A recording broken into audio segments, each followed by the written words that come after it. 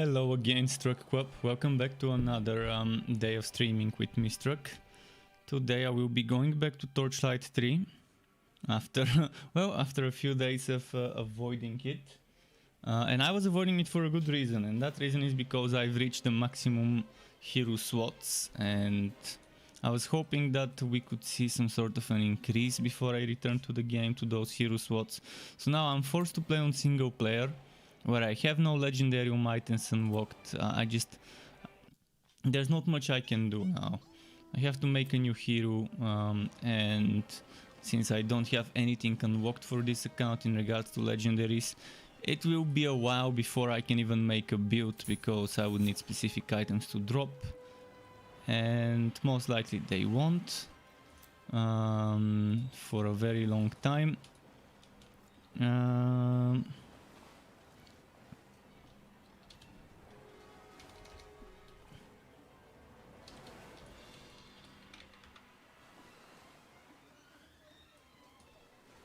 Let's see, what should I call it?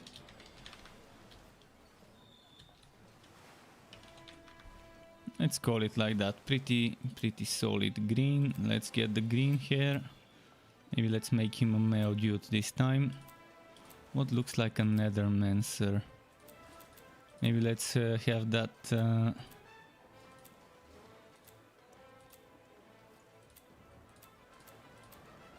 I think this one seems pretty nice, pretty Joker look-alike with this face. Let's make him pale. No, let's make him like this. And Bane. So it's finally time for the Bane Dusk Mage. I really wanted to make one. By the way, tomorrow starts the alpha of Magic Legends, which I won't be streaming, meaning I probably would be online streaming much less than usual, because I'll be busy exploring the multiverse in Magic Legends. I will still stream every day. It's just gonna be kind of shorter and the next couple of weeks or so, depending on how long the alpha will be. I think the alpha is for like 10 days, so from, or 11 days, from the 11th until 22nd this month is the alpha of Magic Legends. I hope to see some of you there, and we can maybe group up in the alpha.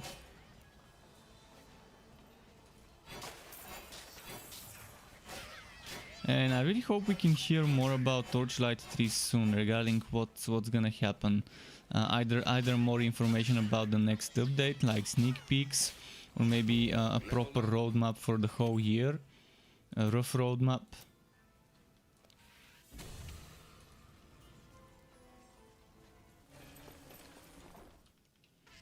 This will be a kind of an interesting way. It's as if I'm freshly starting over from scratch. Because yeah, no legendary items unlocked whatsoever.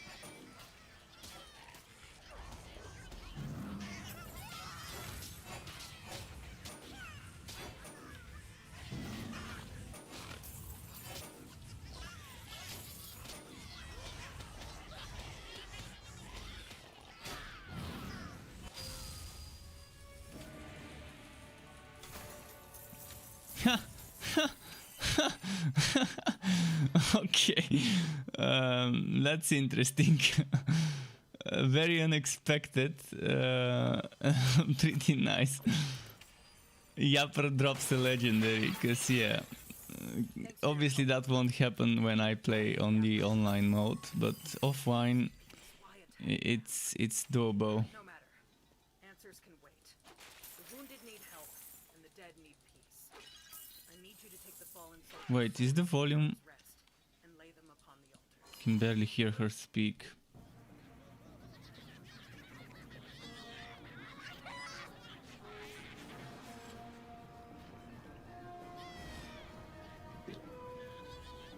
Alright, some tea. Oh, that ginger stinks a little. Quest started.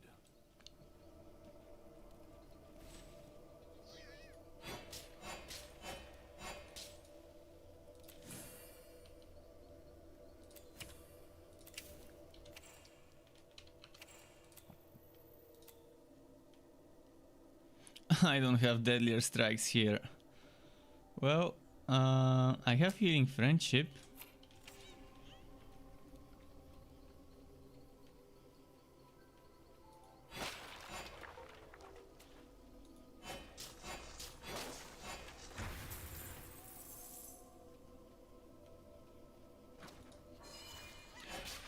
But yeah, this will take a while to gear up.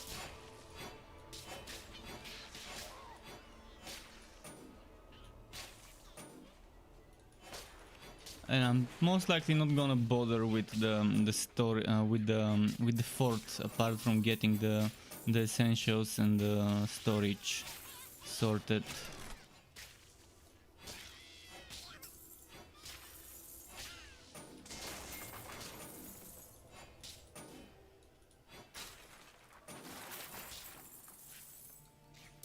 At least we're gonna have fast loading times.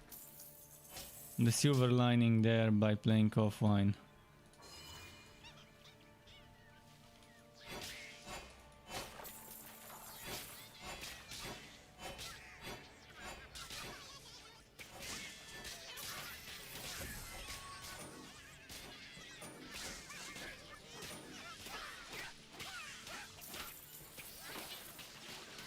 Come on.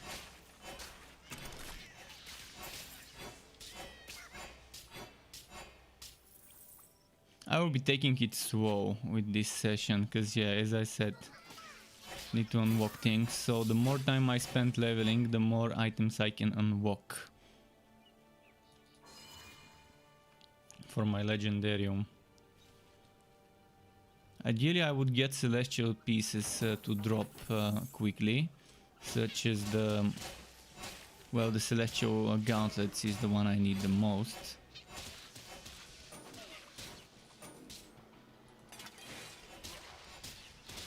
Obviously I need the mask and the cuirass as well. You have gained a level.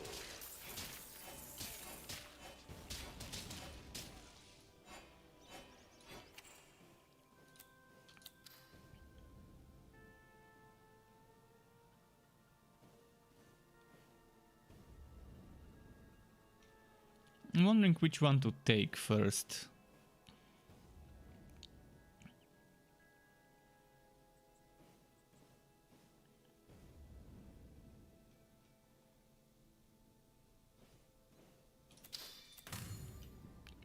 John Zhang says, hi there, how about hardcore ridiculous? Is it even possible to survive? Yeah, it is possible to survive.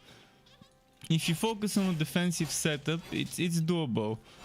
You just have to play a bit more, as usual it is in these games, you have to play more defensively, you have to stack defense in your stats.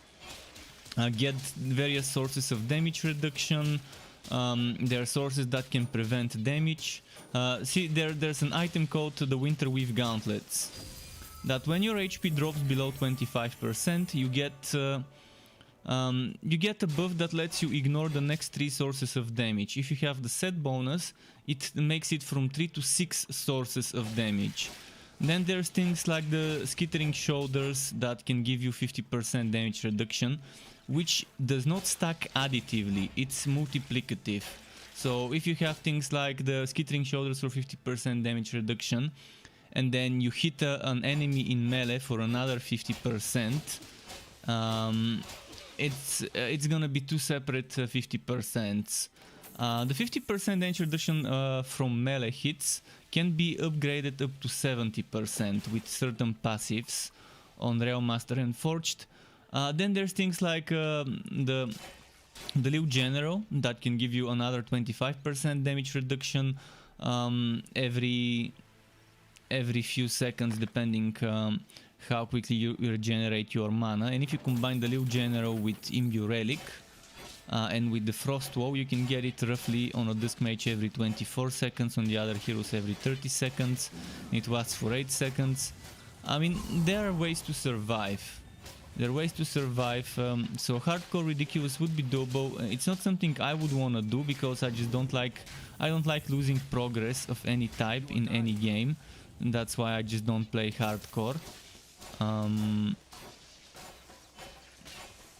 even in the roguelike games I play, at least I get some progress from dying and some sort of gains from it.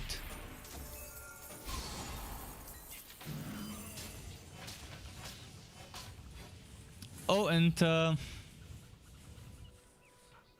there's this thing, wife binding items. Wife binding items, you can wife bind every single item that's blue or green or white to give you 20% extra stats. And this is pretty much an amazing thing. It's a great thing to have extra 20% stats. And since you lose those stats if you die, but since you're playing hardcore, you might as well wife bind everything you can for those extra stats. So yeah, ridiculous hardcore is doable, it's possible. It's gonna be slow because just leveling in ridiculous, it's meant to be slog. It's a slog fest. It's meant to be boring. It's meant to be unreasonable. The name itself suggests it, that it's gonna be an unreasonable thing to do. But if someone wants to push their limits, test if they can do it, it's obviously a thing.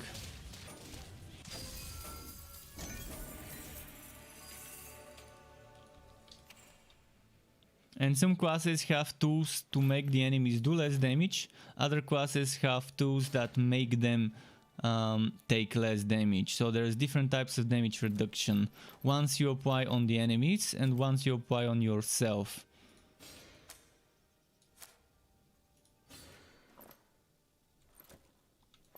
And you can try and stack those as well.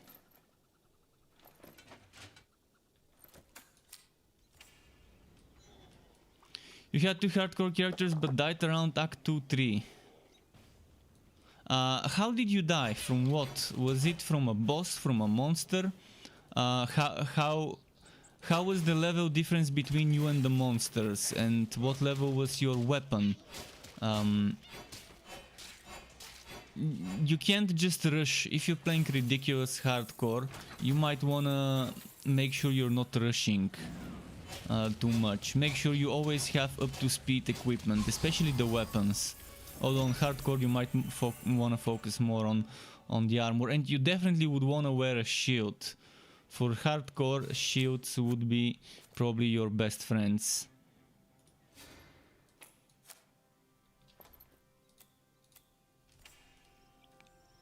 You never grinded. Bosses and getting stuck. Yeah, it takes a while. I mean, you get used to it. You get used to how certain enemies and bosses work, things like that. It's definitely not impossible though. You just have to get used to it, and you have to keep your distance if you're a ranged build. And if you're a melee build, you definitely have to kind of maybe optimize the way you play. First of all, what class and subclass were you playing? And what's Q3? If you are playing Slammer Realm Master, you're gonna have a bad time.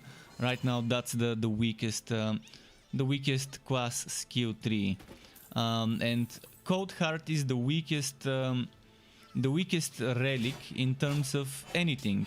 It's supposed to be the one that provides extreme defense, but it doesn't provide extreme defense. And Bane and Blood Drinker are much better for survivability than Cold Heart right now. Cold Heart does have some crowd control that the other relics can't provide, but it's not reasonable the way it is. I think there's a few things that they can do, 4 or 5 things that they can do to make the Cold Heart more viable.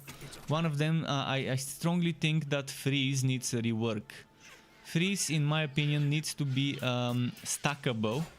Affix, not affix, stackable ailment, 5, 10, etc. stacks, and every stack should reduce the damage an enemy does to you or to your teammates and allies. So reducing the damage an enemy does for each stack of Freeze by 1% per stack or 2% per stack, etc. for X amounts of stacks. This would be much better than the current way. Chill. Pardon me, not Freeze, Chill. And that would separate Chill from Slow. Right now, Chill works kind of like SWO, but it doesn't count as SWO.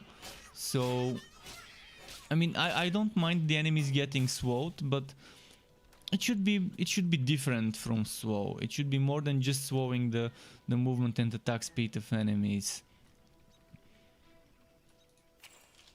And I think, yeah, if they make it a stackable affix that reduces, ailment that reduces the damage an enemy does, would be much better, especially for people that play hardcore. For your help, recruit, but we must resume our mission. I need you to gather medicine while we're short-handed. There are a lot of sick people back in Red Haven. You give this game hardcore ridiculous from time to time another try. You had first the Realm Master fully trained specs. That was actually very... Yeah, the train is very strong. And then you made a Bane Summoner Sharpshooter. If you want damage, Electrode and Flaming Destroyer is the way to go. For Bane Train, that's okay. For Train with Bane is okay as well. If you want damage. For other heroes, Bane is more of a minion, not so much of a damage build. More of a, not crowd control, meat shield kind of build.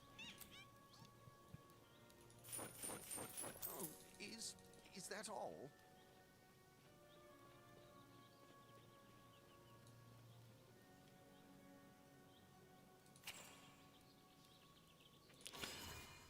You're just wondering if there will be one-shots. Well, one-shots will be there if you don't have enough defense.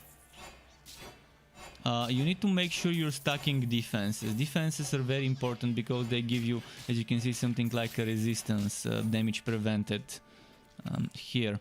See, I've got right now 46% damage prevented, and that's separate from damage reduction bonuses from skills and items.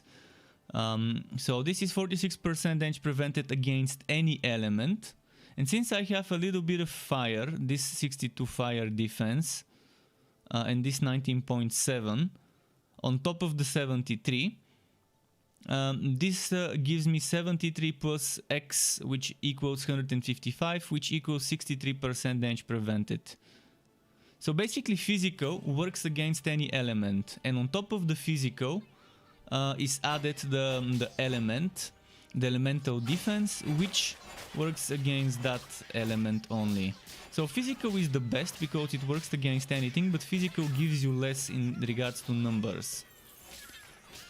So you would either want to stack physical or stack physical and mix and match elemental, so you can try and get the elemental defenses. Ideally you would want to try and keep this at least at 40% physical and as close as possible to 60% fire and poison and electric and whatever else you get there in the future. Obviously, while leveling up at times, I find myself having 13% and 20% and 15 and 18%, some super low numbers. But I never level in ridiculous. I used to level in ridiculous. I decided to just not do it because it's not worth my time. But for those who want to push it, they have to pay attention and maybe take it slow and grind a bit if you want to do ridiculous hardcore.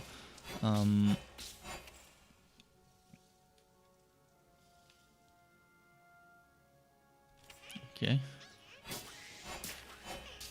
And shields definitely will help with the survivability. And if you're doing a train Realm Master, you might as well use Shield Car. Shield Car could help with survivability. You can lose a lot of damage by not using Shotgun Car, for example, and just going Shield Car and Flamethrower Car, but that's not so bad. At least you get that survivability.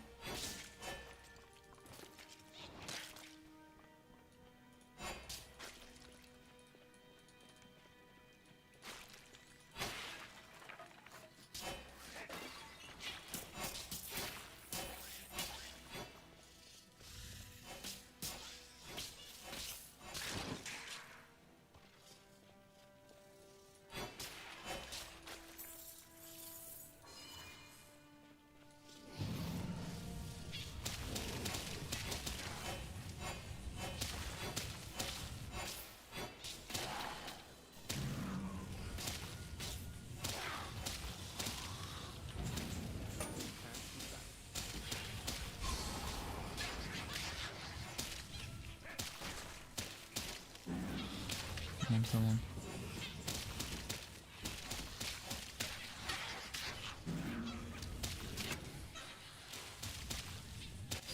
You have gained a level. Ah, Deadlier Strikes, good. Now I can use the crit chance. Or should I stick to healing? Oh, at level 5 I get another one.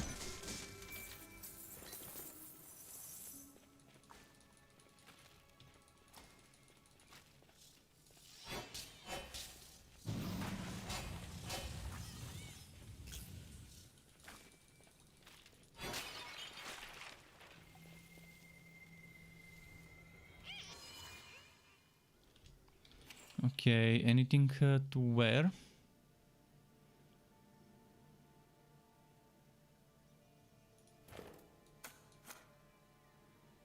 Damage with Holy Bolt. Just my thing.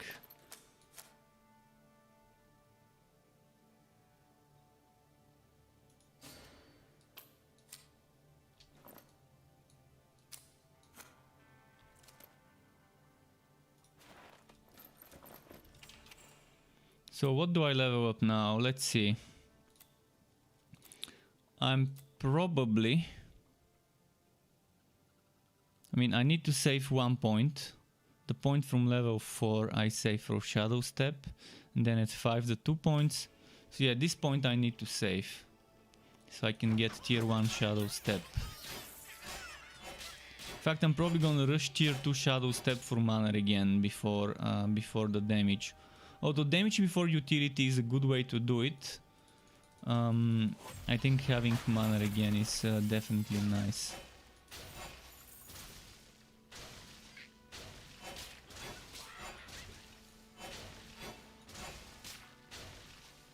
This is the dreaded level 4. They really need to add some quality of life by reducing the XP needed to get level 5.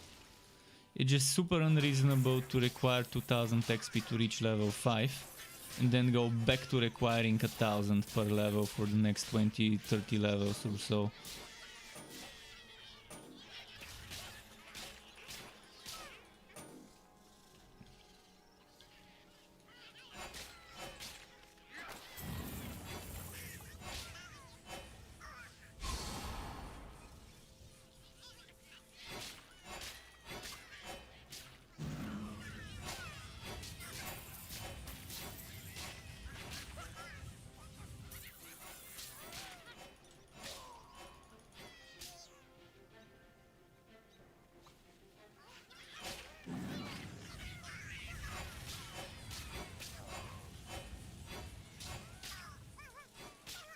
Okay.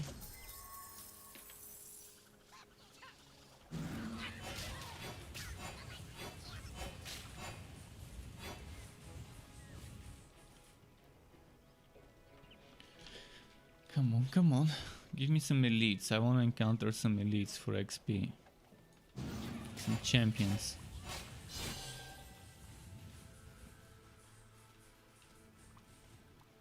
There's one here. Let's go get it.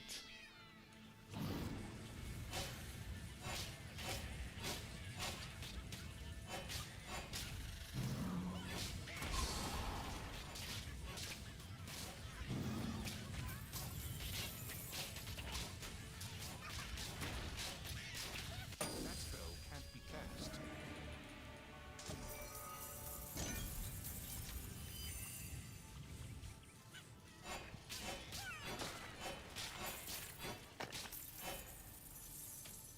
And someone said, good evening, I'm Japanese. After seeing the build introduction, I became interested in this game, so I would like to purchase it at the next sale and enjoy it. I really hope you enjoy it as well when you get it. Hopefully by then we've gotten those quality of life improvements that they're promising with the next update. By the way, since you're Japanese, could you tell me what it says on my cup?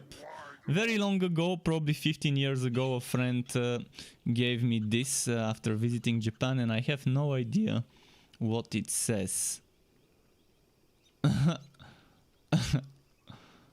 really have no idea what it might say in those...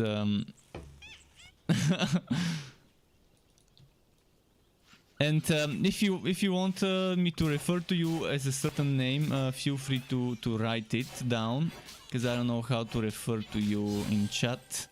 I don't know how to read that. But welcome to my channel nevertheless, and it's nice to hear that people get interested in Torchlight 3.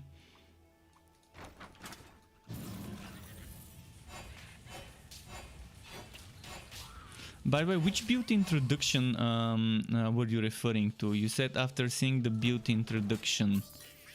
I'm wondering which one of all the builds. I'm assuming you're talking about those little teasers I make for my builds. The 10, 15, 20 second teasers that I put on Twitter. You're not good at listening. Okay, yeah, it's I understand. You may not be good at understanding me. Oh, that's fine. You can just enjoy watching. Nevertheless, it's still fun. If you have any questions about certain things in the game, feel free to ask. I'm gonna do my best to answer.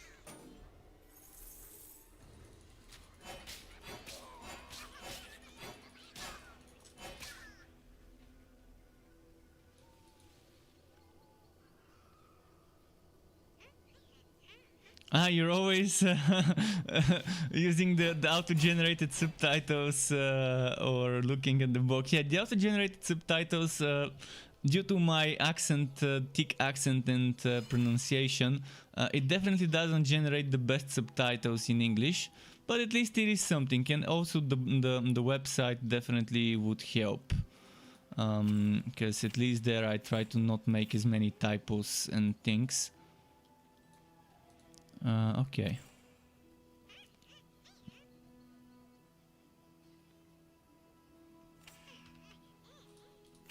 If I were to take this, it didn't work. I wanted to see if I can get it to work, to get the 3 skills. I couldn't. Well, it's worth trying. Alright, let me quickly make a Dusk Mage thingy. Skill station.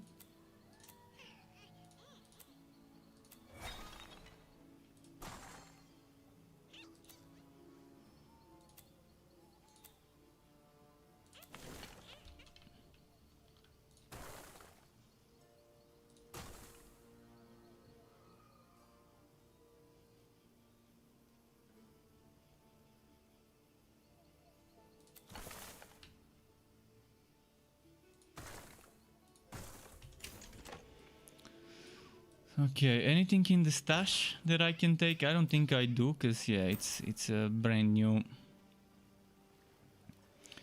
You're going to sleep in Japan tonight. You're waiting for another delivery and video. Well, thank you as well for watching my content. Good night to you whenever you go to sleep. Enjoy sweet dreams, as one can say, and enjoy the content. This one would take a while because this is a fresh account, meaning not fresh account, it's offline, and the offline progress is separate from the online, so I don't have the legendarium items unlocked. I need to level this one as well, I need to farm some items, so before we can see this as a build, it's gonna take a while. And tomorrow starts the alpha version, the alpha test of Magic Legends. Magic Legends, so I will be spending a lot of time testing this. Not as much in Torchlight 3, but I will still stream every day, either Torchlight 3 or Chaos Bane or something else, in the evenings, during the night. So I'm still gonna be doing that. It's just not gonna be long streams. I'm not gonna be streaming that long because I'm gonna try and focus on testing Magic Legends so that when the NDA is lifted, I would have as much knowledge to share with people as I can. For now, I won't be able to share my knowledge until the open beta next month. See the demo. The demo of Outriders starts on the 25th of February. The alpha test of Magic Legends ends on the 22nd of February.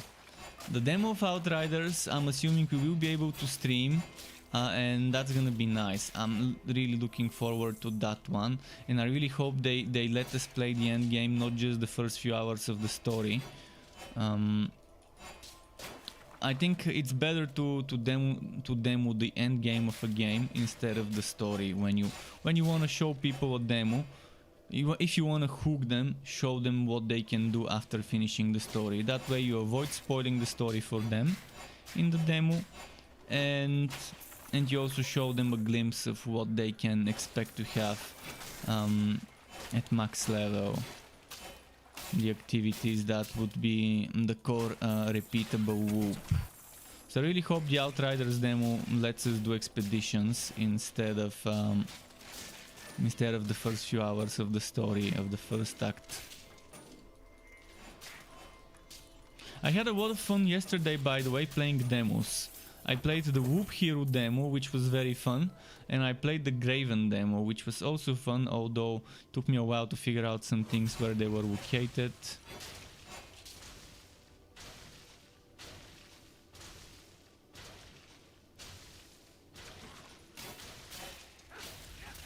I sincerely hope that with the next update they increase the character slots from 13 to 20.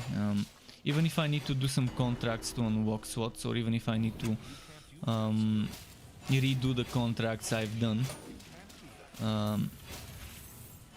so I can unlock those slots, it would be nice.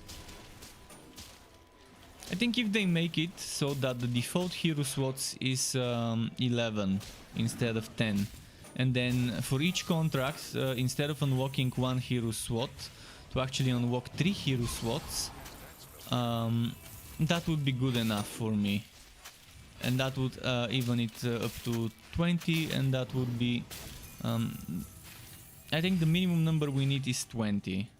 I mean the maximum number. Anything more than 20 is kind of us being greedy. Anything under 20 is kind of insufficient to test everything in the game, and it's forcing you into doing what I'm doing, playing offline, just because you've reached the character limit slot and you want to test a new hero with a new relic and class combo.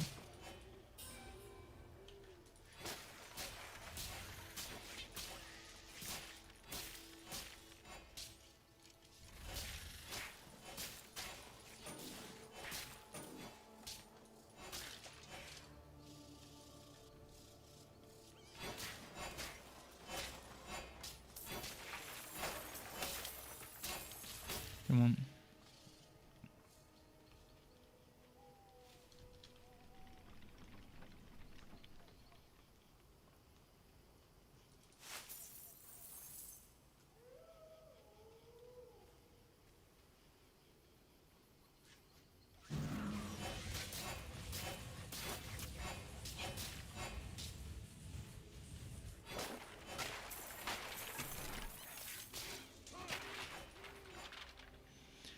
Okay.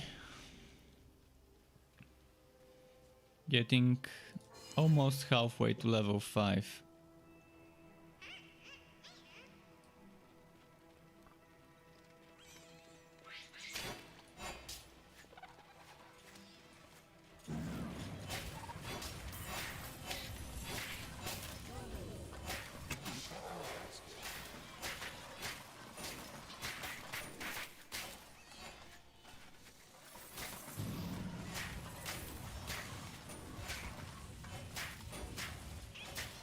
Come on. Give me that XP. I want an elite, a champion. Ideally a green unique enemy would be perfect, but Okay, that's fine. Legendary enemies, it's okay. It's not the best, but it's better than no champions. Let's kill the ranged ones first, though.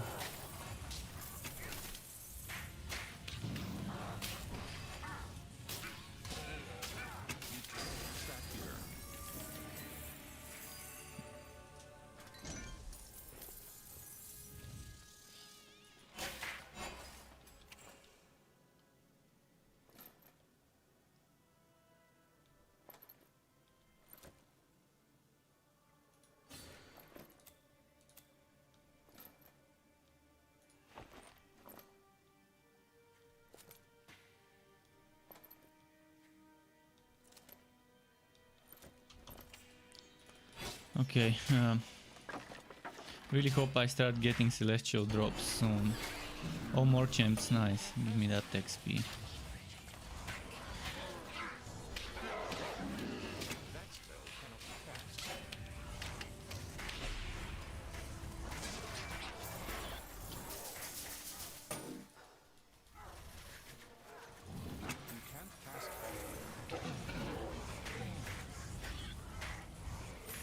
Empty again. Reports of a secret ember deposit under the goblin homeland is proving to be foundless. Maybe we have to push further inland? This place reeks of goblins, but there's some strange feeling coming from the very earth itself. And I'm not ready to give up. I'm finding myself using the Digitus basic attack. Because I need AoE more. Obviously Dark Spears helps with the AoE damage. It's great in the early levels, Dark Spears actually. It's an amazing skill in the early levels for damage. Later on it turns more of a crowd control into a crowd control skill rather than damage skill, but in the early stages of your leveling until like level 10 or so, Dark Spears can do some okay amounts of damage.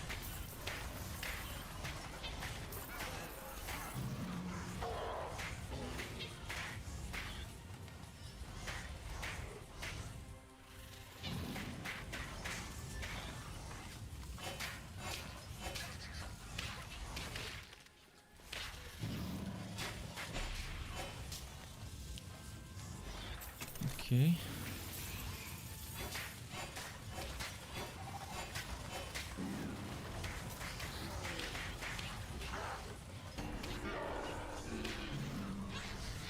can't do that here.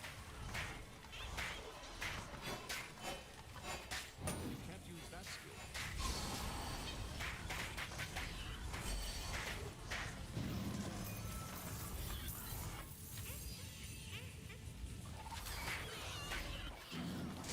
Need to start finding phase beasts for wife bound scrolls so I can build up a base stack of... Oh, nice. Some more here.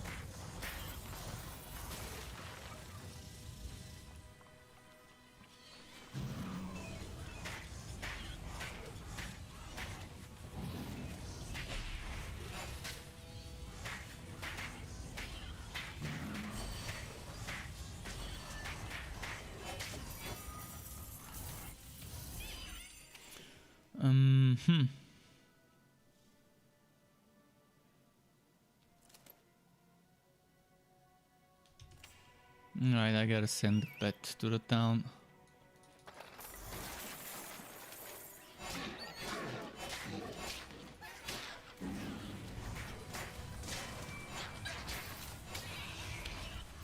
You can't do that.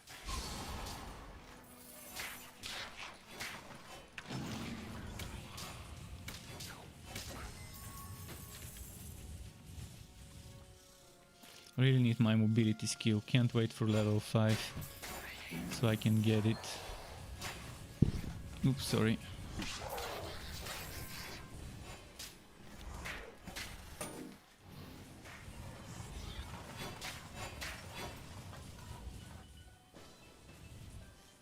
Should I get a buff from this?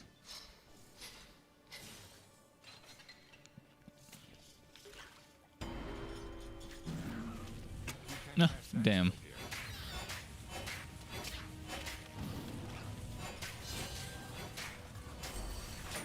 Cast that spell here. Need to get rid of the ranged enemies quickly. That spell can't be cast.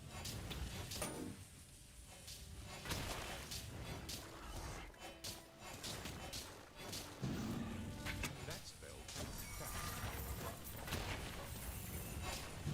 You can't cast that here.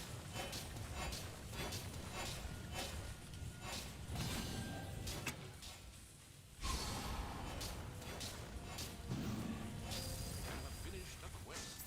Okay, this one's done. A new quest.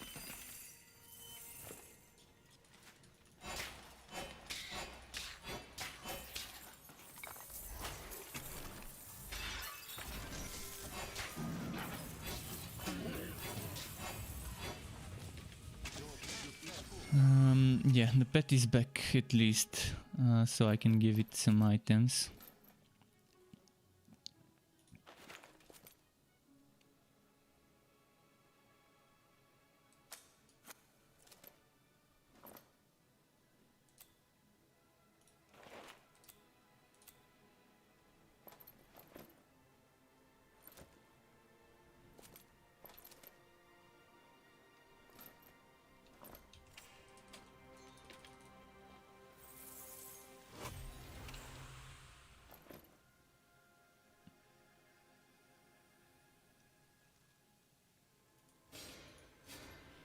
Okay, even though that one... Okay, this one would probably give me a bit more damage, yeah.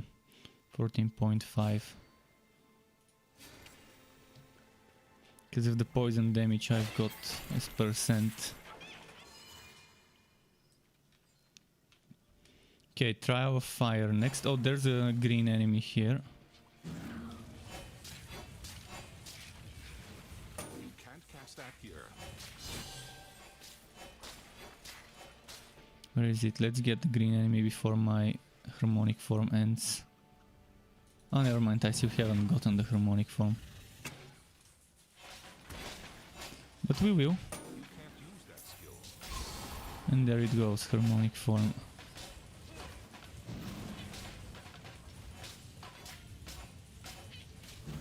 You can't do that.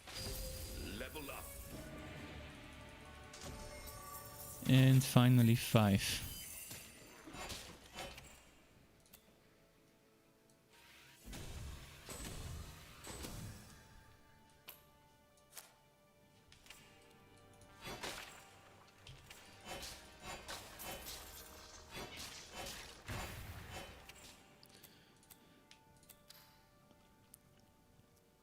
So now we're gonna use... Oh!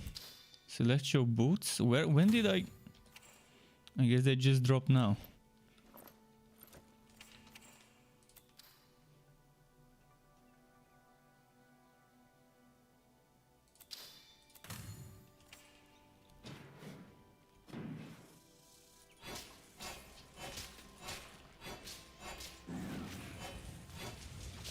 Extra mobility definitely won't hurt while leveling up.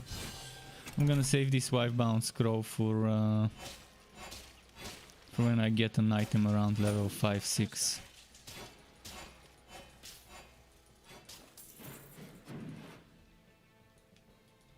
That spell cannot be cast.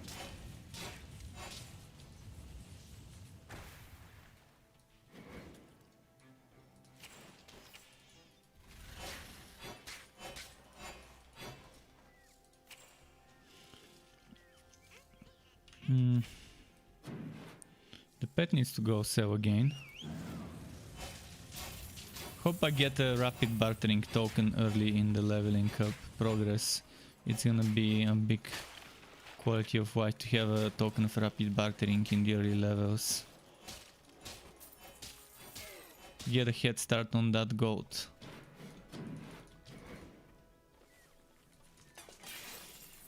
You can't cast that here.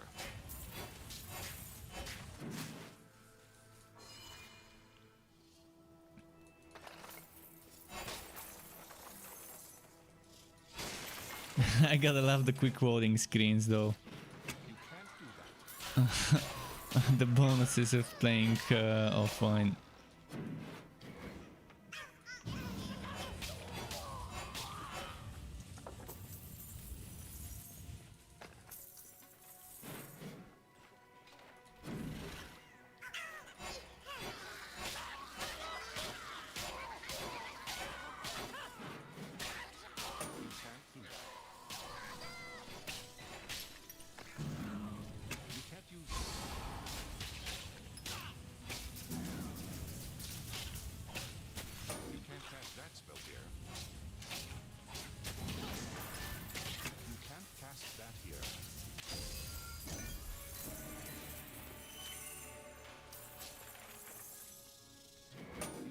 Look how it dropped in a place where the player can't even get.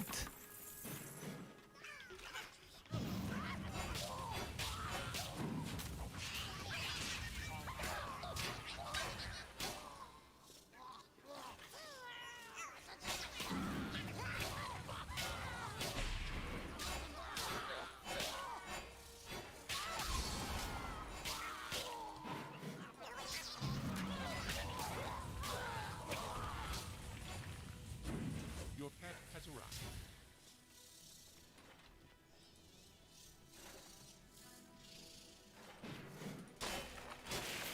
And Caden Thomas says, "Yo, heard of Guild Wars 2? Yeah, I've played Guild Wars 2 in an American guild on Launch.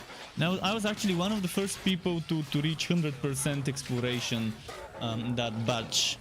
I grinded my ass off when the game launched with a few guild members alongside me to just rush the exploration to get that exploration batch.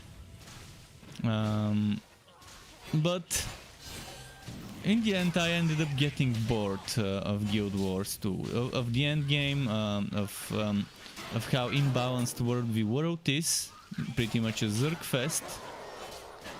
The one thing I liked about Guild Wars 2 was the PvP, but back when I played PvP, the meta was very boring.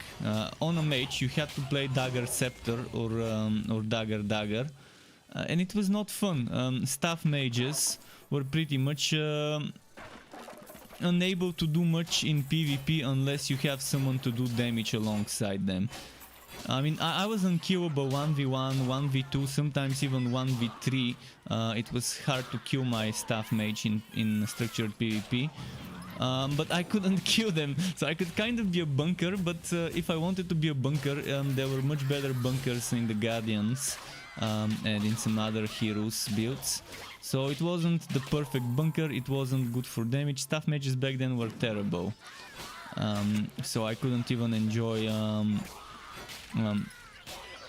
the PvP because the meta was boring. But what was the most boring was the end game, the dungeons. They had a good design, but they were so grindy, so repetitive. The rewards, it was very unrewarding. But it's an MMO. MMOs are known to be grindy, so. But the thing that the one main reason I quit is because legendaries were super difficult to craft. That fucking Bifrost. It was just super grindy and super RNG, and I had to do those bosses, the Ice Dragon boss, and hope for this craftable item for the Bifrost to drop. And in the end, I know they improved. The crafting legendaries to be much easier now. But I just, it's too late. I already quit the game, and I've missed a lot of the story, and there's no way to replay some of the old story from the old seasons, from as far as I know. And it's an MMO. I like to avoid MMOs nowadays. MMO Lite is kind of okay for me, but MMOs are super grindy, super badly designed in regards to cash shops and stuff. Even buy-to-play MMOs nowadays have some boring cash shops that just one way or another introduce some sort of pay-to-win in the game.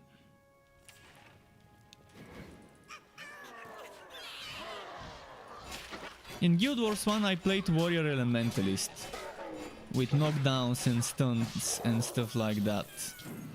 I mean, I obviously played other heroes. I had a Necro I used to use for farming things, and so on. I had monks I used to do for some things.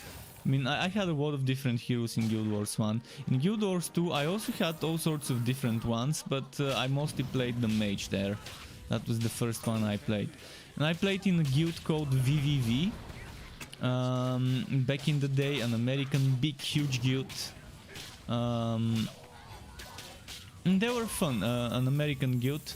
It was fun because I was playing on an American server. And then when my friends, sometime later, 2 years later, my friends that kept saying, why are you playing this stupid game? It's boring. Then they suddenly tell me, hey, let's play Guild Wars, it's an amazing, fun game.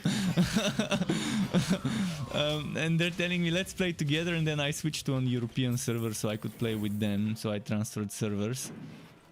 But again, the world we worked is a Zergfest. It's a boring Zergfest. The jumping puzzles are just terrible, annoying things.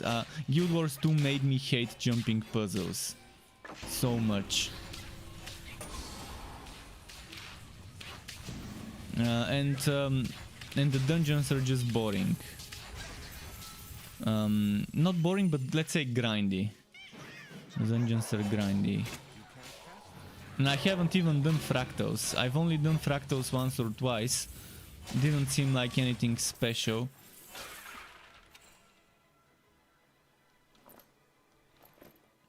And then the Zergfest power leveling thing. Oh boy.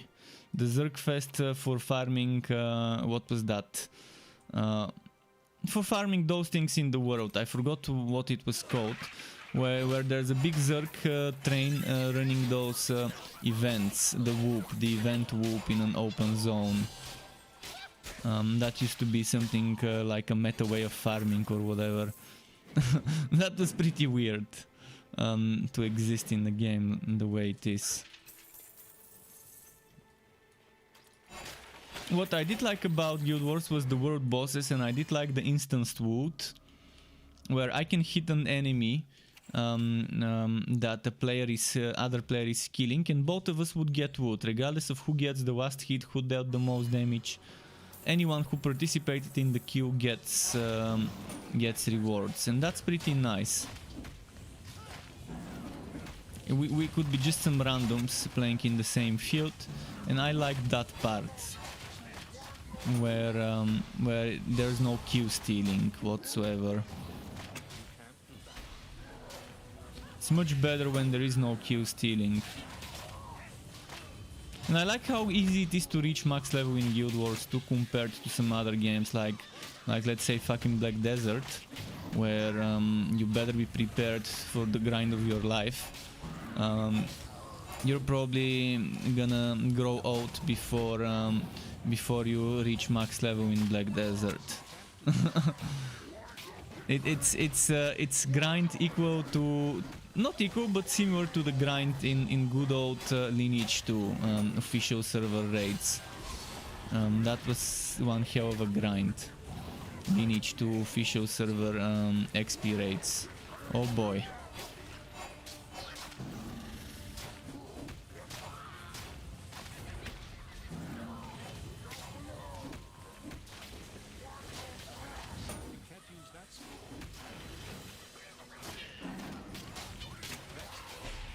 But one thing I really liked about Guild Wars 2 was the story. It was very nice story-driven campaign, which kind of kept the design of Guild Wars 1, where you had those epic nice stories to follow, to get those heroes. Although Guild Wars 1, I admit, had much more fun story to follow and much more epic journey. Guild Wars 2 still had an interesting story. Kaden says, I don't personally like how confusing and hard for me it is to craft a legendary armor set. Well, back when I played there were no legendary armors, just legendary weapons. So I quit before legendary armor even existed in the game. Before Heart of the Wild, let's say it like that.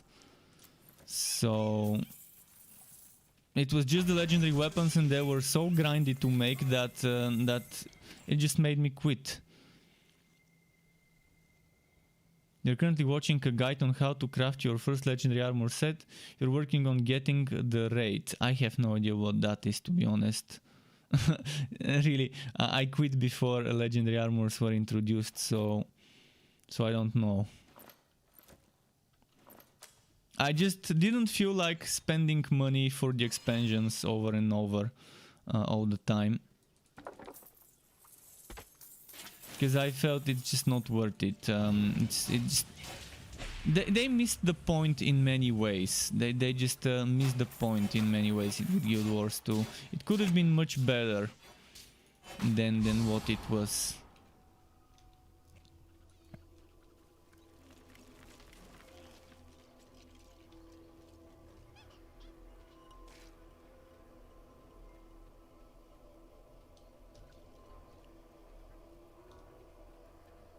But Guild Wars 2 still remains one of my favorite MMOs I've played.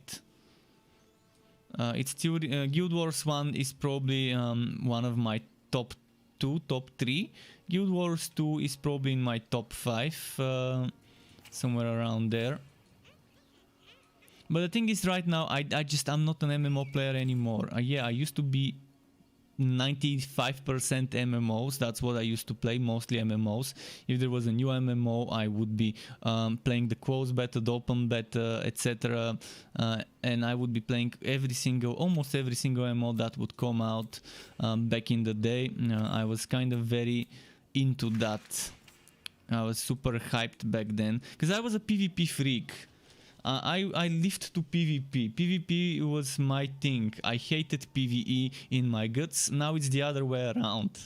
Because having good balanced PvP in MMOs is almost impossible. Guild Wars 2 did it very well because PvE gear had no actual effect on PvP at all. It was separate. And I think that's how it should be.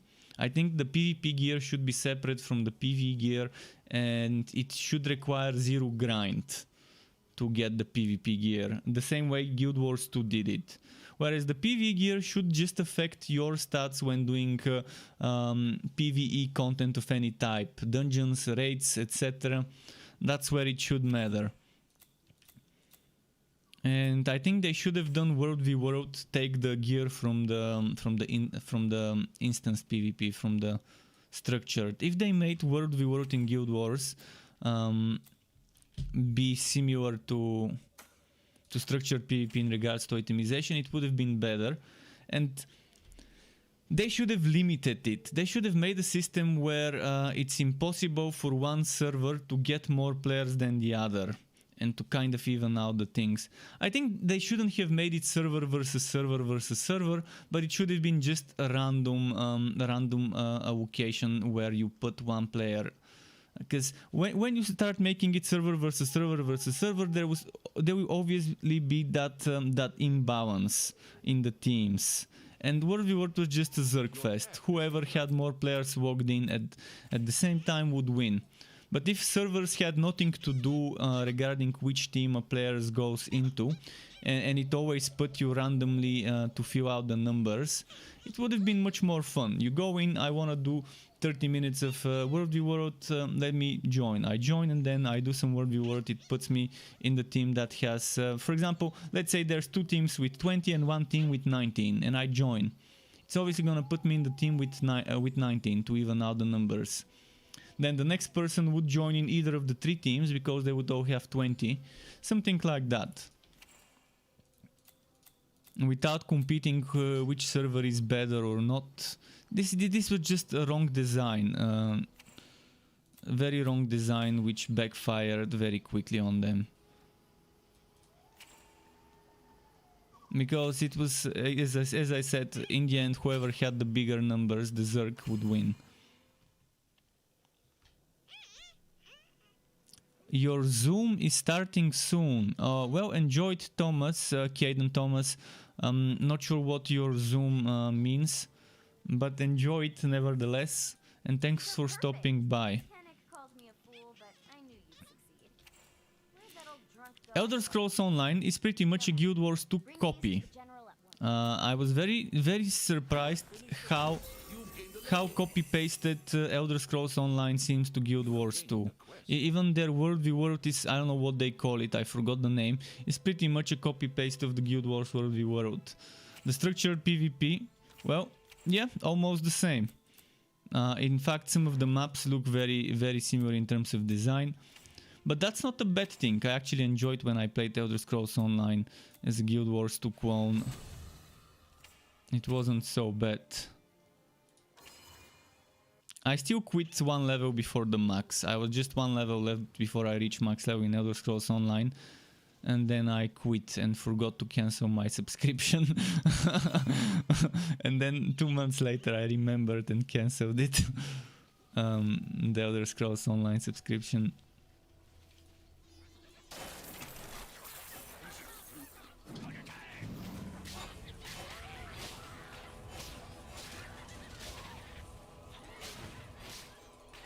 But I've just learned that nowadays I just can't enjoy MMOs as I used to. But MMO like Magic Legends, where PvE is the main focus, and the PvP is just something on the side. It's your side piece that you can enjoy every now and then.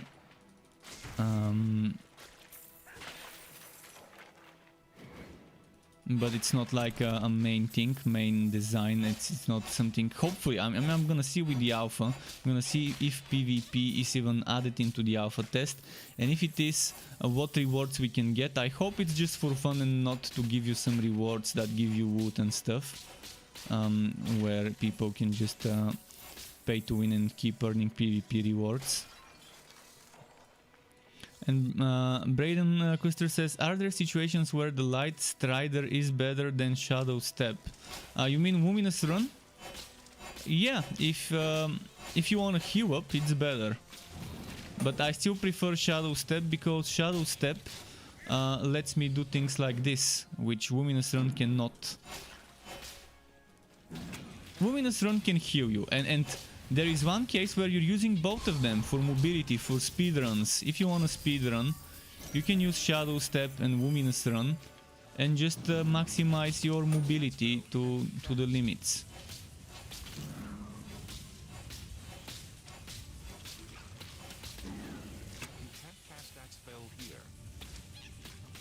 But I always use Shadow Step over Luminous Run nowadays.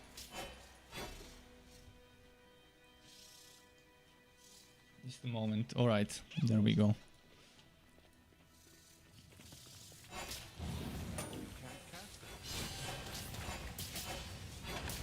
Well, you can get the 10% relic damage without using the skill. See, I'm gonna explain it after this fight. You don't have to use the skill as active to get the bonus. Those are passive bonuses that you get regardless.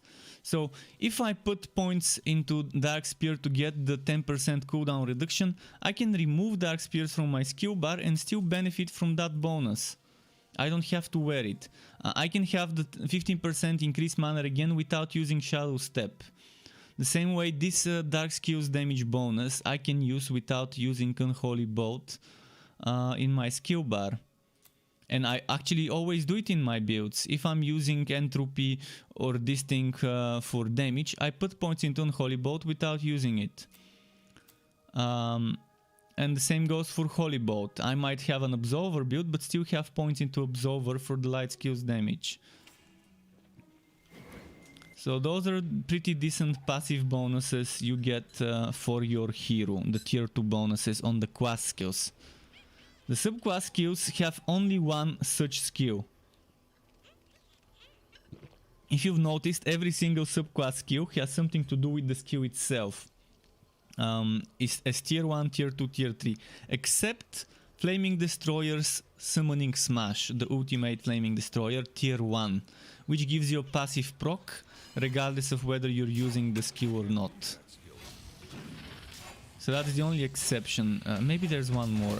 I think there might have been one more, but most likely that's the only one. That's an active skill with a tier 1, 2 or 3 bonus that doesn't have anything to do with that specific skill and doesn't require you to have it equipped.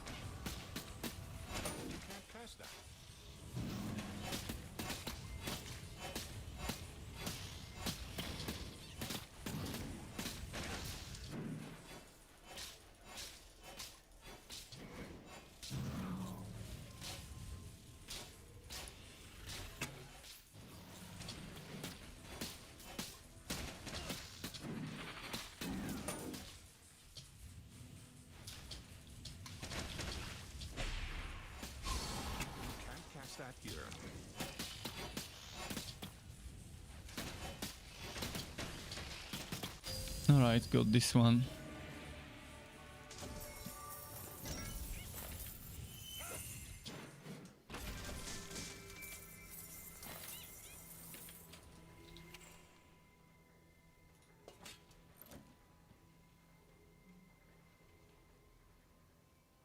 Crit chance or extra damage for Holy Bolt. Tough choice, eh? Those tough choices.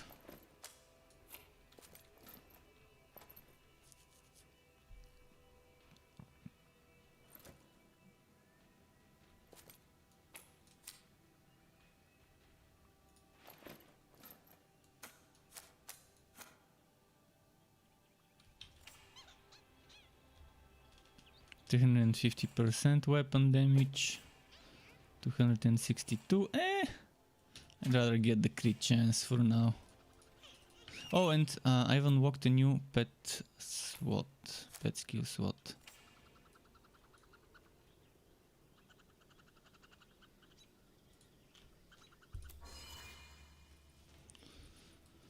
Let's see.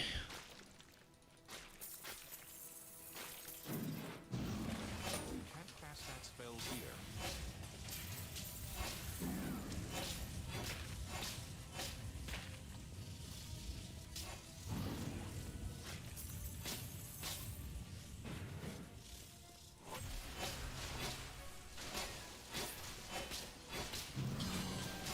Come on. But yeah, tomorrow starts the alpha test of Magic Legends. If some of you would be playing it, maybe we can even meet each other in the game and play together. Obviously I won't be able to stream it or talk about it other than vaguely tell you, hey, I like the X system of the game without giving you specifics. That's probably the only thing I would be able to share until the open beta, when the NDA will be lifted and we can talk freely about Magic Legends. Torchlight, influencing him to free Ordra. After I and my companions defeated Ordra, Auric became obsessed with preventing the Ember Blight by ridding the world of all Ember. Wielding the relic, the staff of Nimrazu. But I'm very hyped, very stoked about that alpha of Magic Legends. Magic Legends and Outriders, the two games I'm super hyped about testing, trying. Thankfully Magic Legends is free to play, so I don't have to buy it to play it on launch, on the open beta soft launch. Although Outriders, if I like it in the demo, I will have to buy it to play it. But yeah, if I like it, it's gonna be worth it. Hopefully it makes back the money from YouTube revenue. Hopefully it's a good investment getting Outriders if I like the demo. Let's see.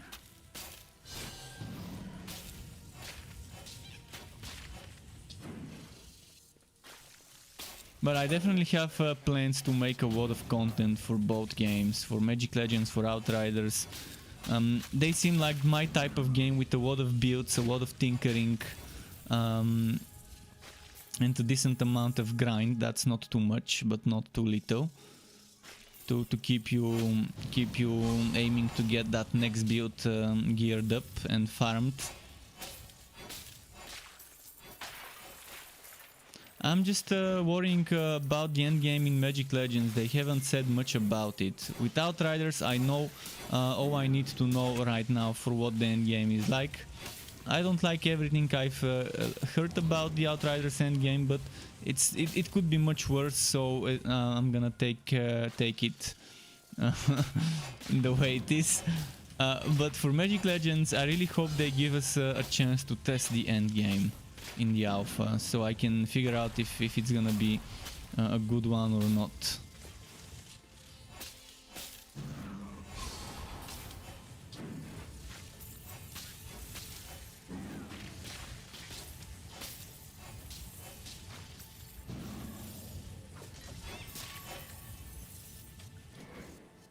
With the itemization in Magic Legends, they seem to have listened to players in the alpha and are reworking the gear system to actually give you items with stats, not just cosmetics, which is amazing. That's what every Wooter game needs. Good itemization as a foundation. But without end game, people will just quit the game. So hopefully it's decent. Hopefully it's something I can see myself spending hundreds of hours doing to farm items for new builds, new spells, new upgrades, and so on. Am I interested in Diablo Immortal? Well, I'm not interested for the sake of playing it. I'm interested for the sake of testing it. So, as a content creator's perspective, I want to give people my honest opinion about Diablo Immortal. I've even made some videos about Diablo Immortal on my channel, on my YouTube. So I'm interested in testing it. I definitely don't see myself spending a lot of time playing a mobile game, just because I'm a PC gamer, and yeah, I will actually be playing Diablo Immortal on PC via a mobile emulator. Now, just play it to tell people, hey, I played the game, and I'm gonna be able to tell them, hey, I think it sucks, I think it doesn't suck, I think I like this, I think I don't like this. An honest review, my honest opinion, which probably would be different than the majority of other people's out there, because I just have different tastes than what the majority of people play and what the majority of people like in their games. I definitely think Diablo Immortal is pay to win, even though people would say no, it's pay for convenience, it's pay to progress. Pay for convenience and pay to progress, in my opinion, are pay to win. They give you an advantage over others because they provide you with the most precious things, time. You can't get time back, and if a game lets you reach certain things quicker, get certain items quicker than others, and it has a competitive aspect where those items are important, then obviously it's pay to win, because if there's gonna be weekly leaderboards where people compete for rift points, and whoever gets more rift points is at the top of the leaderboard, and then there's the PvP aspect of Diablo Immortal. Obviously, if you farm legendary gems quicker by paying, if you farm items quicker by paying, obviously it's pay to win. But I still want to play it, I still want to test it and see how a free-to-play player would feel in Diablo Immortal, and make my own opinion about the game. I'm not from Australia, so I couldn't get into the play test, which was open only to Australia and to the big streamers that are from the US and other countries as exceptions. So I would have liked to be in that alpha test, to test it, to experience it for myself, but I just had to trust the things that the developers have shared in their box. We'll see what they will share in BlizzCon about Diablo 4 and Diablo Immortal. Diablo 4 is obviously gonna be the better game, but if I were to compare Diablo Immortal to any other hack and slash isometric ARPG looter out there, it's superior. Diablo Immortal is superior to anything else on mobile of the same genre, same category. And it's much milder in terms of pay to win. Much milder. But still it's a pay to win game. And still it's a mobile game, and has an ugly mobile UI where you have your skills over here instead of here in the middle. I just don't like having this corner or this corner, but it's how it is in mobile. You want to be tapping, and you want that side of your mobile to be where you tap, where you hold your thumbs and stuff. It makes sense. I don't like this in mobile games, but it's the only way, I guess, to do it, unless you have a gamepad that works for your mobile that might allow you to change it. I just can't stand mobile game HUDs with that look. But for convenience, it's much better to have the tap buttons there.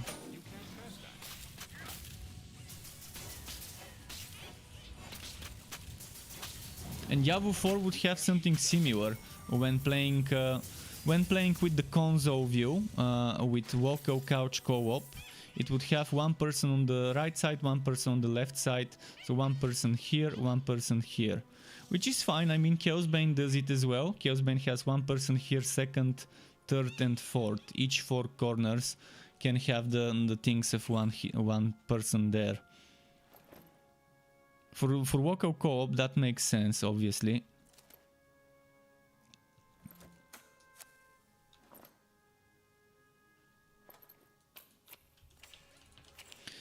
What do we level up now? A little bit more of this. I want that mana again. Can't do that here.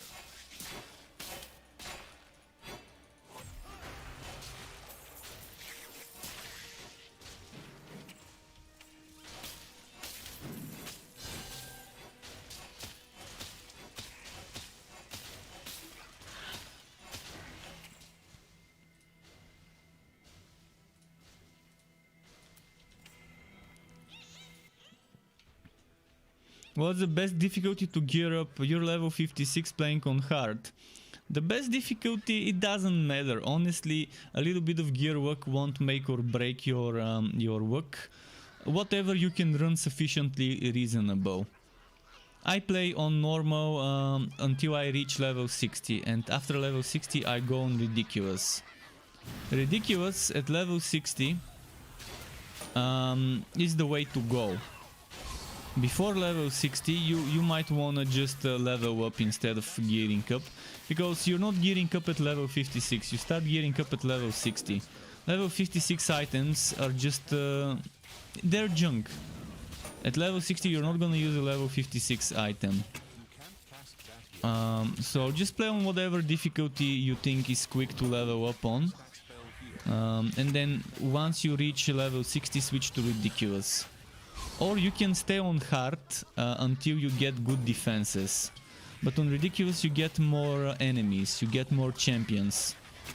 You get extra 20% gear work, which can stack with the 50% from some maps, gear worky maps, and that gives you a total of 70 out of 100 cap.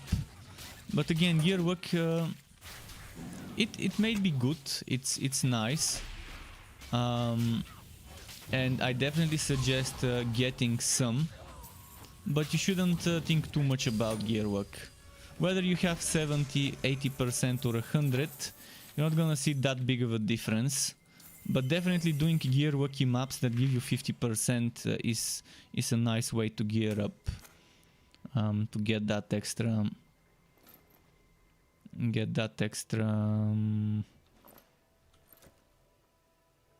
chance to get items, because it's not chance to get legendary items, it's chance to get items.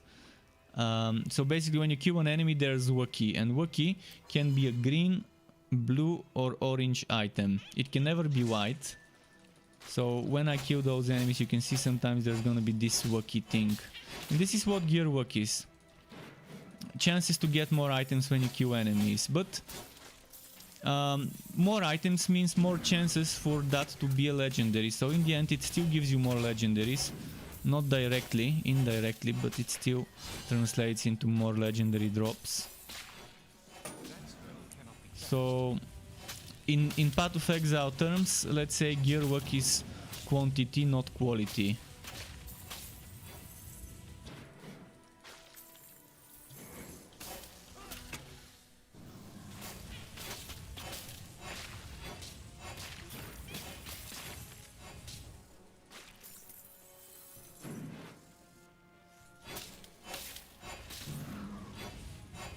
And I would say switching to ridiculous is good when you have at least 40% physical of the defenses. Here 40% damage prevented, and for the other elements ideally something like 60-ish%.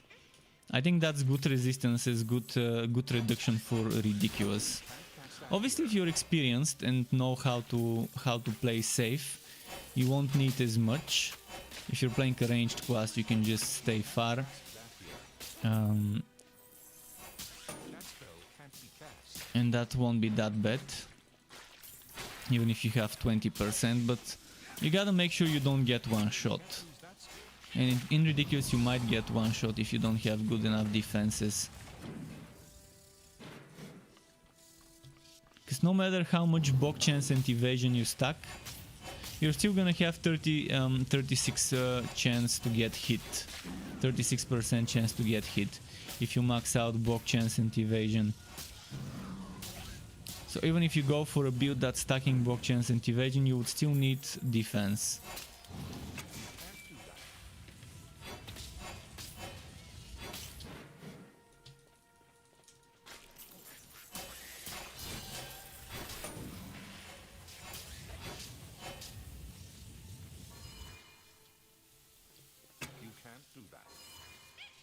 Nah, fuck, I missed that thing. I clicked on it, but he didn't take it. And,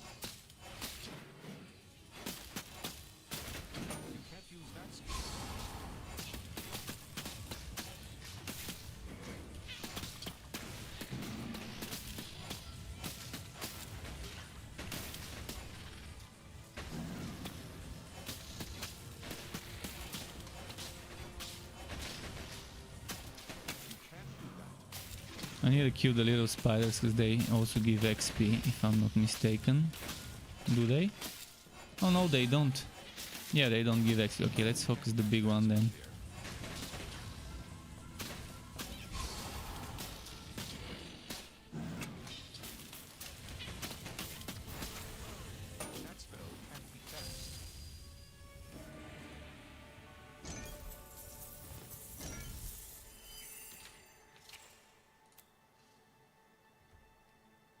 Need level 10. I'm gonna make this a venomous small build, by the way. I'm gonna make it a...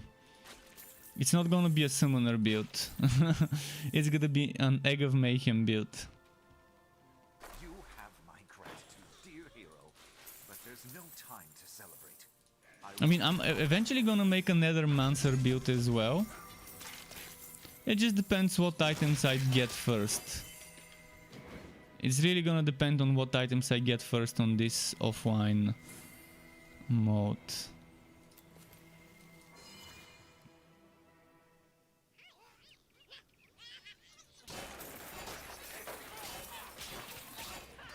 And some of you may not know this, but there's gonna be 2 more games like Diablo Immortal for different franchises. There's gonna be a Torchlight game that's mobile, like Diablo Immortal, called Torchlight Infinite, another I subtitle. And then there's gonna be Warhammer Odyssey, which is gonna be the Warhammer Chaos Bane of mobile games, but it's from a different company. It has nothing to do with the devs of Warhammer Chaos Bane. And the mobile Torchlight game has nothing to do with the devs of Torchlight 1, 2 and 3. It's a Chinese studio that licensed it from Perfect World. The rights to dev the game, I guess.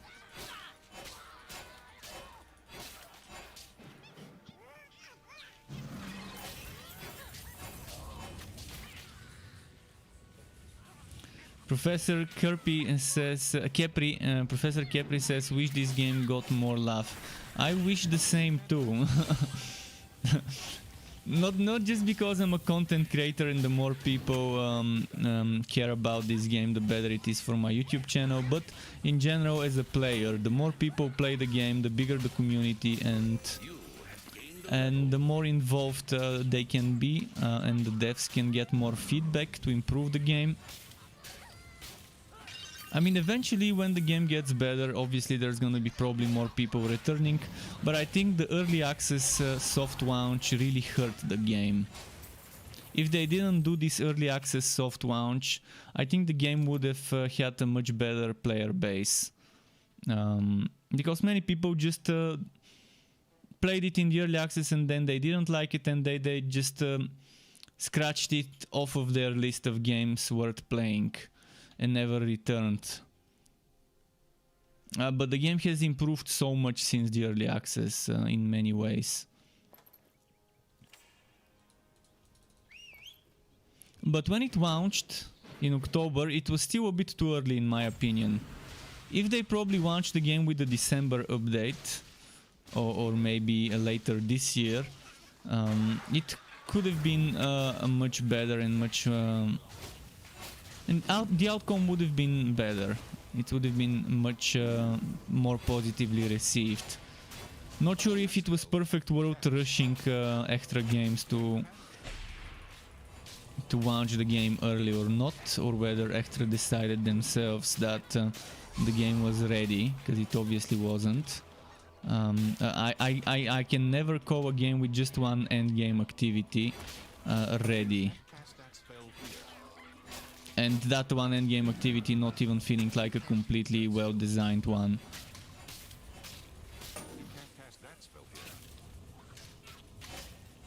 I like what the devs of Last Epoch are doing. Last Epoch has two types of endgame, and even then they wanted to add another one or two endgame activities before launching the game, and they wanted to improve a lot of things, add more classes and things. See, Last Epoch, even though it's early access, it has a lot of things already done, already added, that should be a bare minimum.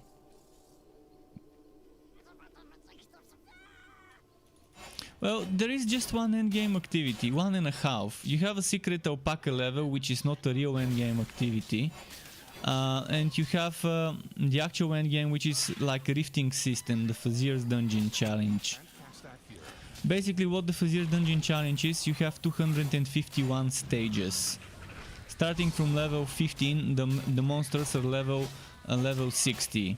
So level 1, level 46 enemies, level 15, level 60 enemies, and at level 16 they're level 60 but with extra stats, and they just keep getting stronger and stronger stats, and they keep dropping stronger and stronger items, and eventually you get different affixes in the maps, and eventually you get 2, and eventually you get 3 negative affixes as a bonus, depending on how far you've pushed the dungeon. And it's boring, it's just, I don't see a reason to do it. The experience at level 200 is the same as the experience at level 20. It's just more stats on your items and more stats on the enemies, but it's pretty much the same exact experience. So I don't really see a reason to go further than level 30 something. And there's a lot of boring affixes in the game, map affixes, which are pretty much just not fun to play.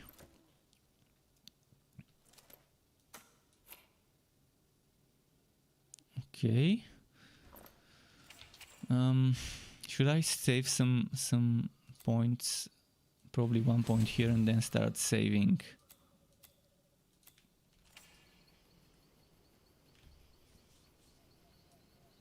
I appreciate the feedback, so here's a follow. Oh, thank you very much for the follow, Professor Kepri, thank you very much, and welcome to the Struck Club. Feel free to ask anything that you think you might need as information before starting the game, before buying it.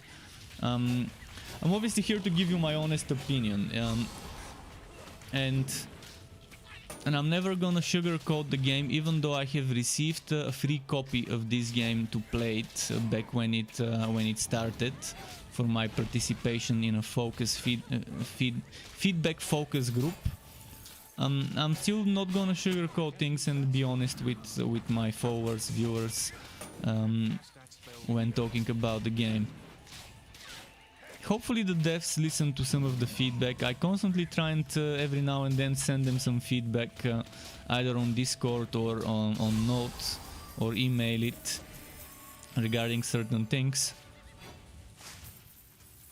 The game definitely is far from ready for the masses, but there's a lot of people who enjoy it, a lot of people who try to find the positive in the game. For me, the positive is the massive amount of build diversity.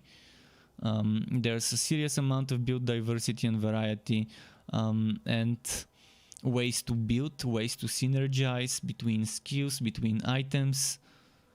So I try to, instead of sticking for long on the same hero, which gets very boring, as I said, very stale, stagnant endgame. Instead of playing much on the same hero, I keep switching my heroes. I would probably play for a week or 10 days on one hero, then I would move to the next one, which would be a different class, different subclass, and that for me is my way of getting the most out of the game. That's how I can enjoy it. But if I were to just play on the same hero for a month, for 2-3 months without changing my build, it just gets so very boring and repetitive that it hurts. And everything they say is drenched in hatred. Turns out I'm fluent in fire belly. But they've got a lot of potential with this game. That just needs a little bit of tweaking here and there. It needs more end game activities. And the game could attract more players eventually once they sort this out. The main reason games like those fail is bad itemization or bad endgame or lack of endgame. This game has very decent itemization, the drop rates are kind of boring, and they need some quality of life for the itemization. In regards to rerolling affixes, I think if they add such a system, people would be much more inclined to keep farming to get essence, so they can reroll the affixes of their items to their liking. And they also need to get rid of the Fazier challenge bonus from items, which is one of the most broken things in the game.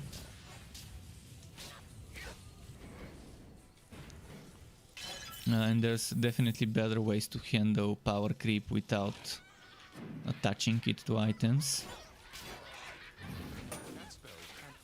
But yeah, I've talked many times already about all those things, so I'm not gonna go into detail. Apparently the next update will have quality of life improvements, a lot of them, from what they've teased. What type of quality of life we don't know. Would it be item related, hero related, subclass related, all of the above? Whether it will be endgame related quality of life, we'll see.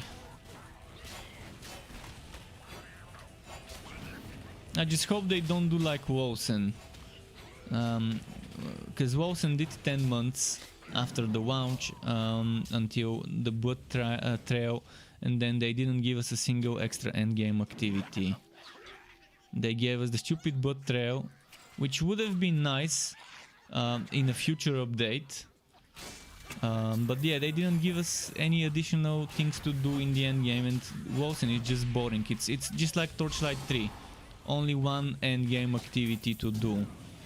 In Wolsen that's expeditions, which is kind of like the end game here, like the Fazier. It's kind of, this game kind of copy pasted Wolsen's end game, and then copy pasted Wolsen's power creep after that.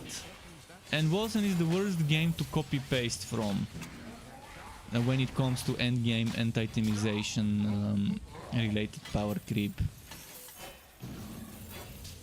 It just the only worst game to copy paste from would be Inquisitor Martyr in terms of end game and itemization power creep.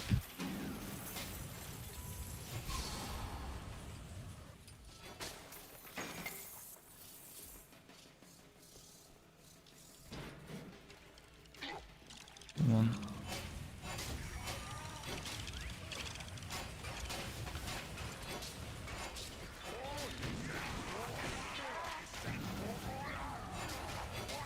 Come on.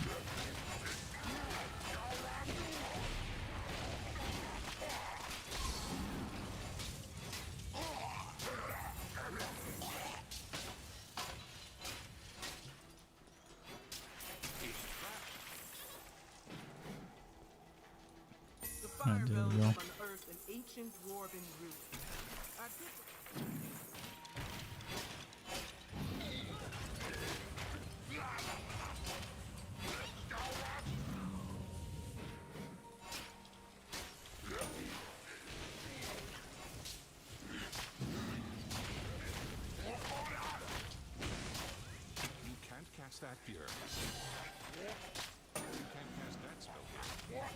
The more elites I encounter, the better it is for me. More XP. Can't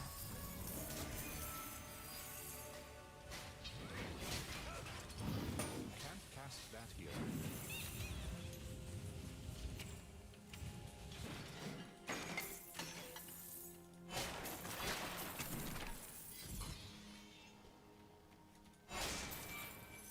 Let's actually collect some of those things.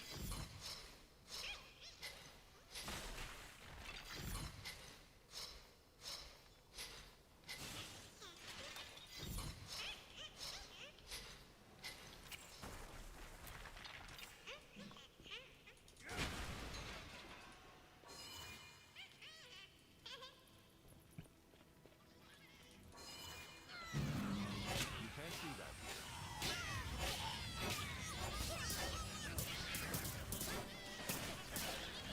You can't use that skill. Okay, there we go. Ah. They hurt.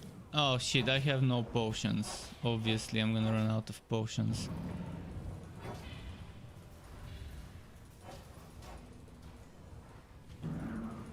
Come on, pet, heal me. Pet, 30 seconds have passed. You have to heal me.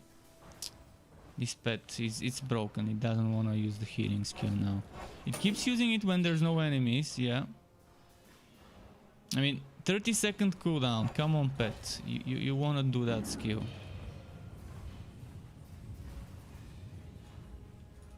If only my pet would heal me. If only.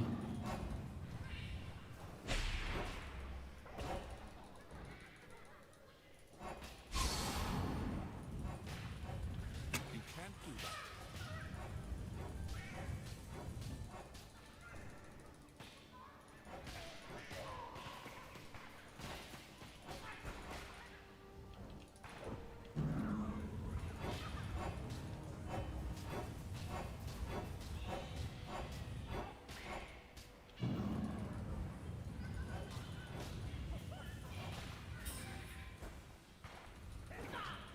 No.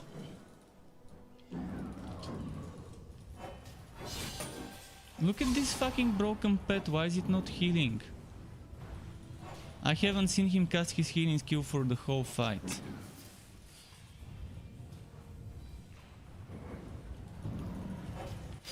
This is why we need more control over our pets. No, it healed now. It healed now. This was just, yeah, good job, pet. Healing me after the boss is over. This is just yes. Oh, pet.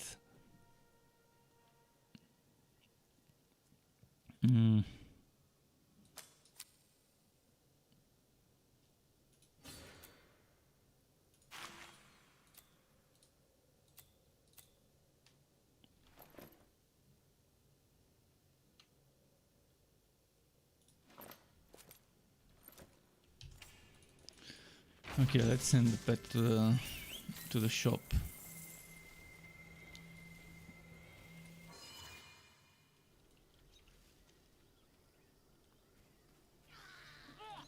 You can't do that.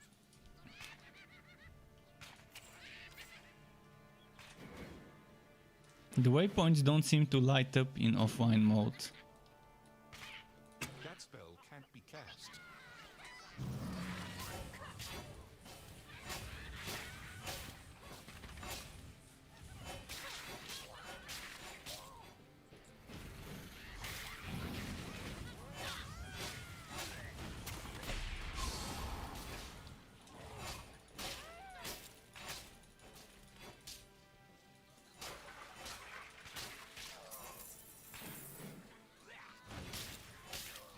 You can't cast that.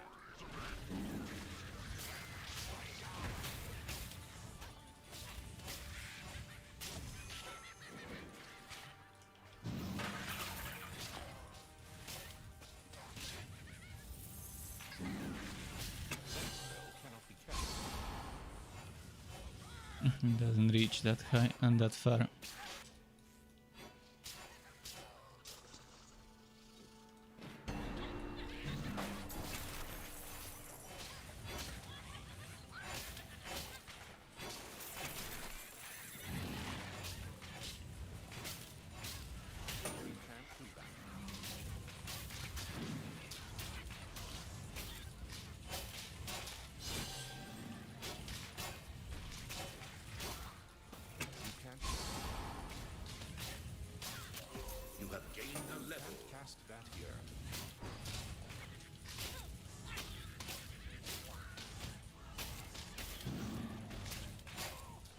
Come on. Your pet has arrived.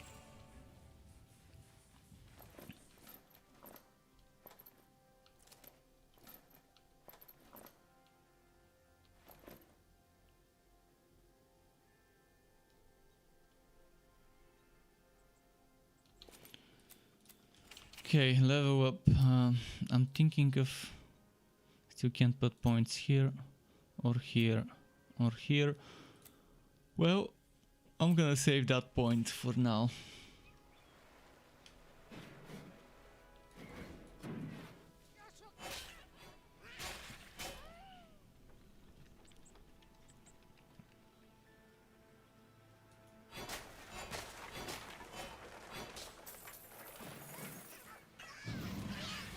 You can't cast that spell here.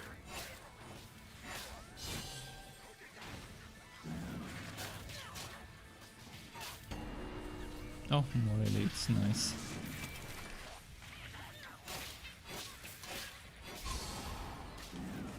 It's a trap.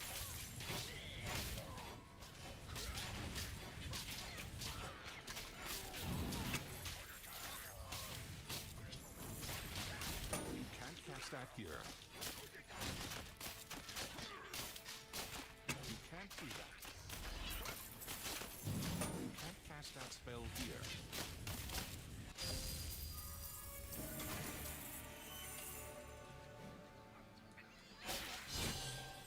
Okay, another one of those. I've been getting a ton of those drops. Not the frost wall yet though. Frost wall just doesn't want to drop. Or a little general. But for now I don't even need the frost wall because I don't have Imbue relic.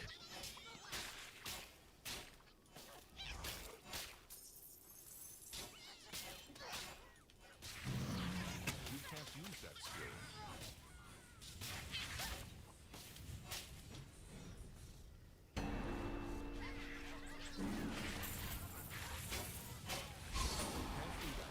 At least I'm getting decent XP from all the champions I'm encountering. You can't use that skill.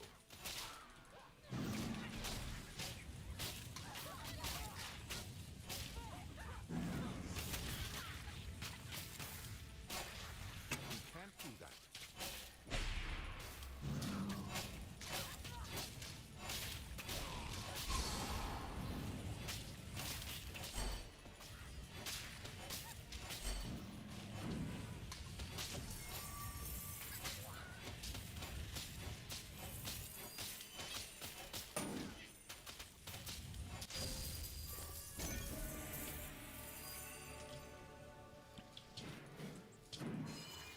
Alright, time to go to Travail Point.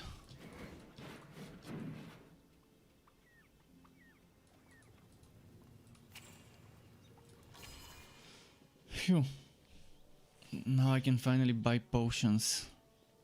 Potions for you? First, Potions actually, for let's next complete time. the quests, because I think some of those give me potions. Recruit, good job on rescuing our officers. It appears that Yapper is...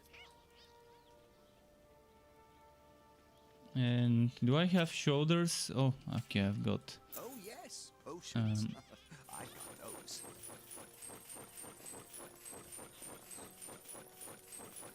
Oh, and what's happening with the contracts? Nice.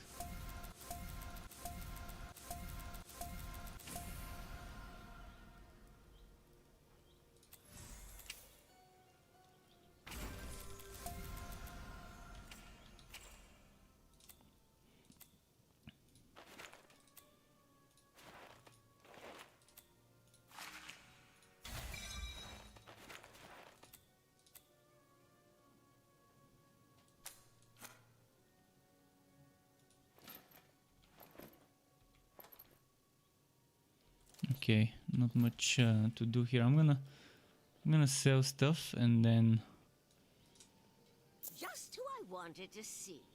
I'm wondering if I should try my luck on the gambling for celestial gauntlets.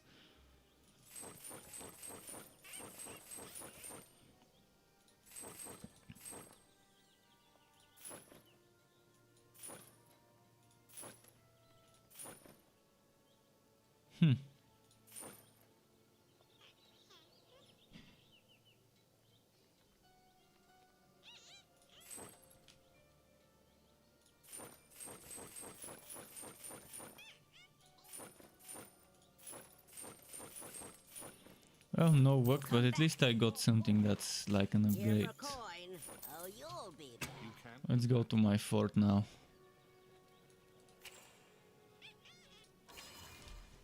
I gotta put some stuff in the storage for Wobies. For future Wobies.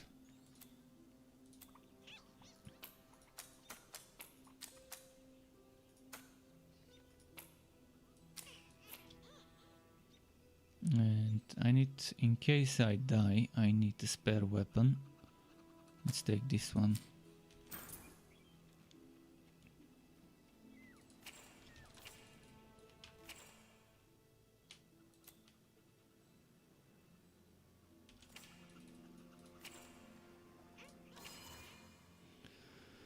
And off we go to the next stage of the quest.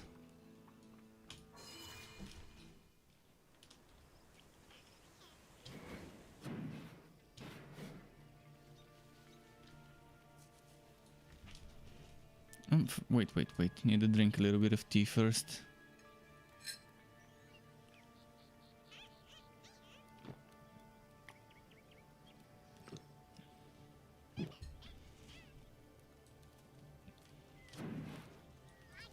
My precious girl. Not as calculating as Varys, nor vicious as Sadista, Okay. but reliable. Stalwart. She has surpassed my expectations. Perhaps I will not destroy Brawl once I'm done with her.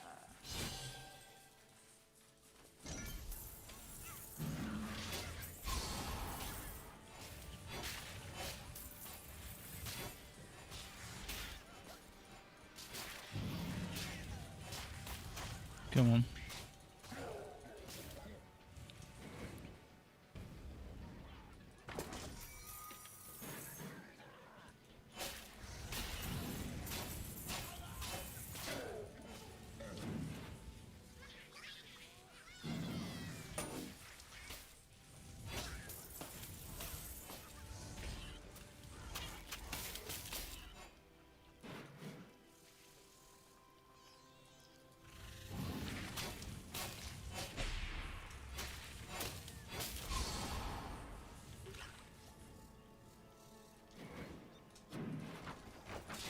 You can't cast that spell here.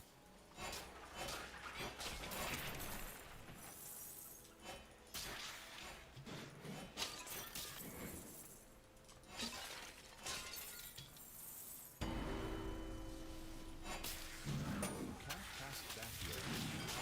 Oh, come on. That spell cannot be cast. Group up. I want them to group up. You can't cast that. It's very hard to get ranged enemies to group up without some sort of pulling skill. You can't do that. And the knockback on the potion definitely doesn't help at all. No more trading with them nasty snotskins. Don't take what they give. We don't help. Where did the alpaca go? Did I lose it?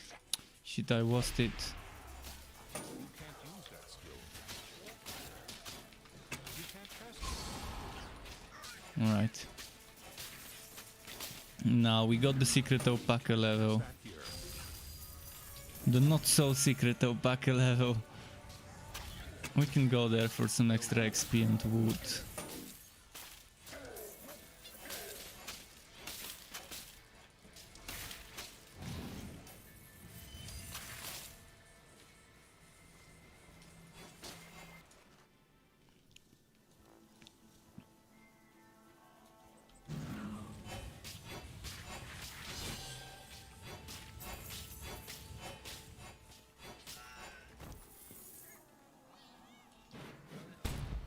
That spell is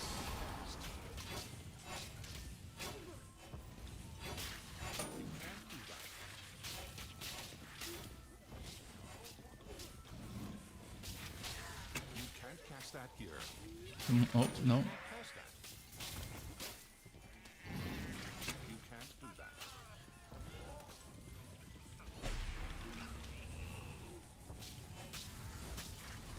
You can't cast that here.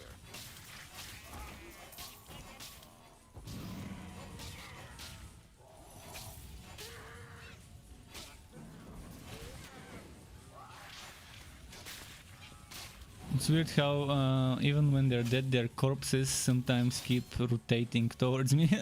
You see that? I'm moving and the corpse keeps rotating and moving as well.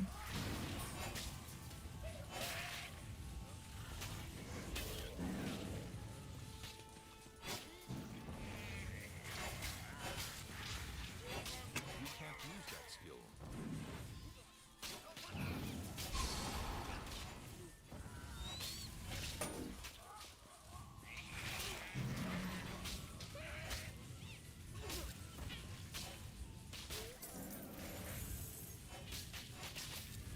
You can't do that here.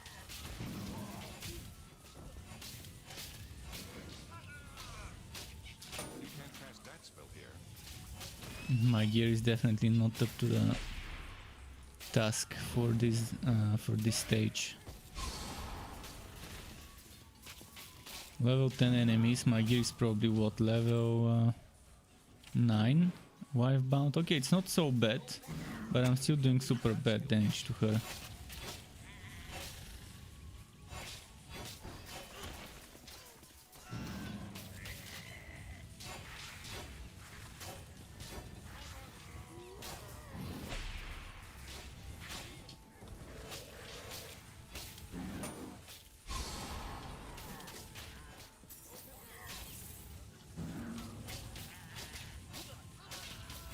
Even in harmonic form, the damage is just too low.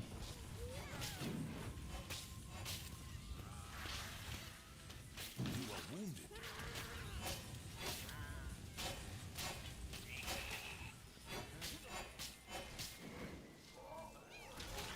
You feel healthy again. They just keep coming.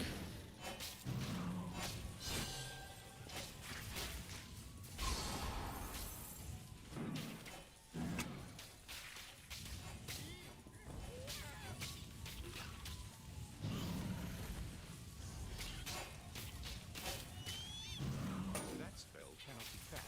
Oh, come on. You can't cast that. You can't cast that.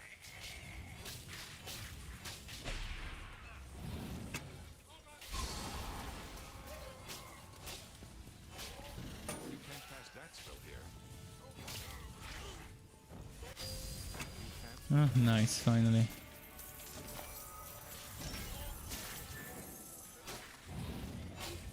Even got a legendary, which is a rare thing in this level. At least after you're level 60, it's a rare thing. Before level 60, the game just foods you with legendary stuff, which should be the actual drop rate at level 60. But once you reach level 60, it slows down so much.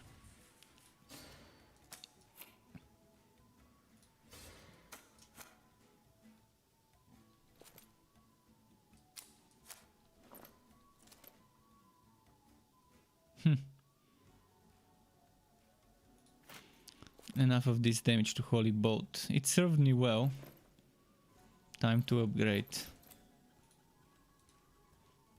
Did I just run out of potions? Only 5 left.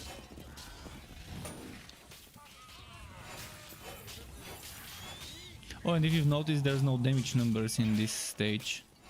In the Secret Alpaca level. The damage is secret in this level.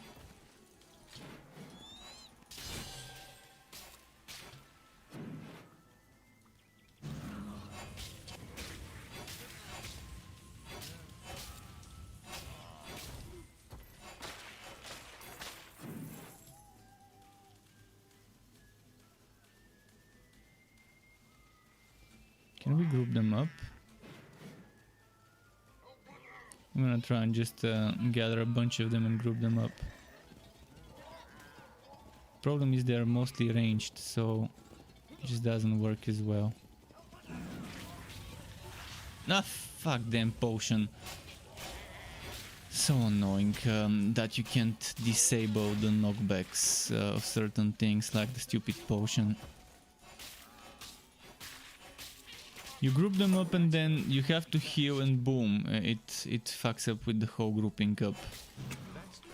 We should be able to do two things to knockbacks. Number one, disable it. Number two, convert it from knockback to vacuum.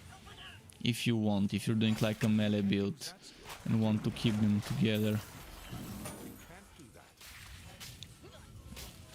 So 3 modes. There should be 3 modes for everything that has a knockback or a pull.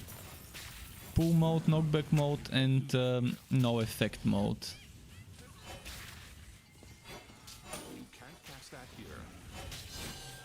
That you can alternate between without any cost, just a click of a button.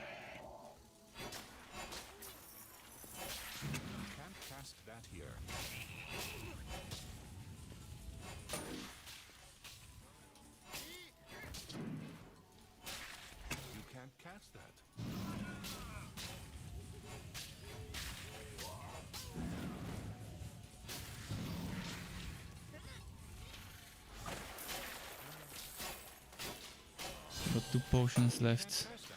Hopefully they're enough until the end of the stage.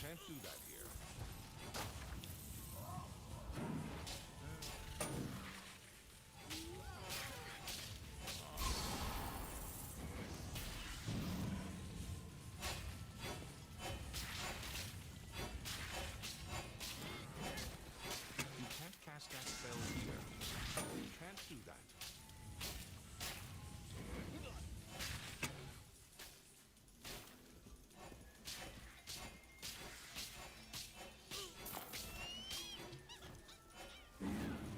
Come on. That spell can't be cast. Level up.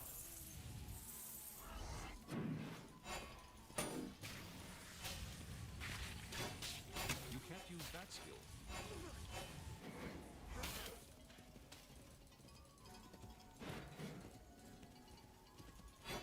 You can't do that. You can't use that skill.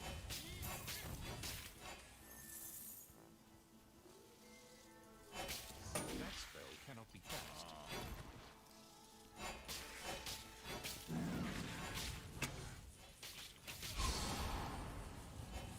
You can't cast that spell here.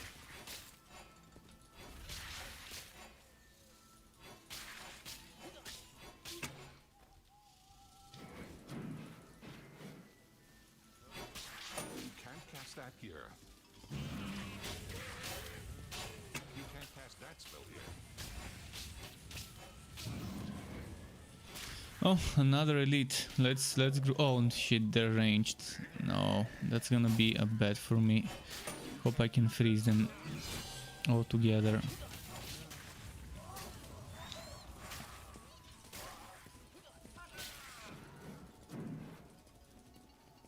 Yeah. How is it possible for this level to not drop me a single potion? I've killed so many and expect some more potion drops. If only they could change the potion system to something more reasonable that doesn't require you to get them as drops or to buy them. To just have one potion with a cooldown. Or many potions that you can choose from. You can't cast that here. That spell can't be cast.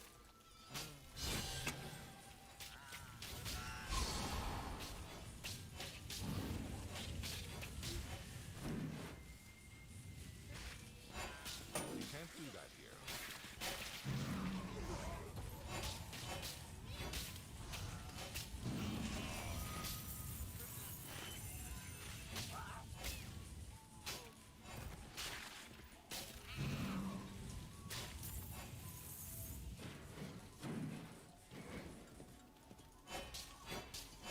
That Come spell on. cannot be cast. Hembra, what the hell? Interesting name, Hembra.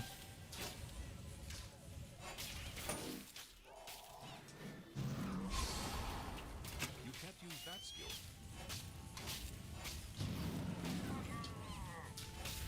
You can't cast that.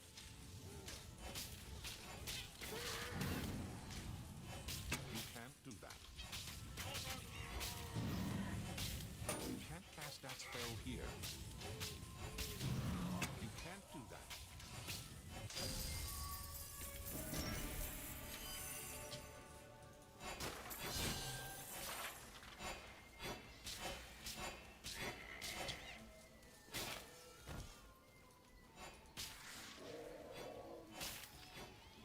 Okay. Actually, let's leave this stage. I'm not gonna queue anymore, just this one. I'm not gonna clear the whole stage. There's a few more left, maybe 1 or 2 more groups. It's just not viable. I'm not getting much XP and I'm not getting much of the other stuff there either. So it was just pointless.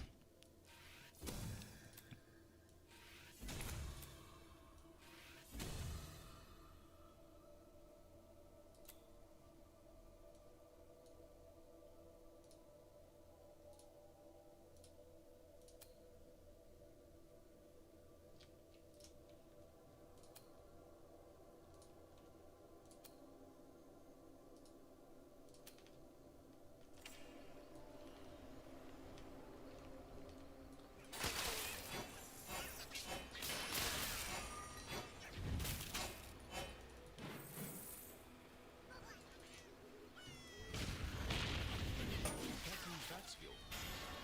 You can't do that here. You can't cast that. Need to go and respec that 1 point into something else.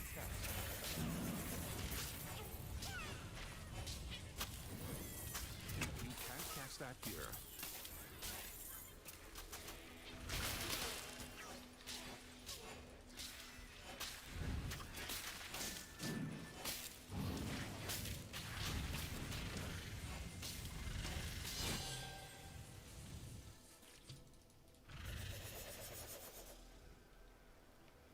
Let's go grab that waypoint first.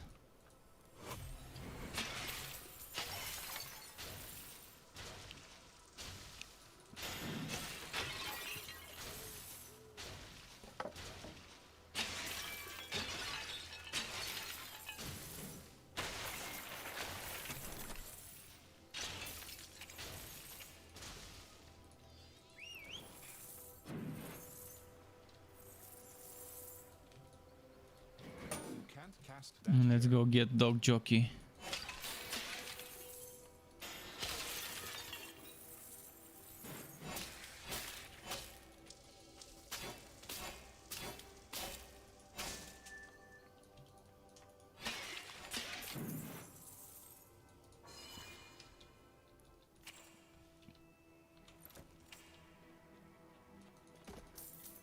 Right, the Keno.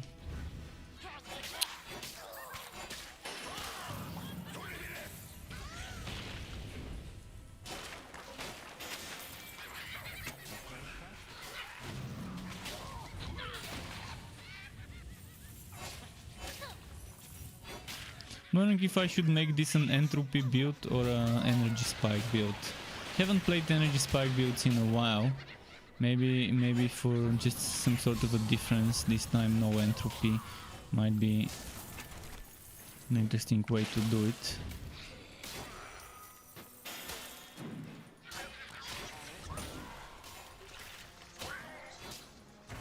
It's a trap.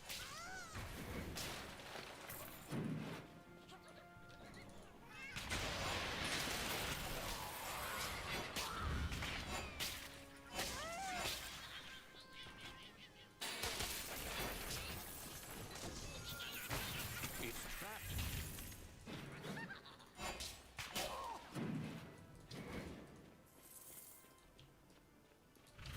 Oh shit, I keep using my thumb button, thinking I would reload. I'm just so used to having reload with the shadows, with the ghost visage of the sharpshooter, And now that I'm playing the Dusk Mage, I keep using my reload hotkey by accident.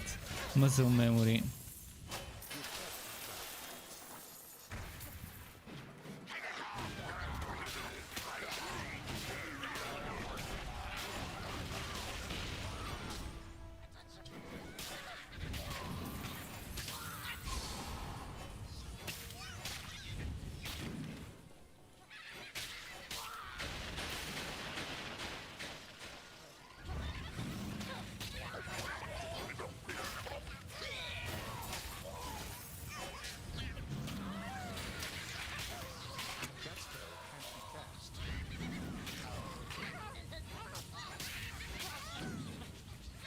Probably gonna go Absorber Energy Spike for this.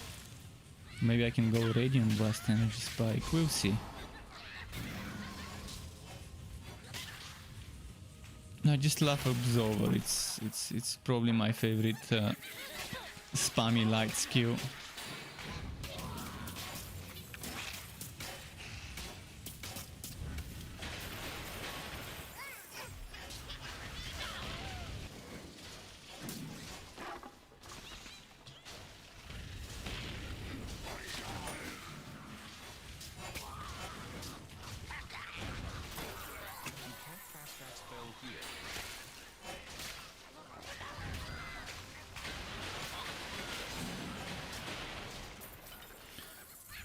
What level are they here? They're level 9 and I'm 10. So I'm pretty good now.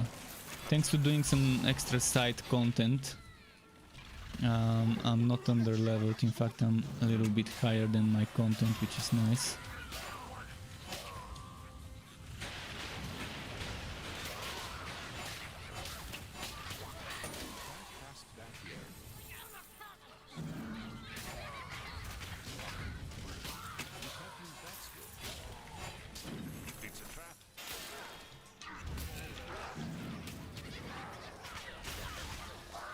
Oh, this is gonna be a massive fight.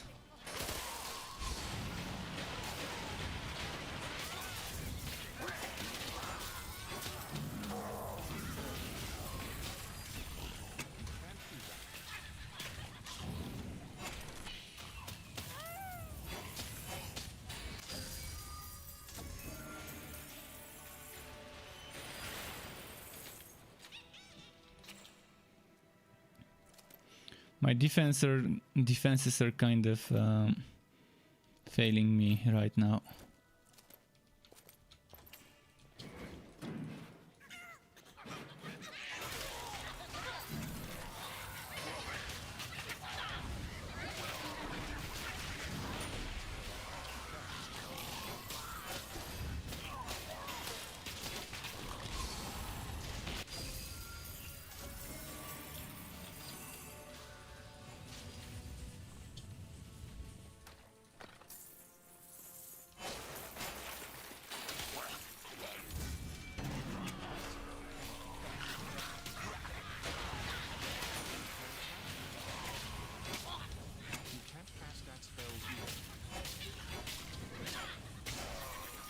Okay, nice. But it's super bad. I haven't gotten a single piece of celestial gear other than the boots so far. Yet I've gotten like so many of those Glacier's Edge and North Mace items. And then I haven't gotten a single Frost Woe.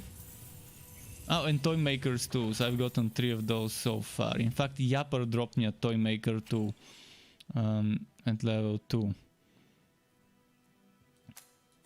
I've gotten 3 of those, 2 maces. Haven't gotten the shield or the focus item, which is pretty weird.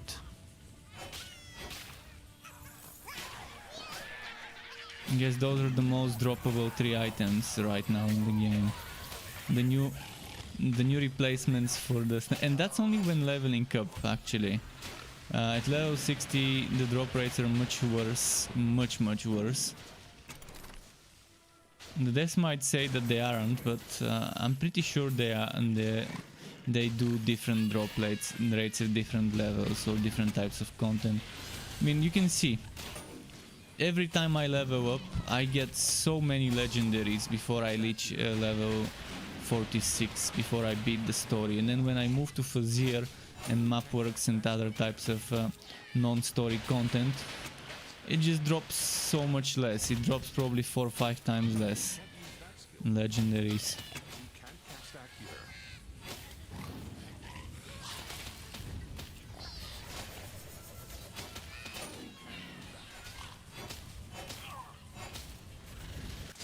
You've gained a level.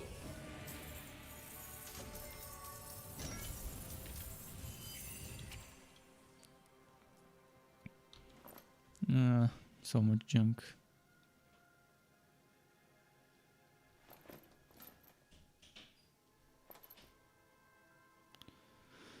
Okay, more defense, less crit chance.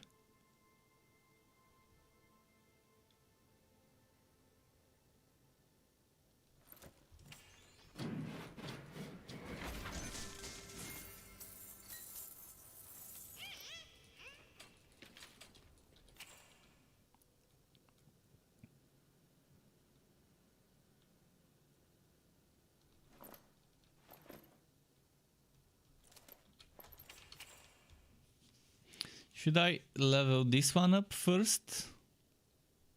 Maybe let's get this. Normally I would do this. First I would get energy spike maxed out. Not maxed out, but to the tier 2. Then I would get this tier 2 bonus. And then get the level 20 skill and so on. But this time around I'm probably gonna get a different approach.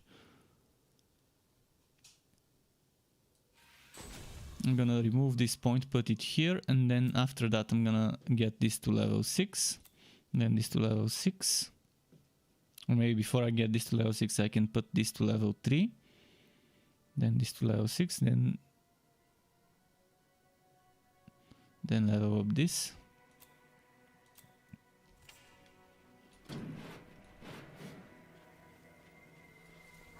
Right, next is the Moss Rat then. The Den of Mossy Rats.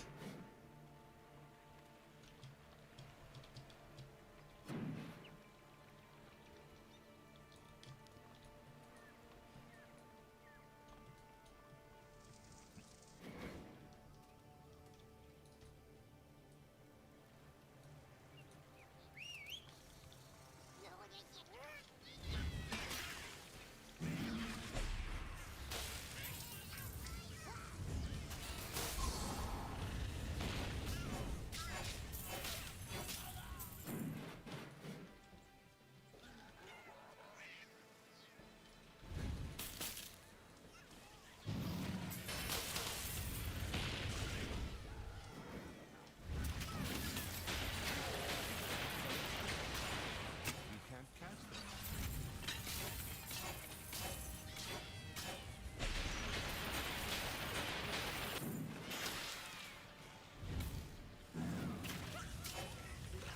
You can't cast that here. Okay. You can't do that here.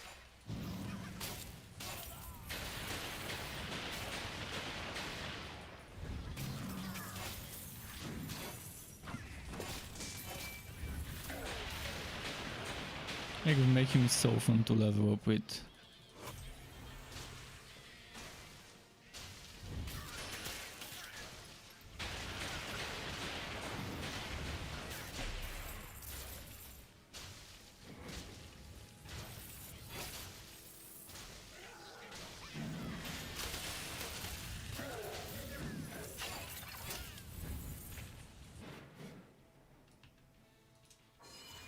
What I'm gonna do now is go back to my fort quickly for a quick respec, so I can get that extra second missile.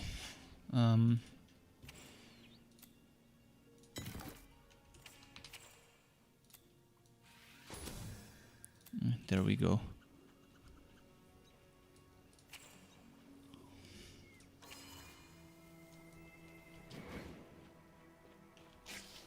Your pet has returned.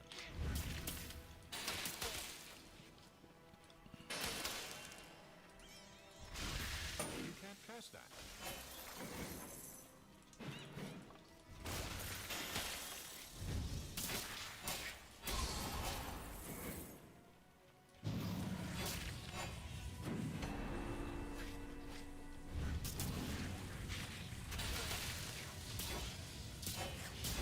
That was a weird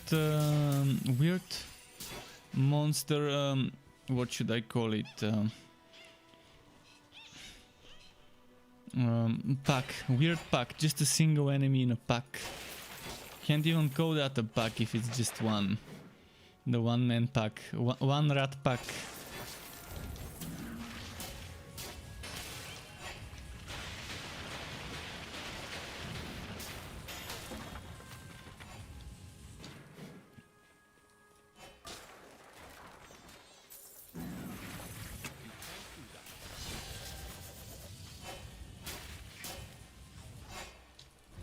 That spell can't be cast.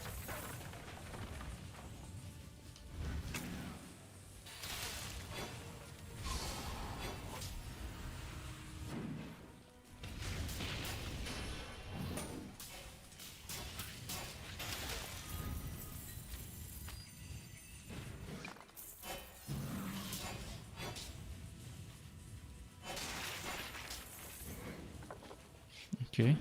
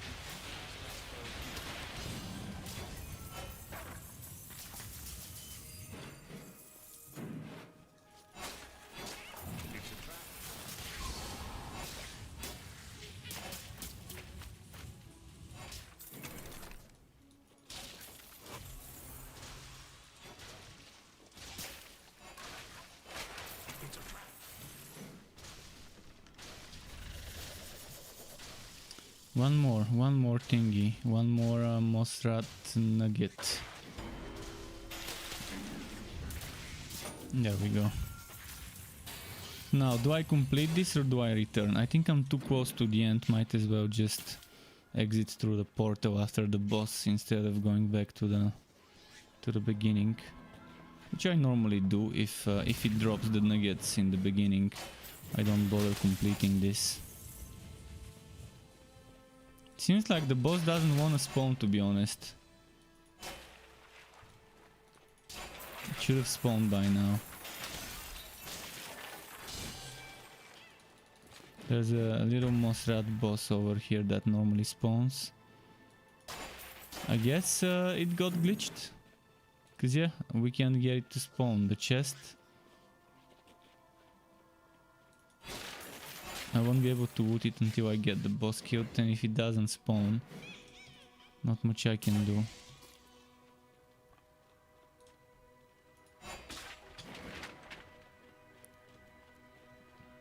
Well, let's just go back there on the regular way.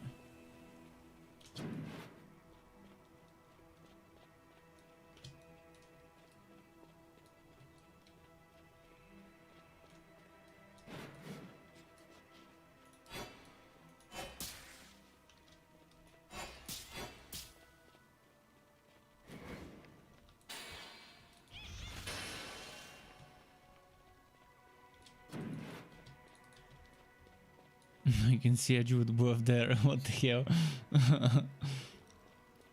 That's a very weird glitch. I could see Edgewood Bluff and Fields of Unrest, which are the first few things. The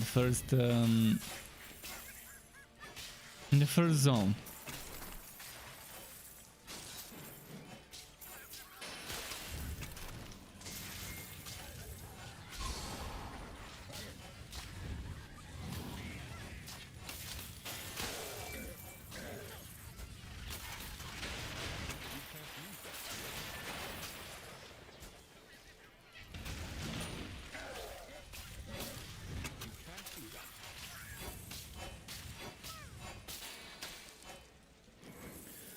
But oh boy, playing on offline, is it so smooth?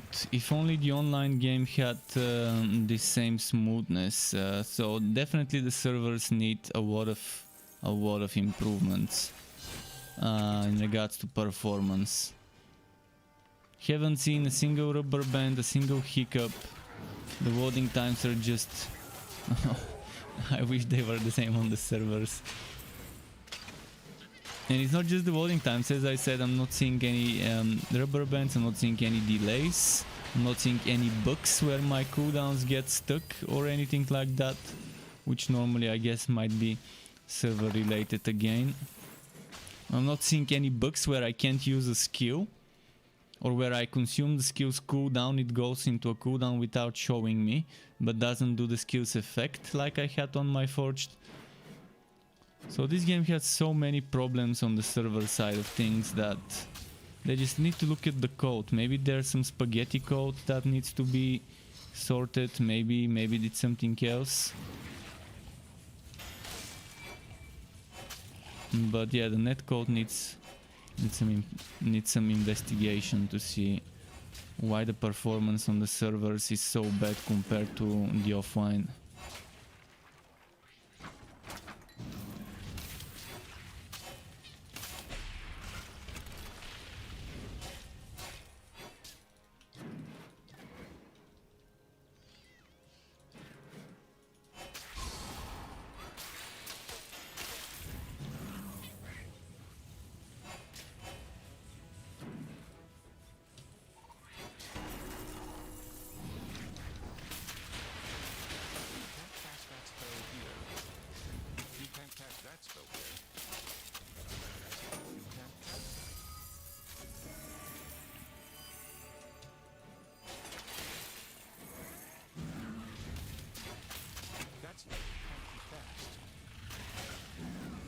Come on.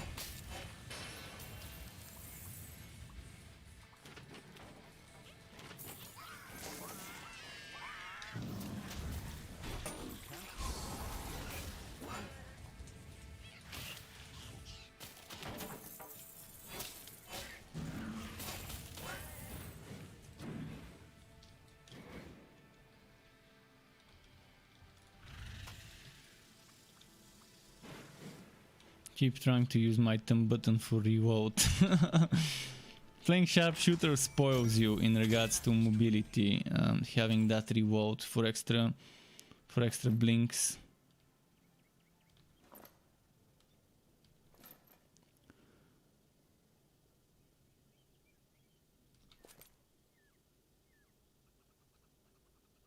Wait, I wanna check something. Should have saved it. Now I fucked it up. I always like to keep one spare item in case I die. The other one was better because it had 3 more flat damage on it. I wish I could see a preview of how much a Scroll of Wife Bind would give me. That would be a great quality of wife. So you can know if a weapon would give you more stats before you wife bind it. If not, you can just keep it as a non-wife bound until you lose your current one. If I could preview and see that it won't be better than my current one, I wouldn't have wife bound it and kept it as a spare weapon.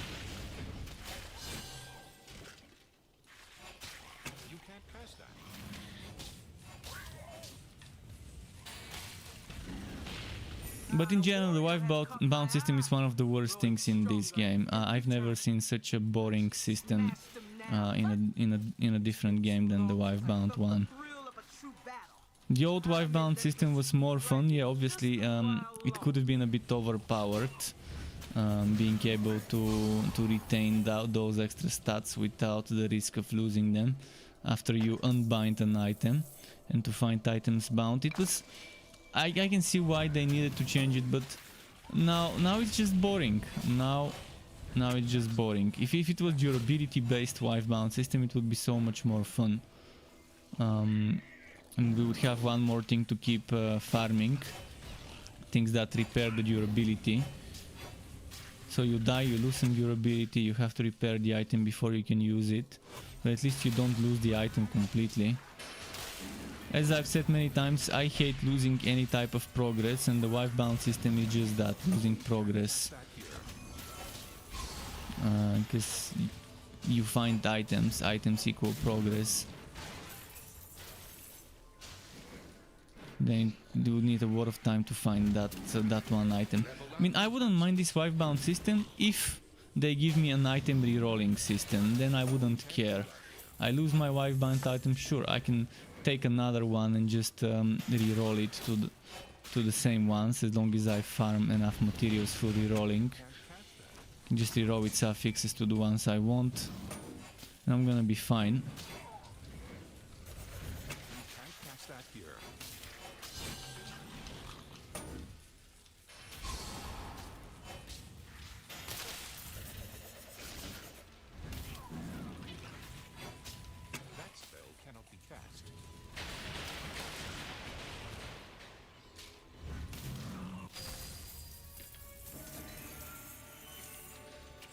Another fire starter.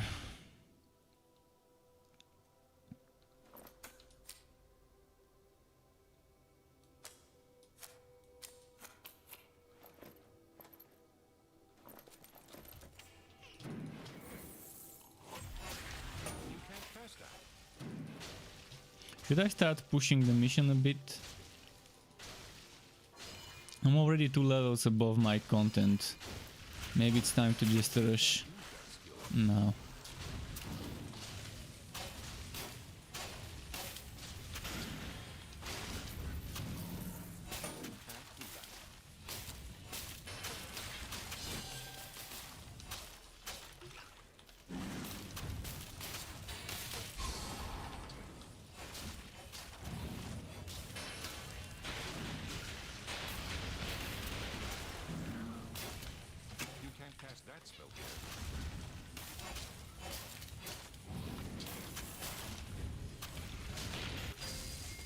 Okay.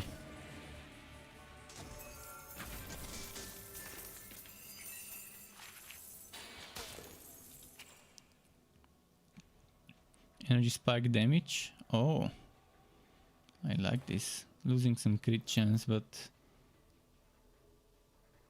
it seems like a tasty upgrade.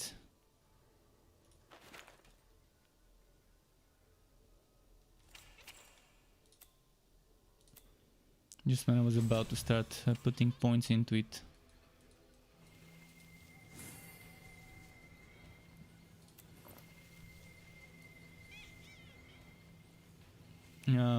What's next? Travel point.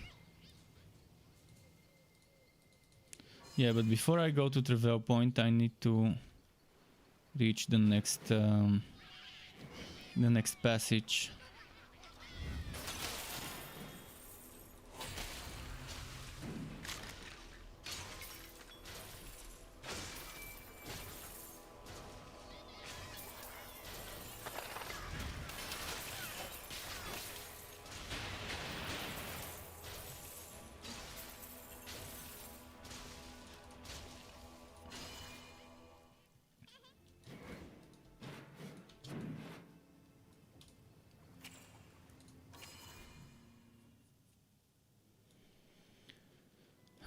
Okay. Potions for you? Potions for your little friend?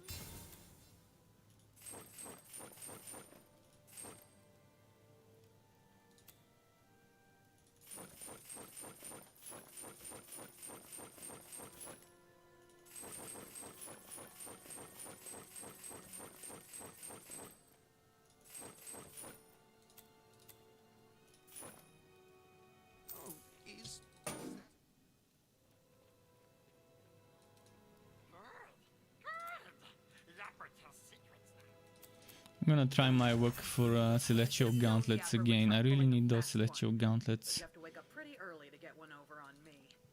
Now I have to come up with an adequate punishment for that rat. Maybe since he likes moss rat nuggets so much, he'd be well suited to latrine.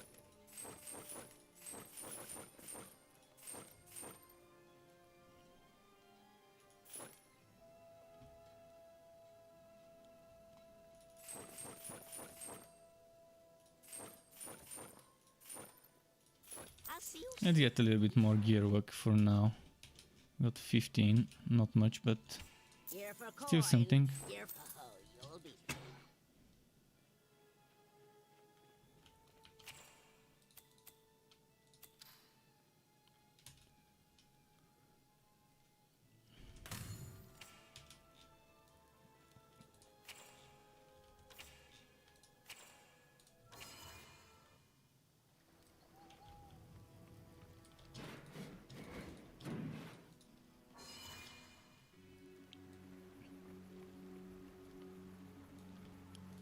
Like Gobdunk.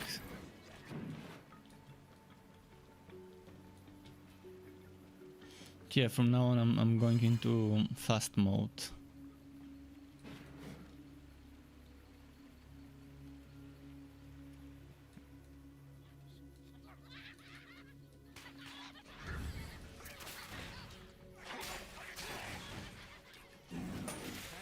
And Pierce Levadan says, hello Struck, the return of Torchlight 3 regularly scheduled program. Well, I can't say regularly scheduled Torchlight 3 program because there's gonna be Magic Legends Alpha, and that means I can't stream it. Which means I'm gonna be less online. I'm still gonna be playing every evening and streaming every evening. But during the day and during the afternoon, I will be doing Magic Legends off stream. Yeah, Magic Legends is an ARPG from Cryptic Studios, published by Perfect World, and the alpha starts tomorrow. And if you haven't gotten an invite, there's not much that can be done. But you can wait for the beta. The open beta is on the 23rd of March. I've got videos on my YouTube channel, you can look those up. I think I've got 2 videos about Magic Legends. I'm not sure, let me check.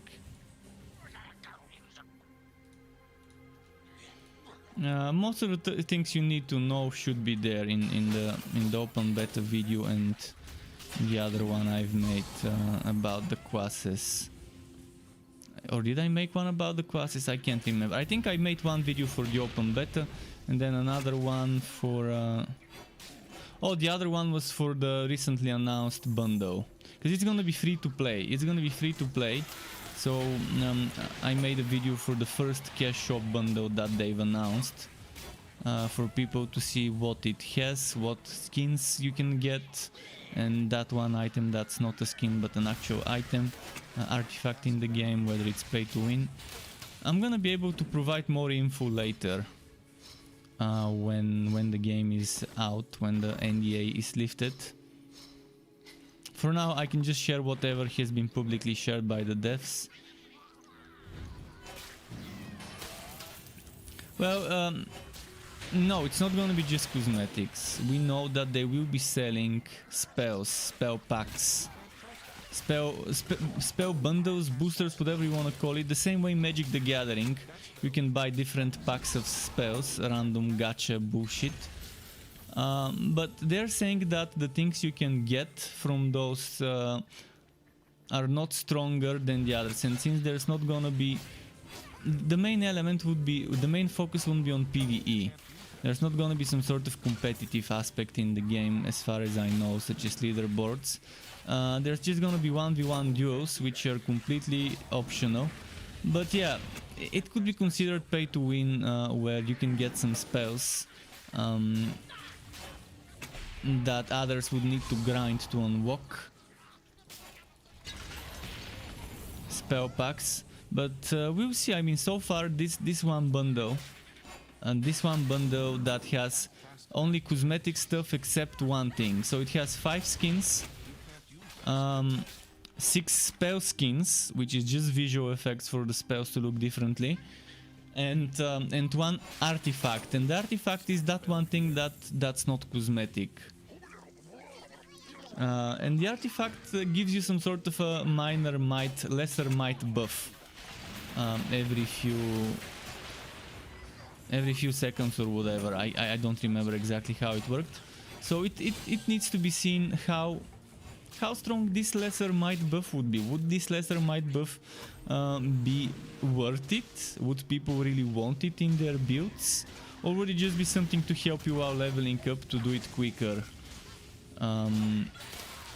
Most likely it would be something that you just wouldn't need in a good build. In a good build you would have much better artifacts in your setup. You have 6 artifact slots. 1 legendary orange, actually one orange slot, 2 blue slots, and the rest are I think green, 3 green slots, something like that, if I remember correctly. Kind of like my idea for what I think the Fuzzier needs to have as a power creep instead of the challenge bonus. And you would be collecting those artifacts and putting those into slots, so that one artifact we get most likely won't be as good as the ones you can find. But it's gonna be kind of like the zero sword in Cyberpunk. Something that would help you level up, but you would probably out level quickly and just replace. But the game has interesting things that are unique. It's a very unique mixture between a trading card game and an ARPG. It's like Magic the Gathering, but in a isometric water point of view, kind of.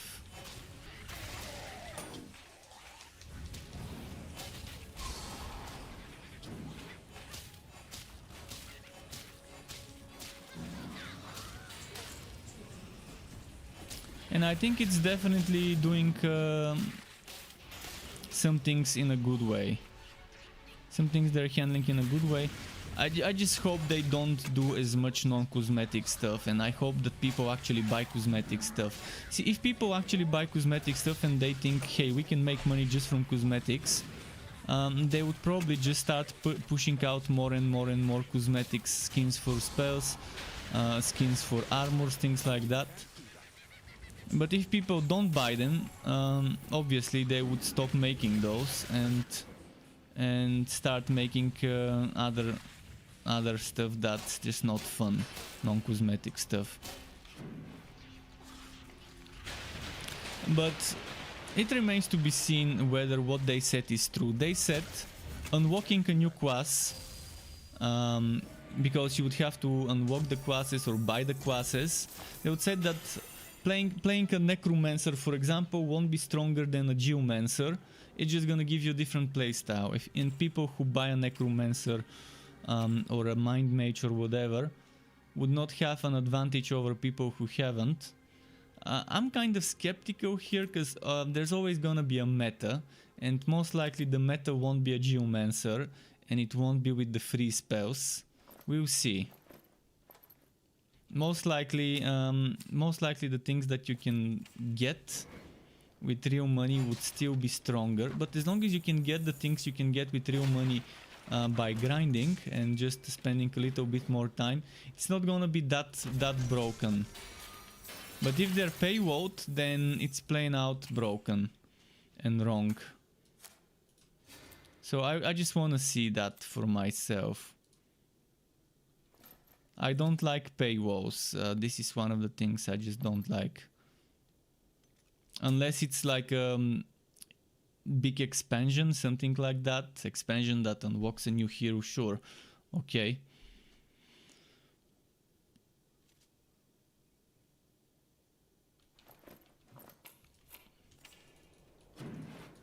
But I think they're just gonna allow people to progress, to pay to progress in Magic Legends, to buy certain heroes before unlocking them themselves, and to buy some random spell booster packs that would give you probably some spell pages and spell unlocks that you eventually would be able to probably unlock yourself. We'll see how it is.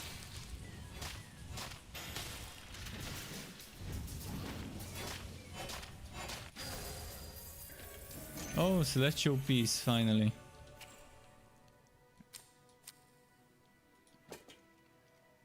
Losing the crit chance again.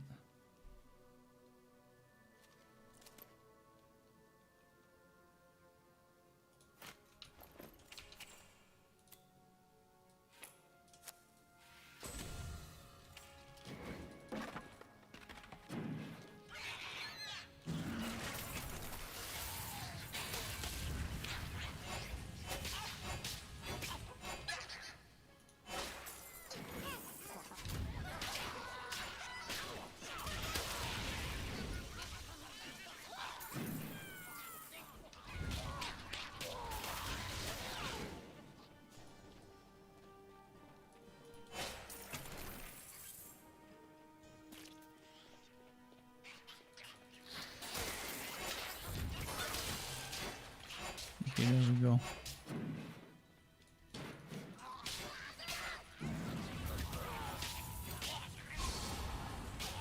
But yeah, this month would be interesting. We've got that alpha for Magic Legends between the 11th and 22nd of February. And then on the 25th of February, everyone can play for free the Outriders demo. Not the full version, just the demo of Outriders. And I plan to stream that one if they allow us to stream the demo of Outriders. Assuming they will allow people to stream it. As it's a demo, it's not the full version, so when someone watches they will know they're seeing demo footage.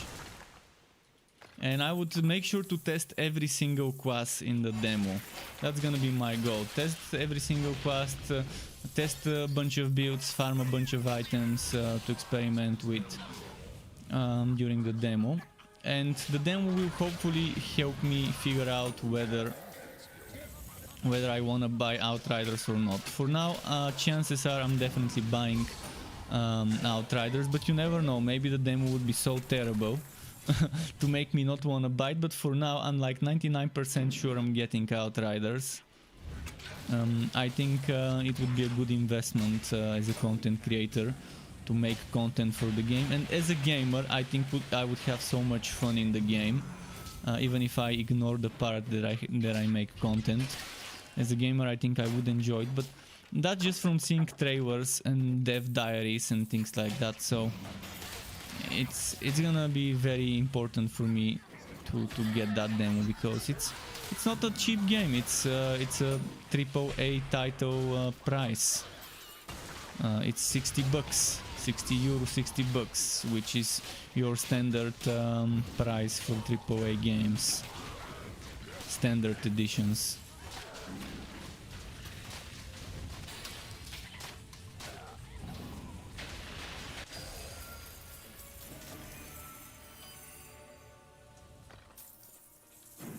Outriders actually has a standalone DLC that if you pre-order you get, I think, for free. Or maybe there was an edition that included that, and then this DLC would be made as a separate standalone purchase for people who missed it, but it's a cosmetic DLC, like I think 12 weapon skins, a bunch of armor skins and things like that for Outriders. But it's like a pack, it's a big pack. Not sure how I feel about things like those being sold in a buy-to-play game, but at least we know there's not gonna be any pay-to-win or whatsoever cash shop in Outriders. And they're just gonna be selling expansions, and I think this is gonna be the only exception, that DLC. And I forgot what it was called. I need to look it up later. But it had a name, I can check the name later.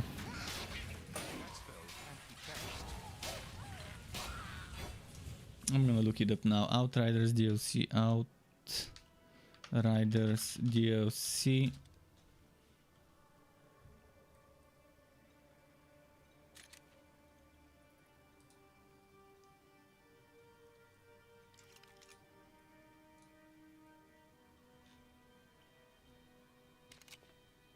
Oh, the game's gonna be coming on Steam as well, not just the Epic Store. That's nice. So, it's Hell's Rangers DLC.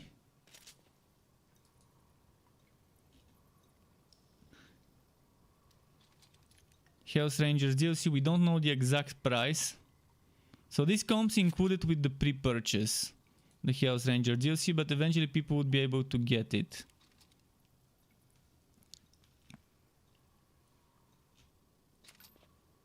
So that's not 12, 11 guns. 11 guns, a truck skin, a male and female gear sets, and that's pretty much it. It's not bad. It's definitely not bad for people who wanna do extra support, sure. I'm definitely gonna be if I'm getting the game after the demo, it will be a pre-purchase for Outriders. So the demo will be the deciding thing. I'm so happy that developers actually started doing demos like in the old days.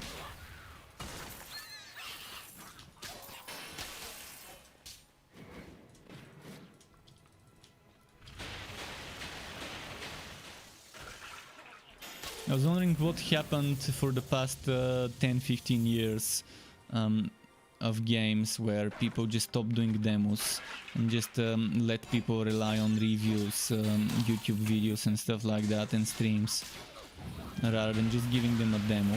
I mean, yeah, the Steam refund is kind of like a demo, but for 2 hours only you can barely scratch the surface of any game out there, whereas with a demo you can at least limit what people can have access to, but let them play as much as they want the things they have access to.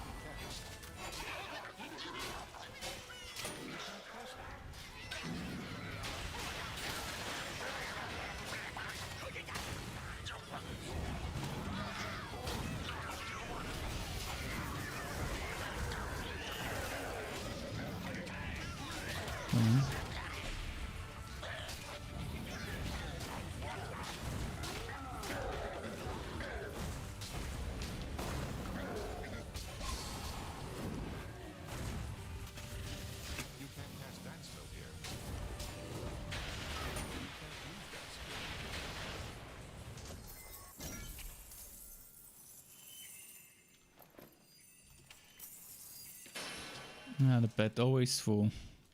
Oh wait, my pet got glitched. It's not coming with me anywhere. Okay. That's an interesting bug. So that's the bug that people have been getting. Where the pet gets bugged. Well, finally for me to get that bug myself. Interesting why that's happening.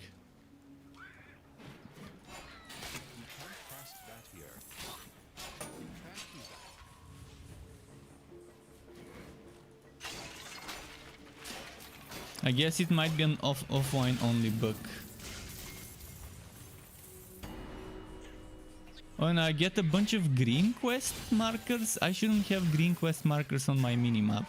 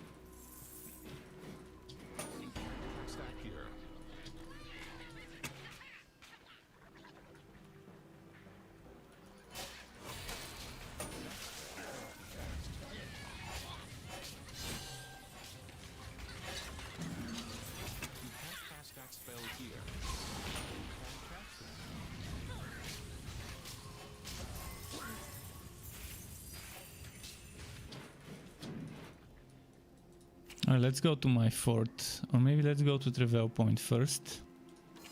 Then I need to check what could be the cause of this bug. Good work, recruit. You've neutralized the threat to Travail Point and bought us enough time to track down Brawl.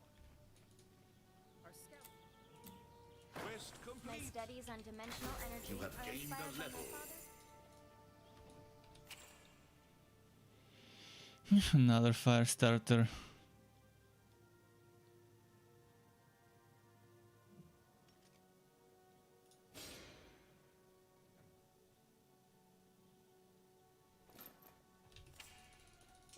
Just who I wanted to see.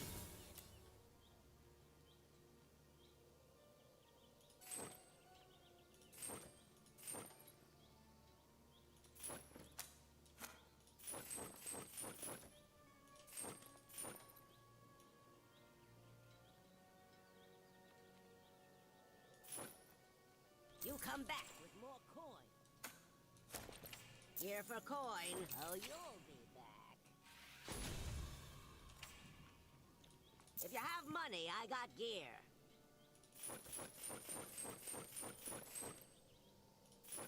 Can get those celestial gauntlets. They just don't wanna drop from the gambler.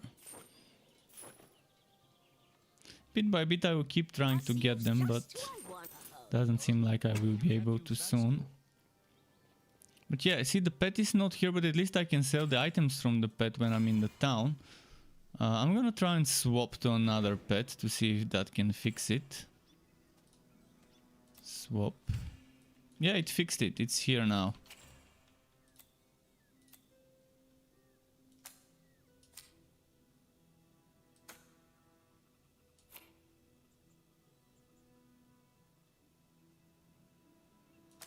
Let's keep trying this. Maybe I can get it to work.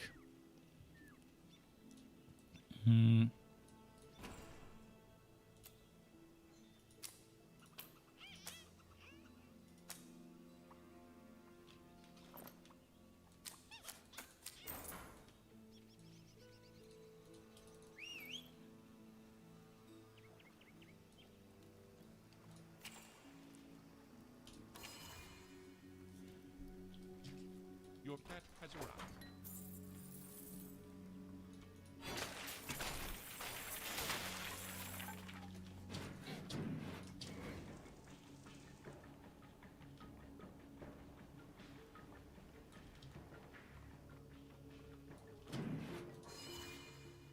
What's the time? 7:54 p.m. Oh, there's plenty of time left.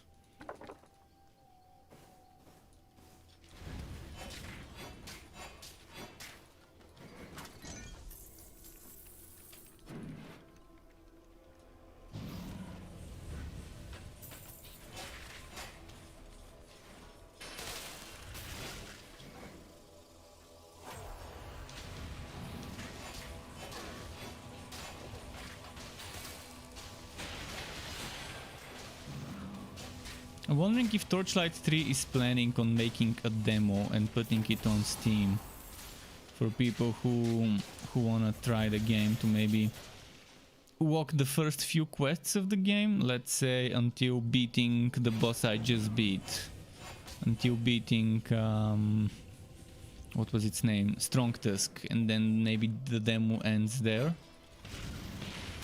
Although that's for a game like this, it's all about the end game. So, but that's interesting still to do it. Some people might want to just try the first few levels of the game and to decide whether they want to play it or not.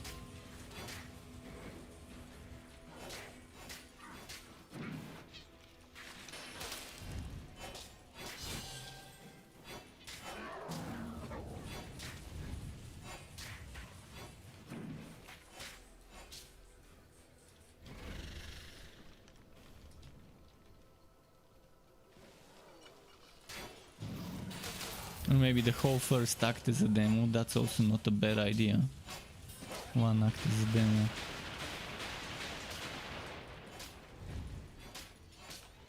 Although some people charge you for one act as a demo, like Baldur's Gate. One act, but that one act was super long. So yeah, the early access might be just one act, but there's a lot of playtime to finish that one act completely with all the side quests.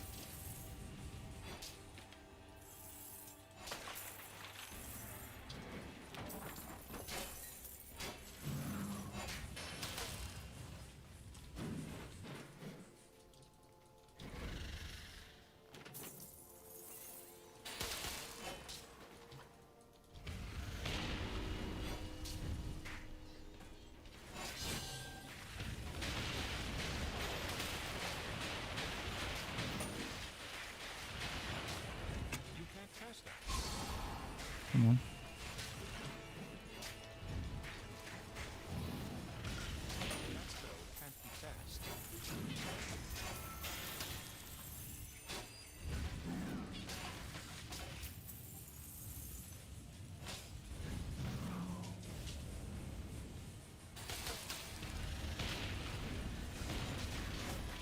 You can't do that here. You can't cast that spell here.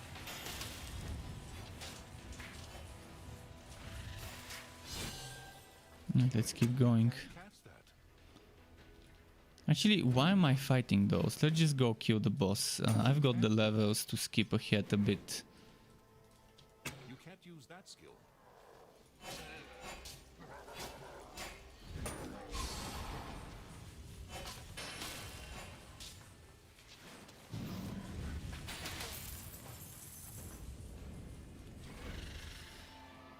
Shit, I keep using this as reload. I'm just so used to blinking and having reload from the sharpshooter. I constantly keep using my reload hotkey, which is my thumb button, on this one.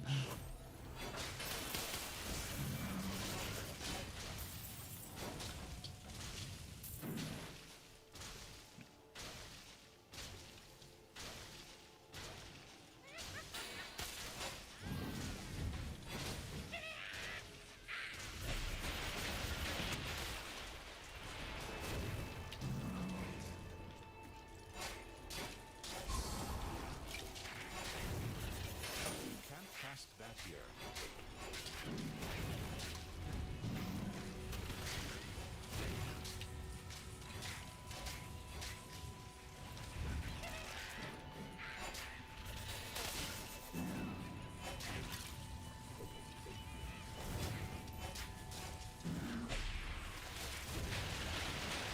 Come on, come on.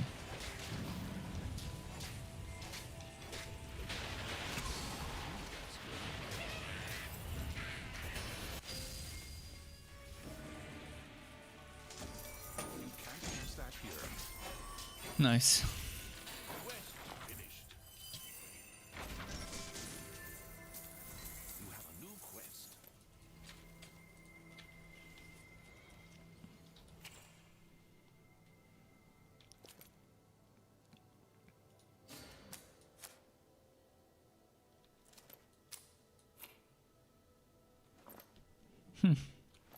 Okay.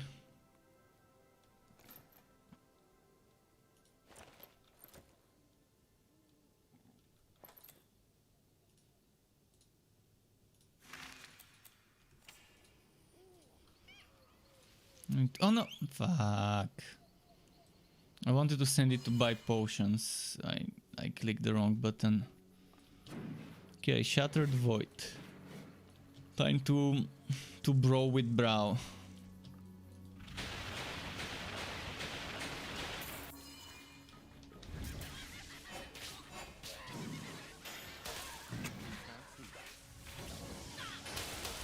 It's trapped.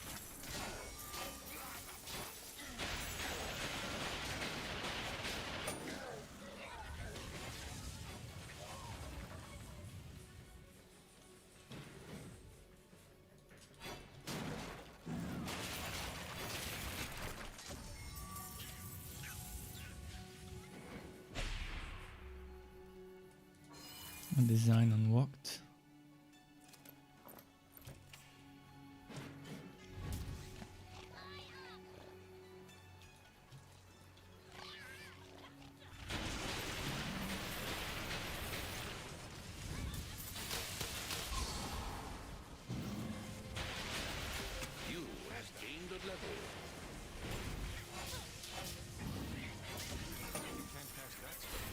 Level 15 before Brow, that's nice. Oh, and I'm not seeing this triggering at all, it seems to be broken, might as well remove it. Put something more useful there.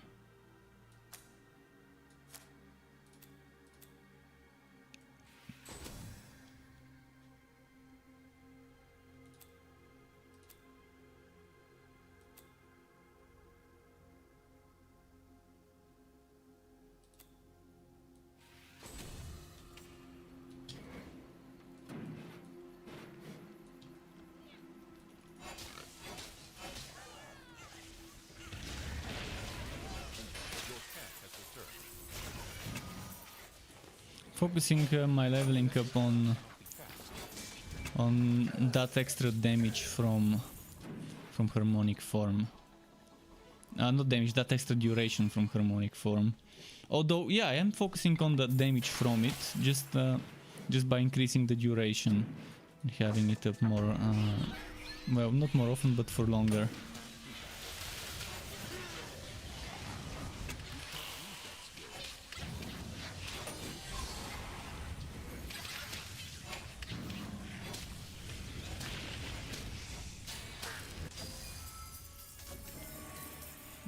Okay, let's keep going.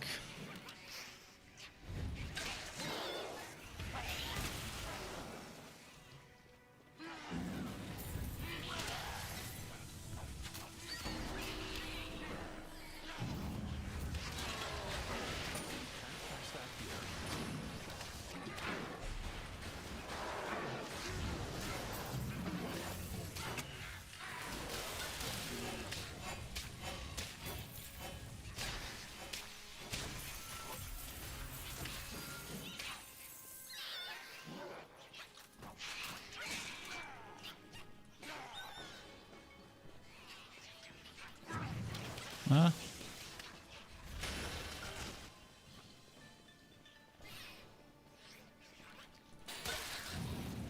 Okay, I'm gonna stop here and quickly send the pet for potions. I don't want to make a mistake by starting a boss fight without any.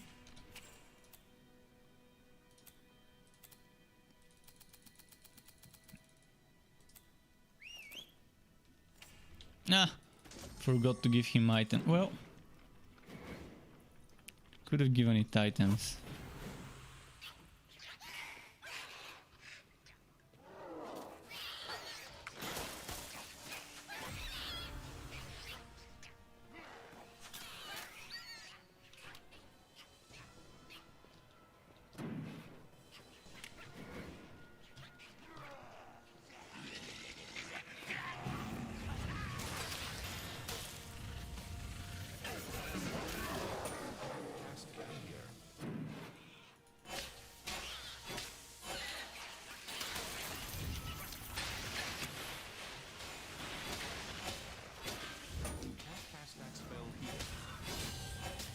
Should I do that phase beast? Let's do it.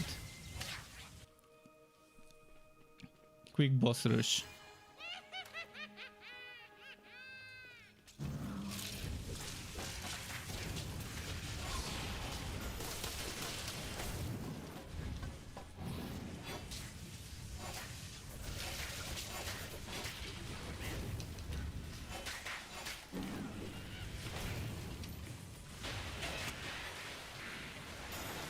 Ah, shit, this went nowhere. Come on. Come on.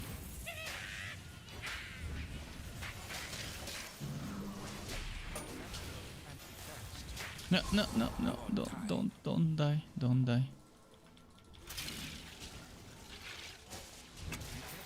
Too many ranged enemies to deal with.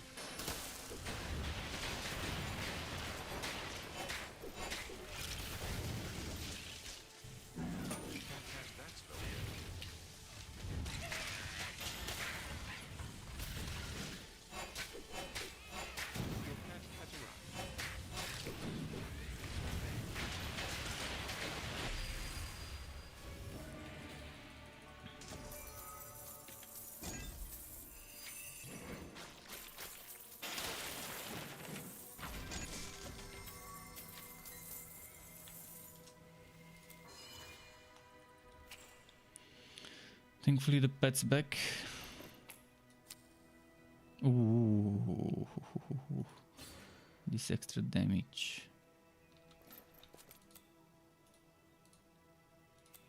Right before the boss fight, that was a good dungeon.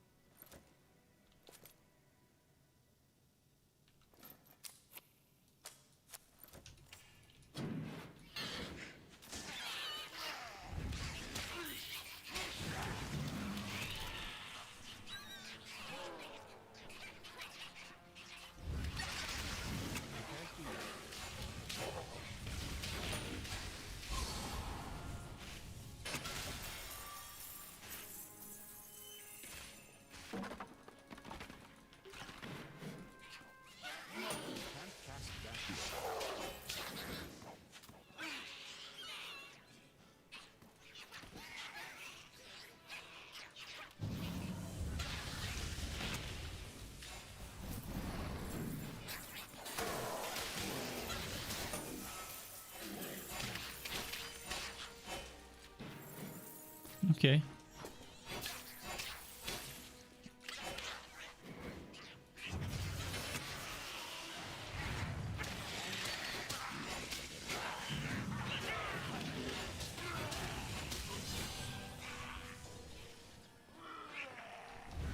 Okay, there we go.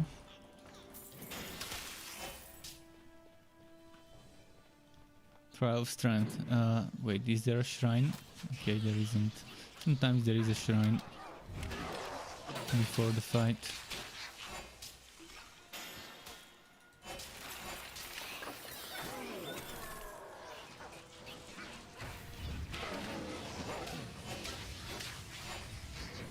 How many times am I gonna die from the stupid arrows? Show me your strength. Can you handle this? That spell cannot be cast. You can't cast that spell.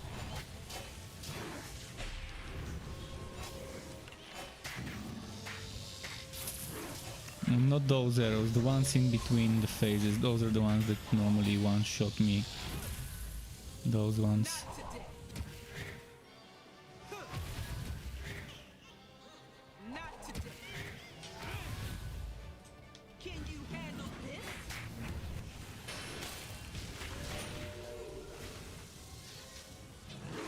Get ready.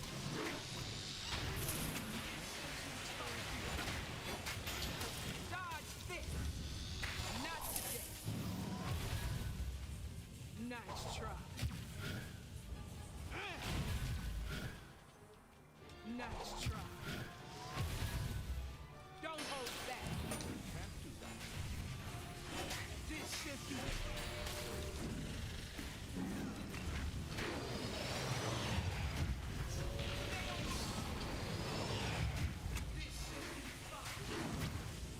nice try.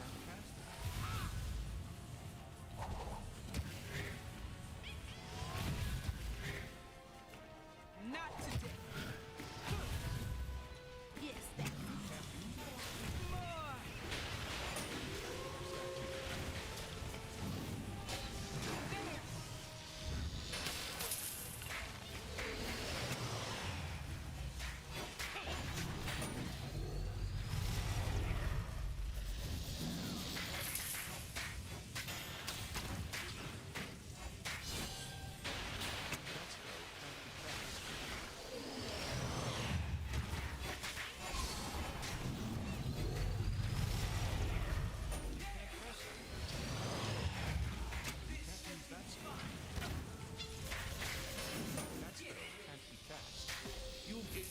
Okay. That was fine.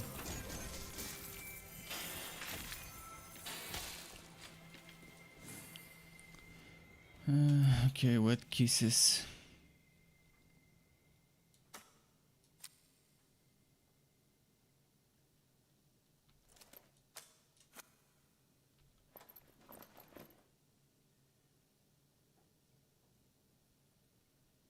Cooldown for pet active skills. Not bad.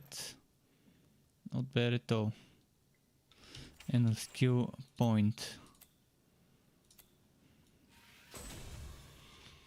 3 more points here, and then it's absolver time maybe.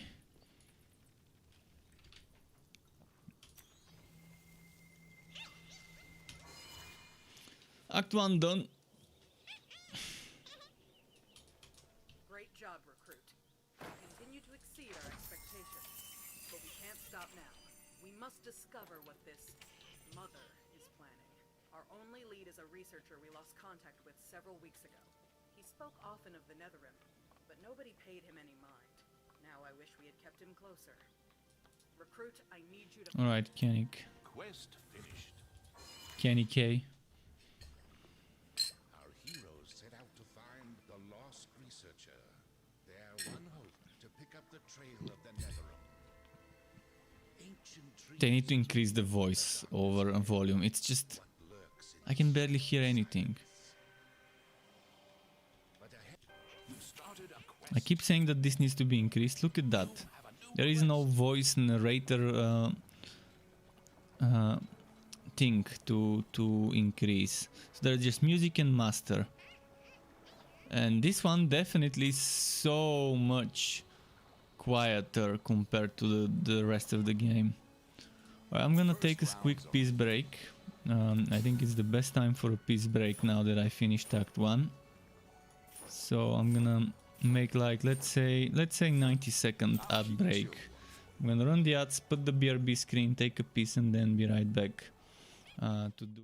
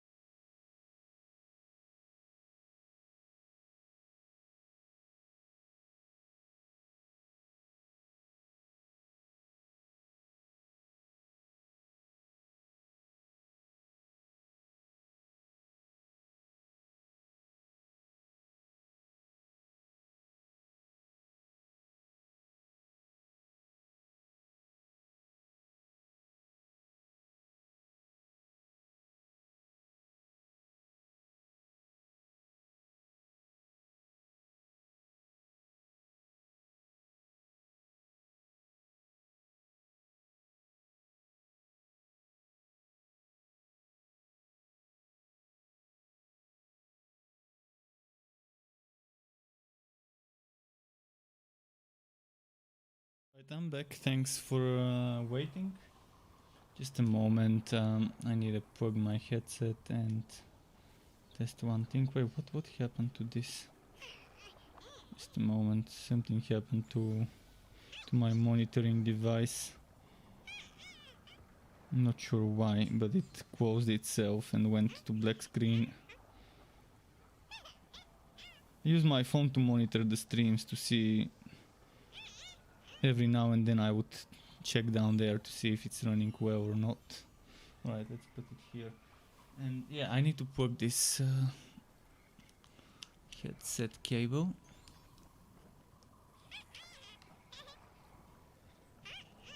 Hey, come on, plug. There we go. Okay, now Act 2. Time to run through Act 2. Partner, I know the General was trying to keep it quiet, but missing researcher? I'm pretty sure I that's so much wish they would let us use movement skills in the town. Let's see if a local can point us in the right direction. Imperial Just the mobility skills. haven't seen him in days. Or at least in offline. Something for me first. I know they don't let us use skills in the town for performance reasons, because that's the answer I got once when I asked. My poor alpacas. So Second, a foul sister of the dark I do understand. Okay, don't let us use skills, but at least let us use and I'd like them back. the mobility skills. I shall divine the location of your researcher. Take a chance. Spend some coin.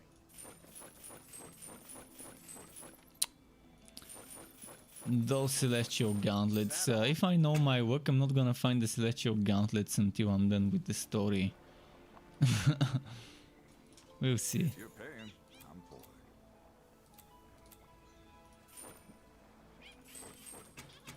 it. Come on back when you need a drink. Alright, let's go.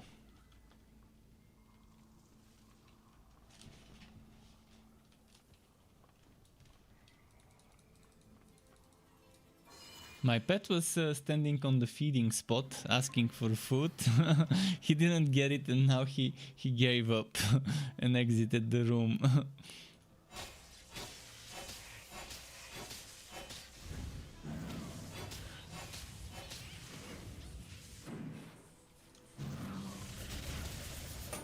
cast that spell here. You can't use that spell. Let's see. I'm level 16, which means I can probably rush through some of the content here without feeling severely out-leveled if I rush a bit. You can't cast that here. Let's go to the heavy tunnel, which should be pretty nearby. It's here, there we go. So, heavy tunnels.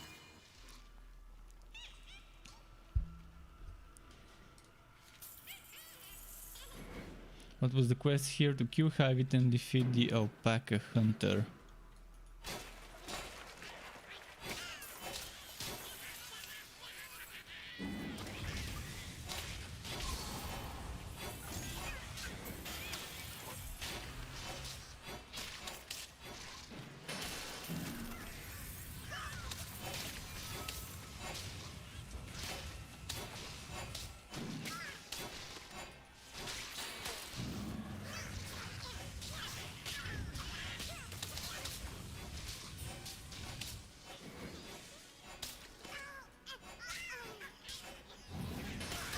Alright, there we go.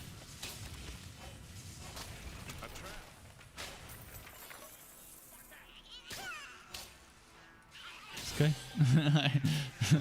He's trying to ask for food silently, staring me into the eyes.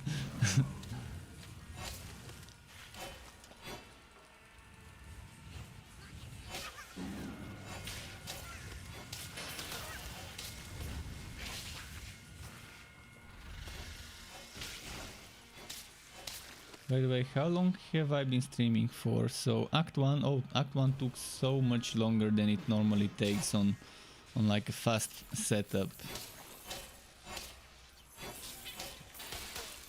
3 hours. I've done it in 1. So yeah. Maybe I've done it in 1.5. I can't remember that one time I did the Realm Master Electrode, where I did the whole game in like 5-6 hours or so, the whole story. Act 1 all the way to Act 3. Ancestral home of goblins. It seems the Hyvit infestation is a more recent addition to the ecology, and an aggressive one at that.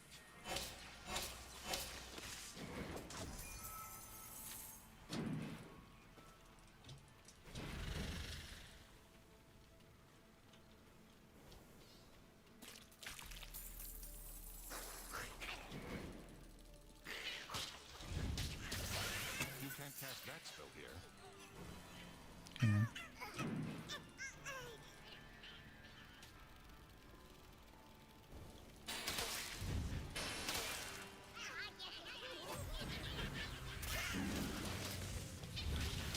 I don't have poison defenses, by the way, so I can get very easily 1-2 shot over here.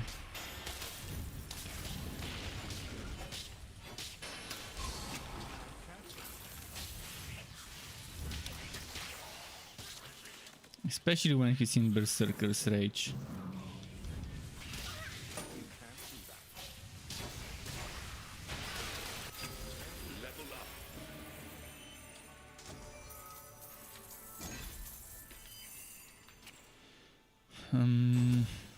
Two more levels. The hybrid are a curious species. Many insect colonies die with their queen.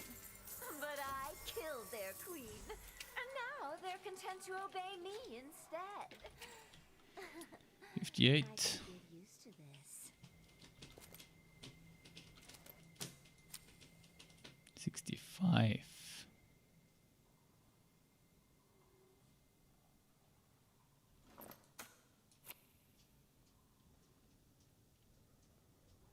Definitely don't want to lose my celestial boots. Wait, what have I got here? Okay, I can probably lose this.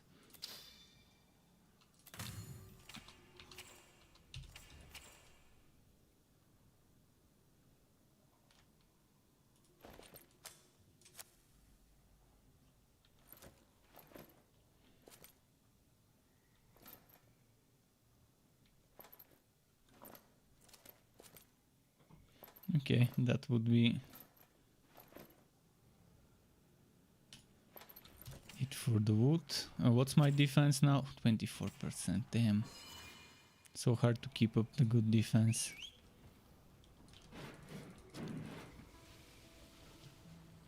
Now with just 2 stacks of this, won't have as much mobility.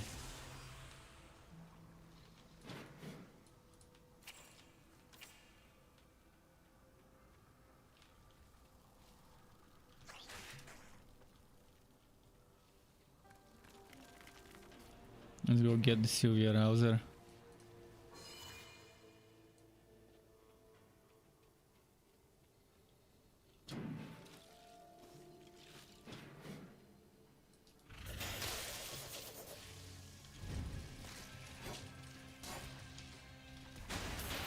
The one with the rousing name, Sylvia Rouser. That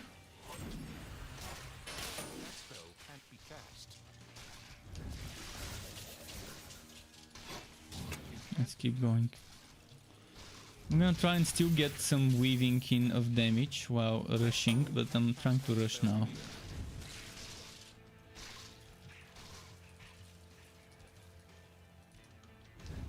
Although I think I just took the wrong turn. Maybe not.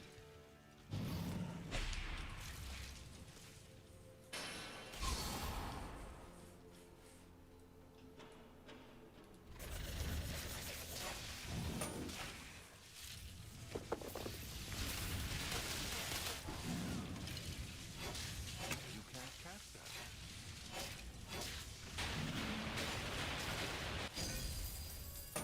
can't use that skill.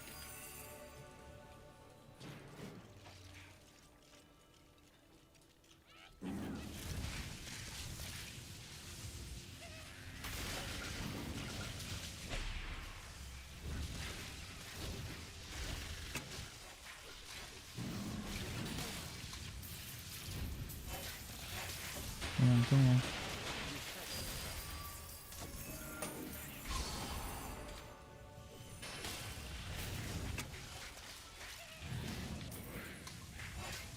You can't cast that.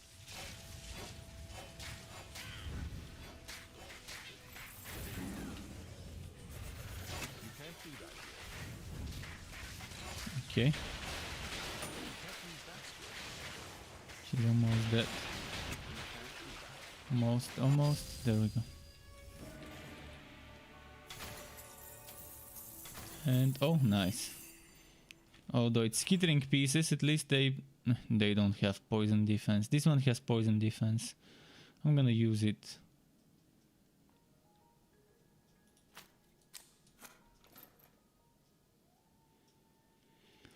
Light spear.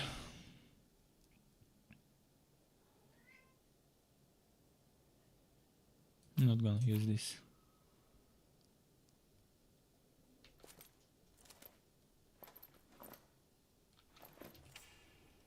Okay. Oh, look at that. This one, he's having a seizure. Oh yeah, I forgot the chest.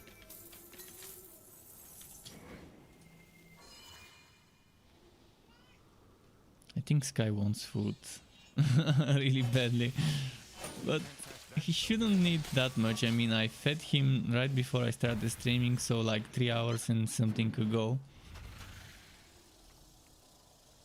I can feed him later. Let's give him another 10, 15, 20 minutes and then give him food.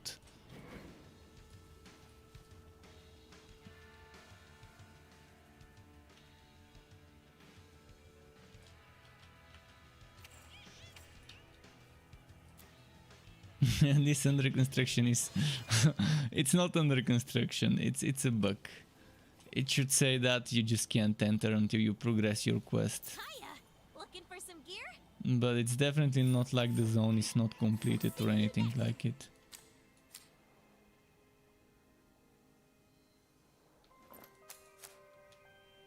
Actually, you know what? Let's keep this. Let's do this. Let's remove this and keep this as my spare. No, actually no, never mind. For a moment I thought I used the bleeding one instead of the shock, because I want the shock one. For a moment I thought, shit, I wife bounded the wrong one. But I didn't. You can't cast that here. Sky, come here.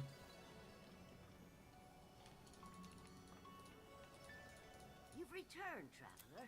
Yes, good. One you see waits in the venomous nest. Beware, something Ooh. sinister lurks in the Well, there goes that. No more chance to shock. The damage is just too much to miss out on it.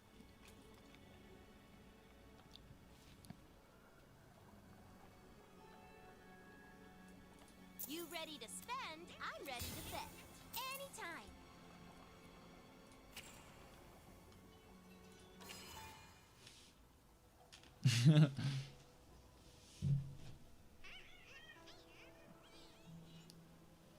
Say hi, Sky.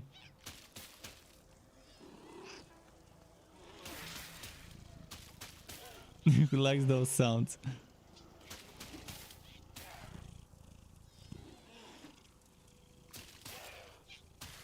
This is how he's trying to beg for food. Come on, say hi. He doesn't want to say meow now. Alright, let's go back to the game.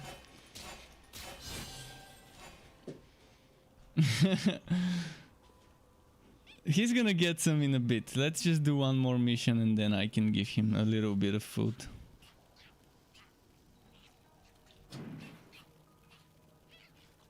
I need to kill this NPC. Oh, I teleported to the wrong place. I should have teleported to my portal. You can't cast that here. I intentionally left the portal in front of the venomous nest. Yet the venomous nest doesn't seem opened. Why?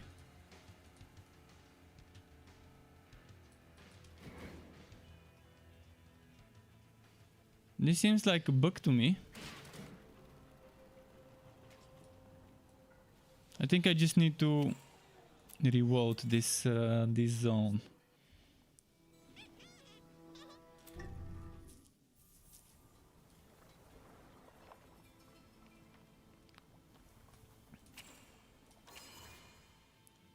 Reloading this zone hopefully would give me a venomous nest that I can go to.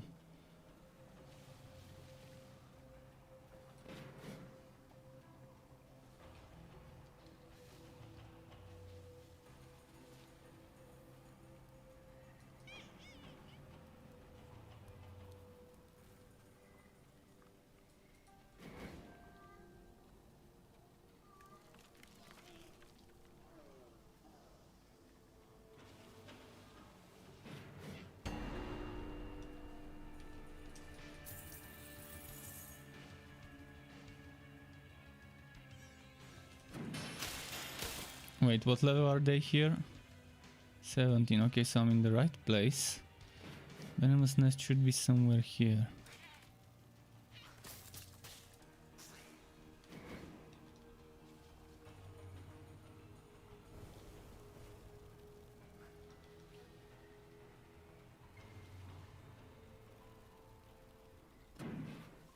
Maybe down here? That's a bit too far from the waypoint. No, that's the defaulted footpath. It's not here. Come on, Venomous Nest, show yourself. It's probably here on this side. Somewhere.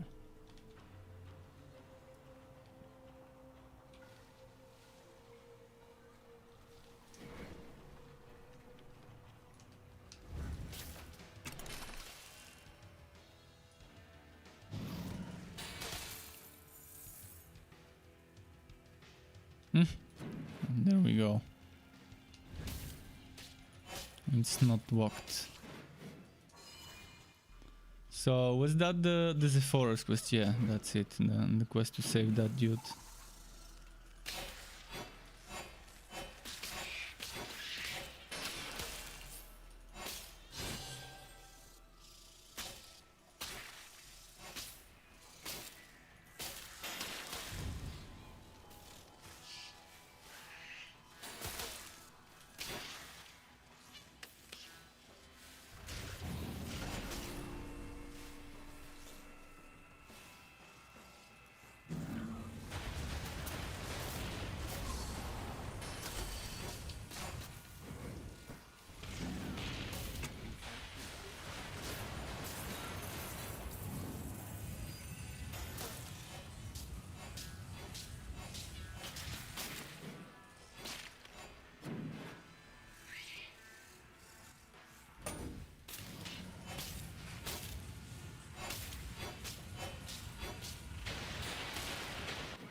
Okay. I'm gonna keep running towards the forest.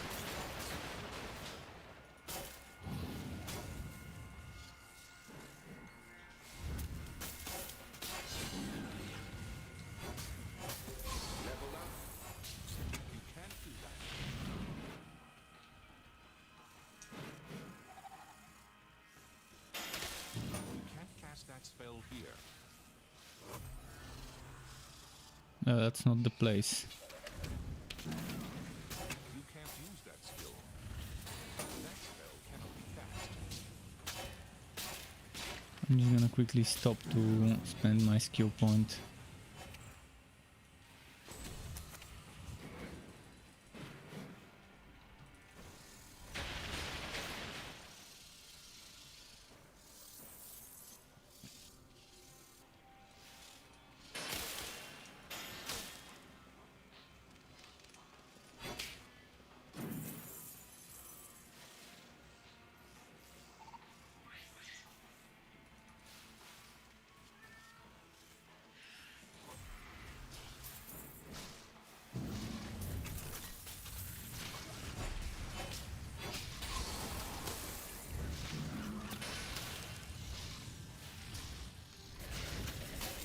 Come on, Spindy. Come on. Spindy.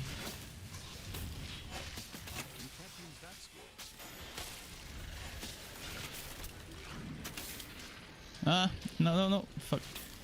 I got kind of stuck. Ah, fuck. There goes my good weapon.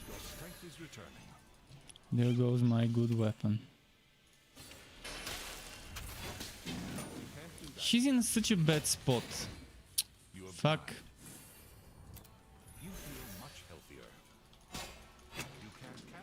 That's what happens when you don't have defense. One shots on normal. Due to overpowered boss skills.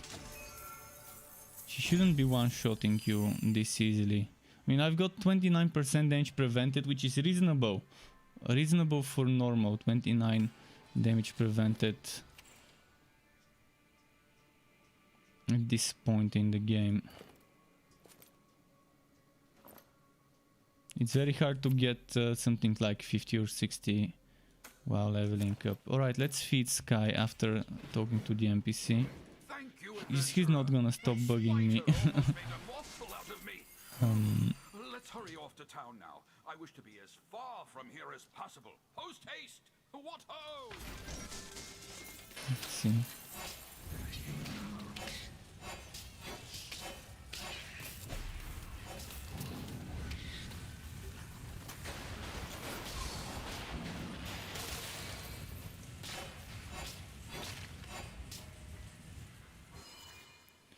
Is it... Okay, next I need to go to the faulted footpath and then I can quickly go and feed Sky.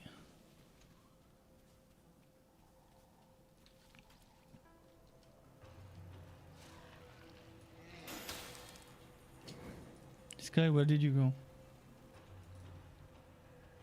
Is he under me?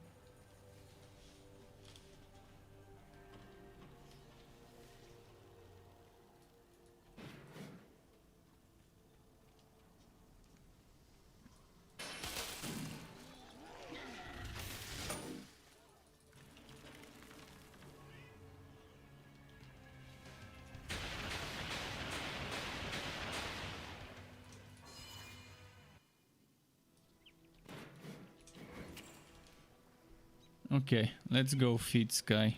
I'm here. I'm not gonna put a BRB screen or anything. I'm just gonna quickly go grab some food and give him the food.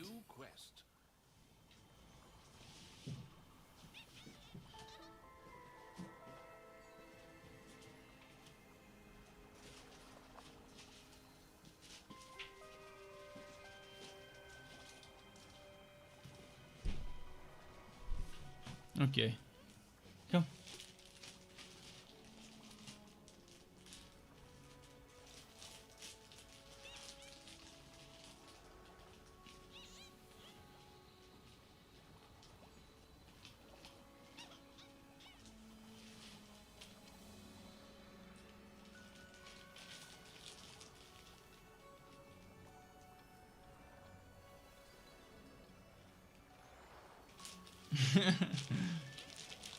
He's gonna jump there in a moment.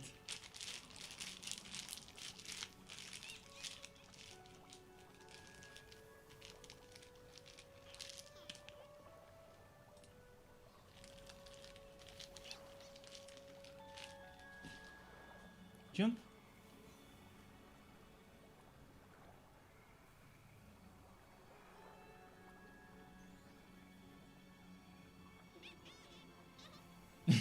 he's wondering if he should jump or not. Yeah, jump, Sky.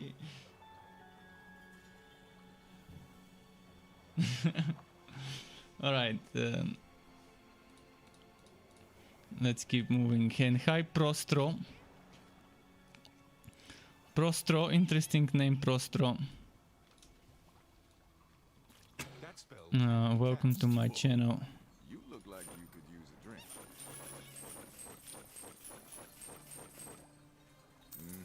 I'll be first rounds on you. Let's sell those potions and get the proper potions. I'll keep a chilled one for you. And talk to the old dude. Thank you again, adventurer. I hope I can return the favor one day. The Netherim, as a matter of fact.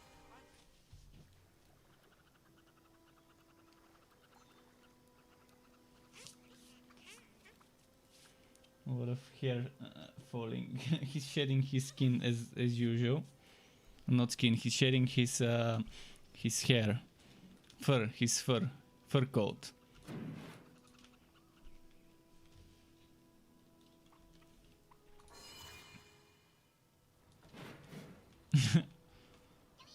His favorite thing in the world. Getting his belly filled with food.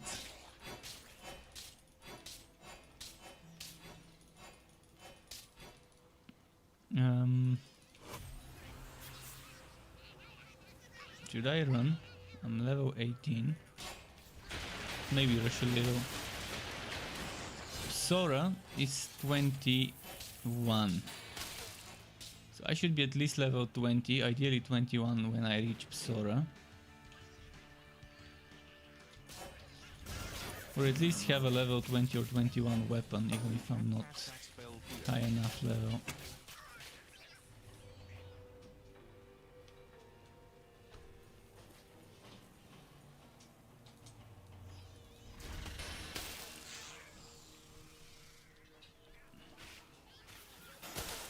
You can't use that skill.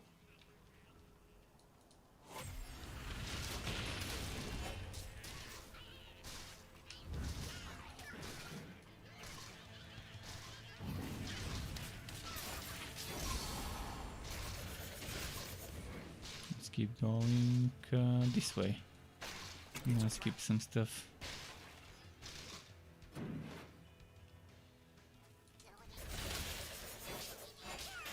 can't do that.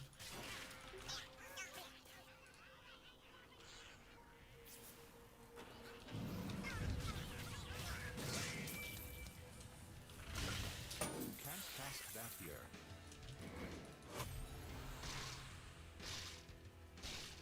Might as well check down here. Ivy's yup room, okay. So that's where Ivy makes Ivy things in the game, in this room. Interesting. They've named all of those different hideouts, or whatever you want to call it, mini dungeons, after some of the people from the dev team. I wonder if they told them, hey, each of you go into the editor and design one of those rooms, so we can put them in the game. That would have been fun. To tell people to each design one of their own private little mini dungeon rooms.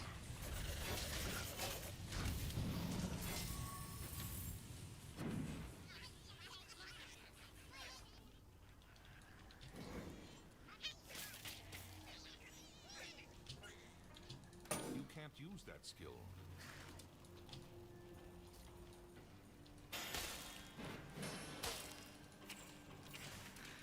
Yeah.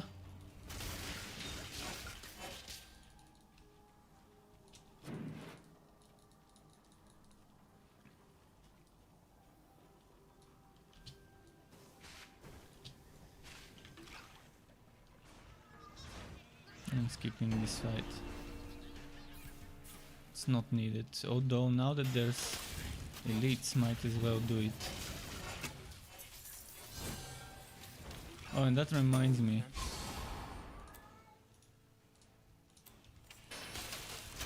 I was missing some damage. Damn, that one weapon with 100 damage, I wish I didn't lose it. It was so nice.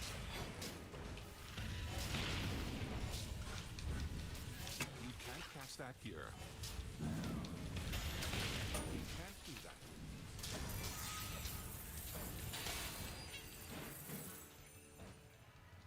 Ace Million says update coming? Really? When? Did they release some info? I'm gonna check myself if they did release some info.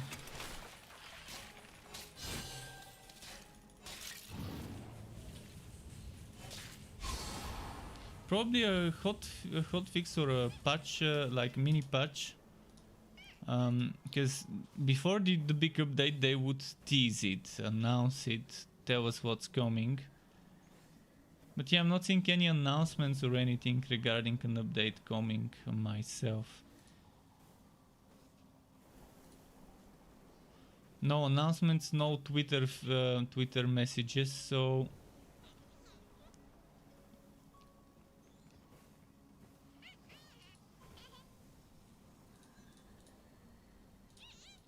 Superb owl, Super Bowl, okay. That's an interesting take on things. You can't use that skill. Ah, you got there's a PS5 patch. Okay, that's interesting. But yeah, they're a little bit behind. The console is a little bit behind on the hotfixes. from the PC version. So they're trying to catch up, and they're gonna make a bigger patch to catch up with all the hot fixes until now that that PC has gotten. And yes, I do have the Liu General set, but I'm playing offline. I'm not playing online because I reached the limit of heroes, and on the offline I started over. And I barely have anything in my Legendarium. You can see it's like 17 legendary skills only unlocked.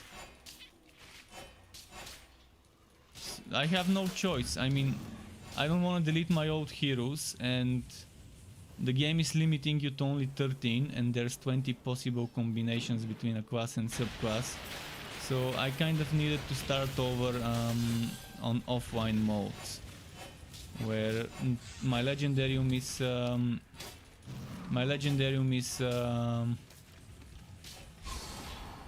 is not the same. My fort is not the same.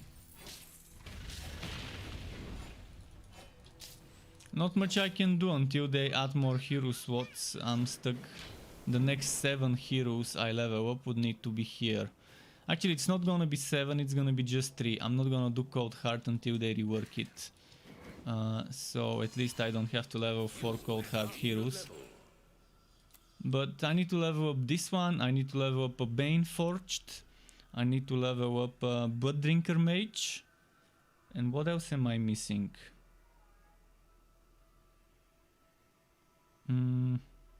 I think Flaming Destroyer Realm Master is another thing I think I'm missing. So this one, Flaming Destroyer Realm Master, Blood Drinker Mage, and Forged Bane, those are the things I need to level up. I also need one of each with Cold Heart, but as I said, I'm skipping Cold Heart until I see some changes that make it more reasonable to use as a relic.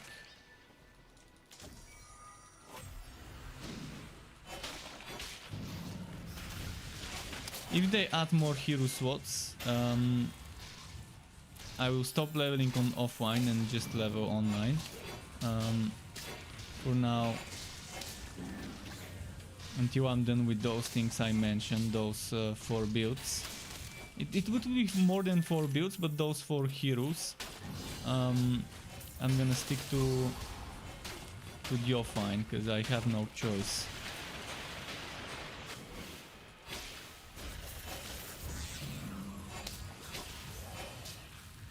Let's see.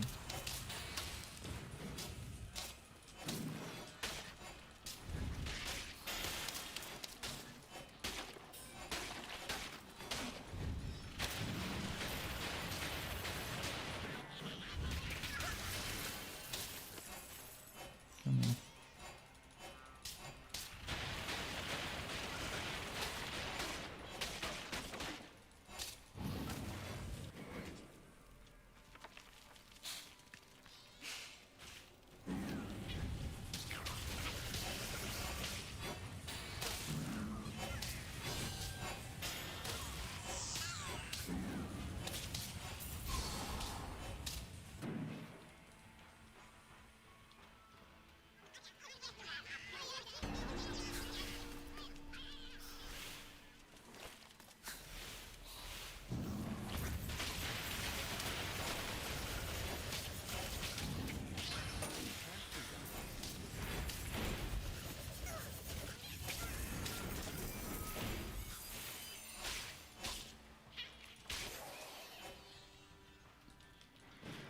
Let's keep going.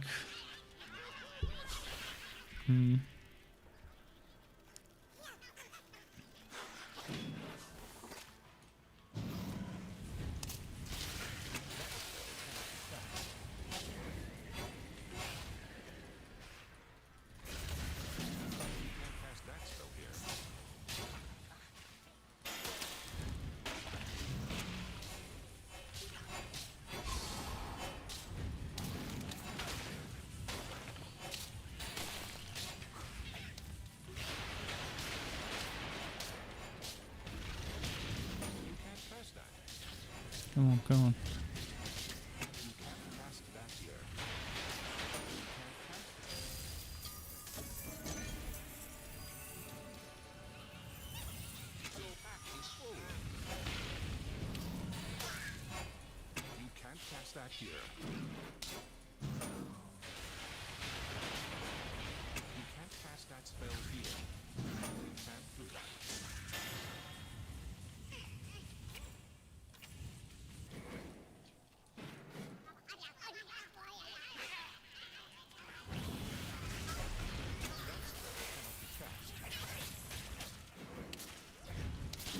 Come on, come on.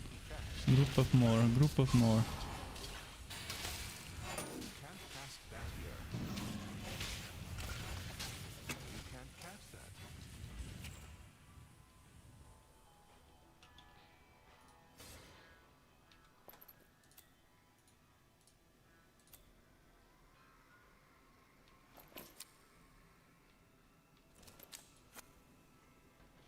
Time for a weapon upgrade, as we saw.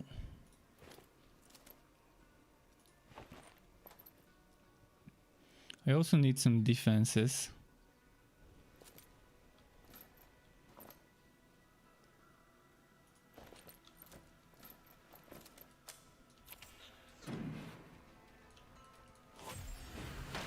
It's trapped.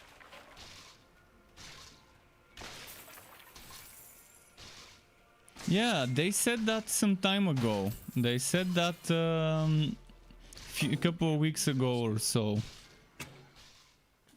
That they've just started working on the next big update. But just started working on the next big update doesn't mean that they haven't had any work beforehand done. Like the foundations and stuff of it. And we don't know whether it will be content or not.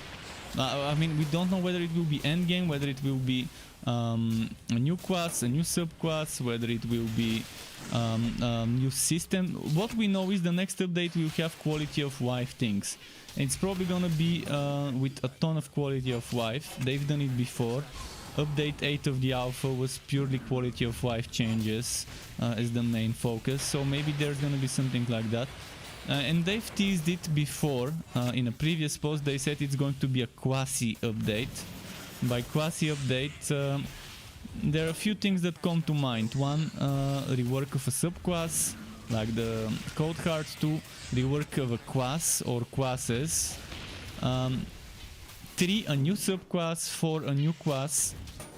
That's the 4 things that come to mind when they use this pun, a quasi update.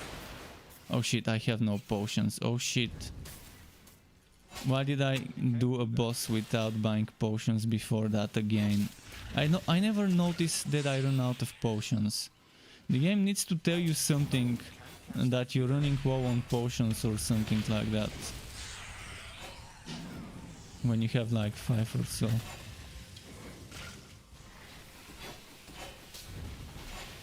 That spell can't be cast. Doing bosses on 0 potions. This is my worst thing in the game. I just don't like it. The stupid boring potion system. Where you can run out of potions so easily. Why is it so difficult to remove the number of potions and just keep it on a cooldown? And let you choose between the ones you've got, which one you want to use. You can't cast that. You're hurt.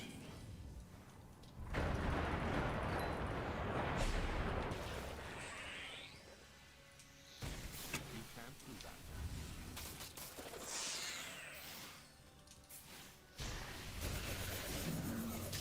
That spell cannot be cast.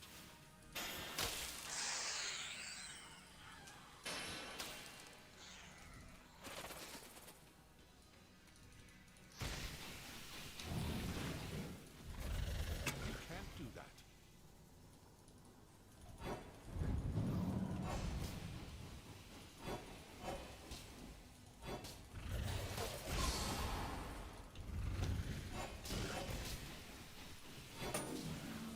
Finally, fucking 0 potions, it's just so bad.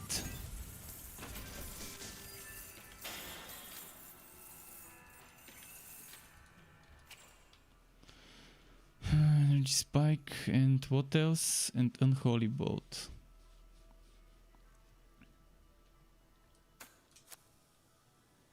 Seeker staff.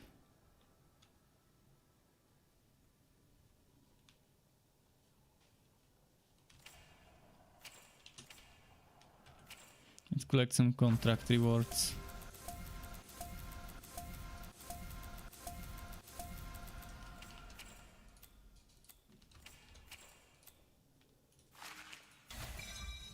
Fuck.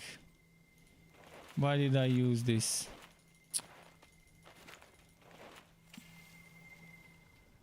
Doesn't ask me yes or no if I want to. There's so many things in this game that don't ask you for a yes or no confirmation.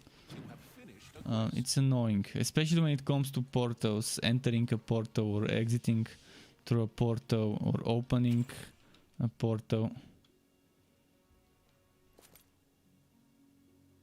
Your pet has returned.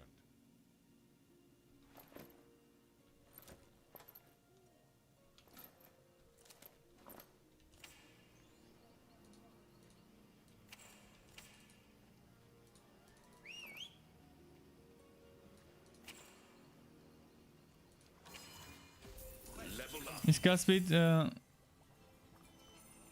Cast speed affects anything that you can use to channel. Things that you can hold the button and it would keep attacking, except Holy Fury.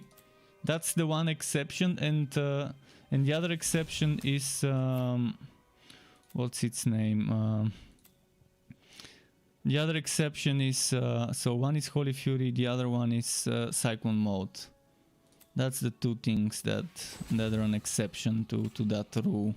So if you can hold the button and it would keep recasting, then it will get affected. So I'm not sure regarding which active skill from item you're referring to, but yes, it does affect those. I don't know of any active skill from item that you can spam with 0 cooldown. If there is that one such, it's gonna get affected, but as far as I know there isn't such an active skill. I mean, you can get the one from the... You can't cast that. Probably not this month, most likely in March. The update is probably in March.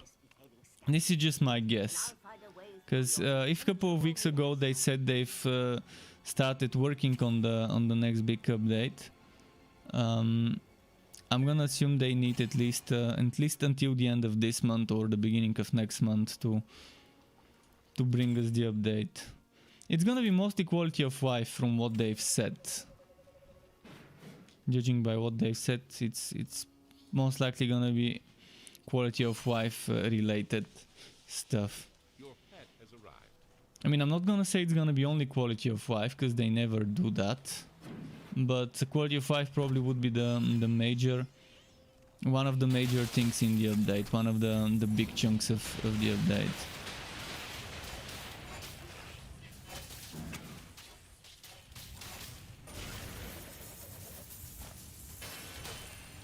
And it is much needed. I would love to see an item rerolling system. So much. Quality of life for the itemization would be just perfect.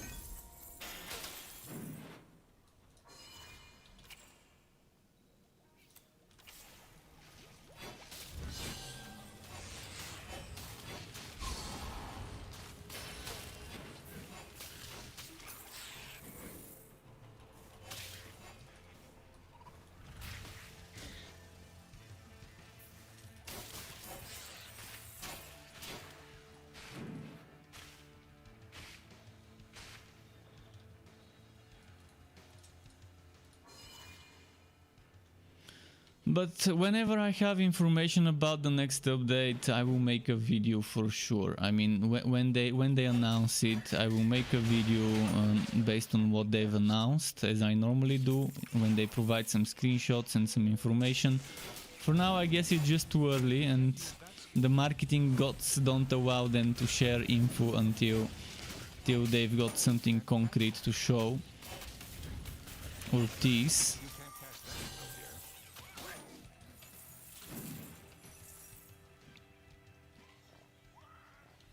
And as usual, we're probably gonna get some sort of time to test on the test realm on the public server. So maybe the last week of February we can get access to the public server and an announcement regarding what's coming. Or in the first week of March maybe that would come, and then 1 week after that or 2 weeks after that would be the update. We'll see. The more time they give us on the test server, the better, and easier to find bugs they can fix before the update hits the platforms on the live servers. That spell cannot be cast. You can't do that here.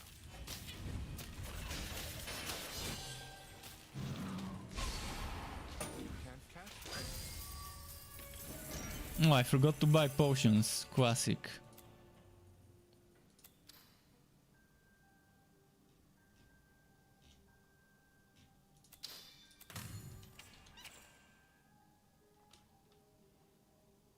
I wanted to replace my helmet really badly.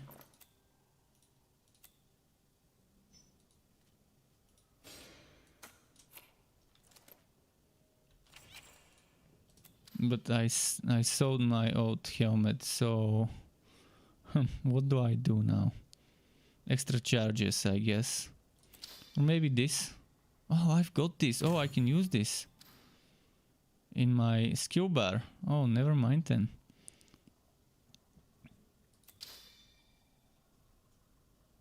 I could try and use this for now.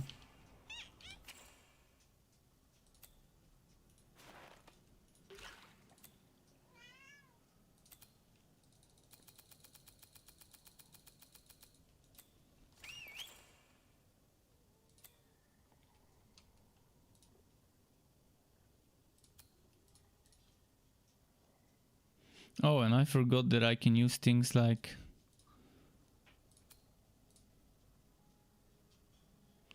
and this maybe, and maybe even this.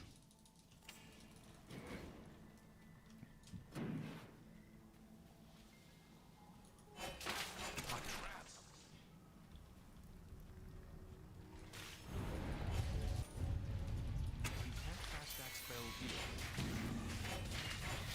You can't cast that here.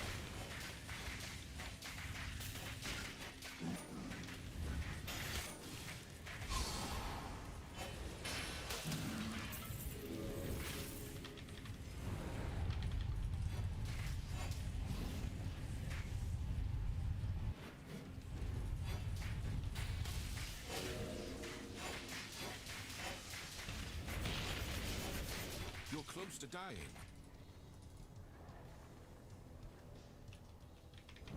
Six not having potions.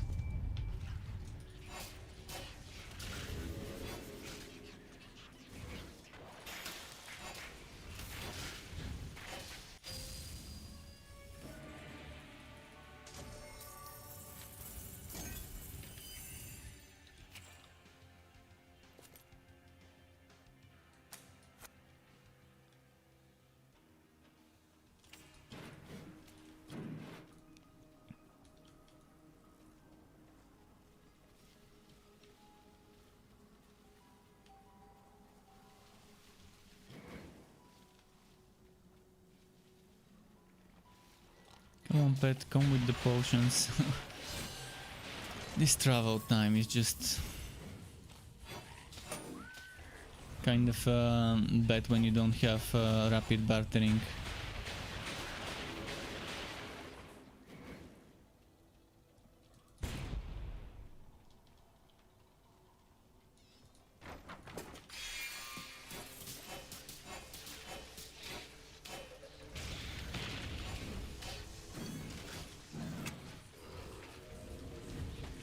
You can't cast that here. You can't cast that.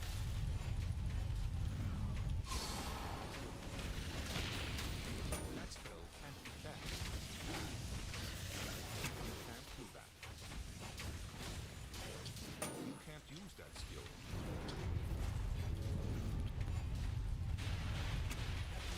You've gained a level. Rav, do not be alarmed. I'm Okay. you through the gem on my alpaca boss's collar. Give me something good, come on. Then you recover. Enough chat. What is that my baby has? Of an artifact. Yes, I see. From the sunken ruins. My babies are clever. Head there at once. They must be trying to aid you on your mission.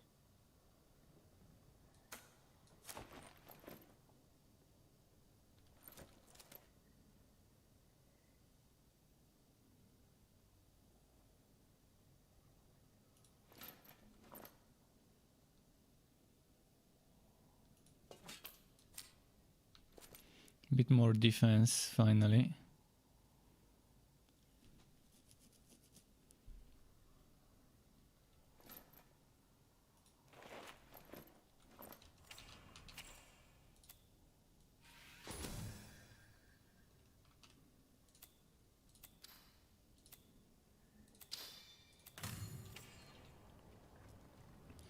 Okay, let's go back to the Acrid Plains.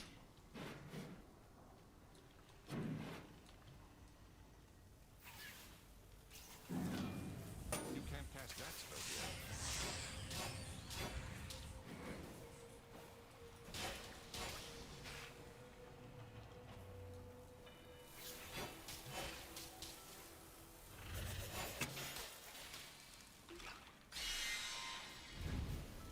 Come on, come on.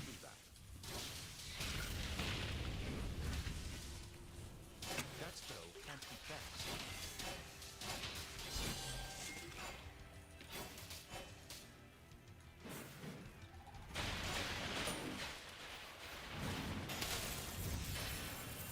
A brilliant hero, interesting.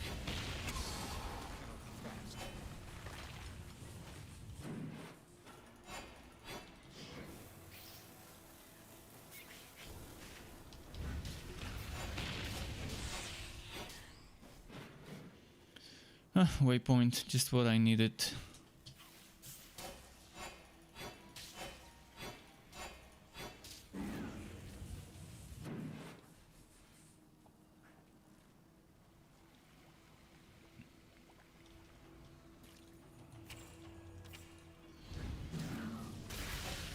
You can't cast that spell here. You can't cast that here.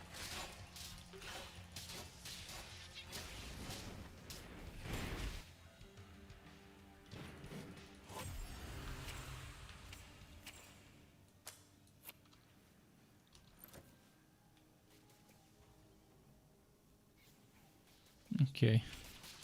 I would have used this if it was an Egg of Mayhem with damage. But I still want to use my Egg of Mayhem.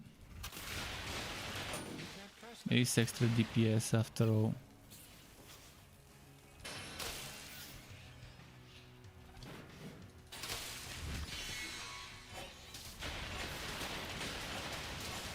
You can't cast that. You can't do that.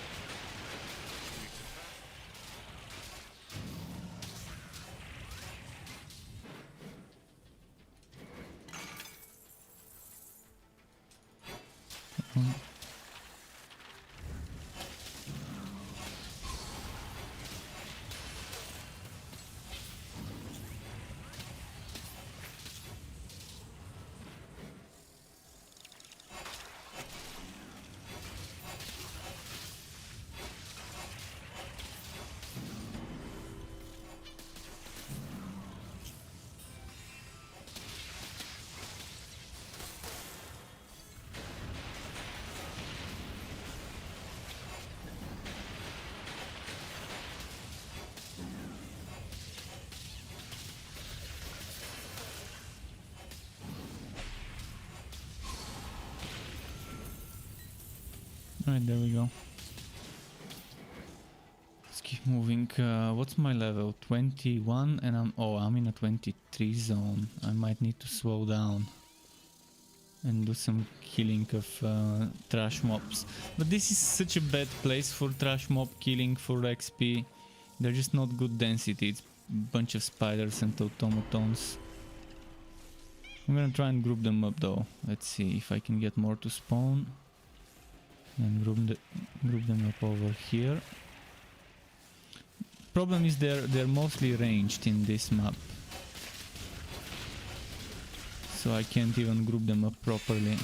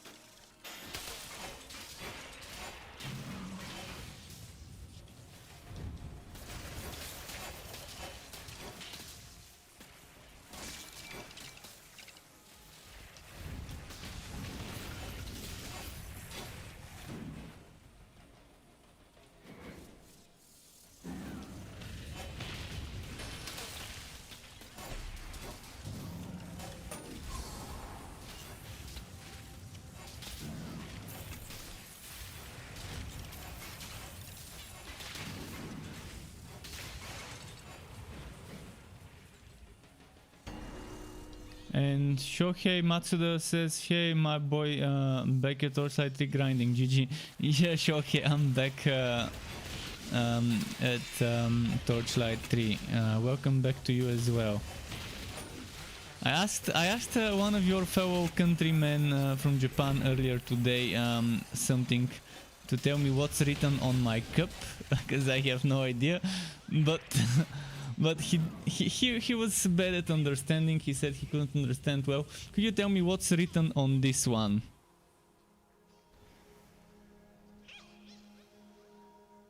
On this cup here.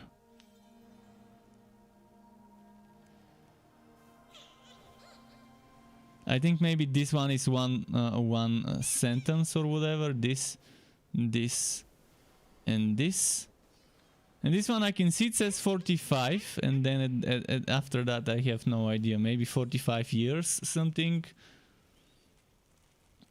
A friend of mine gave me that, brought it from Japan like 15 years ago, maybe 16 years ago. I can't remember. I was pretty young. And he brought cups for everyone. So I'm just wondering maybe what that one would say.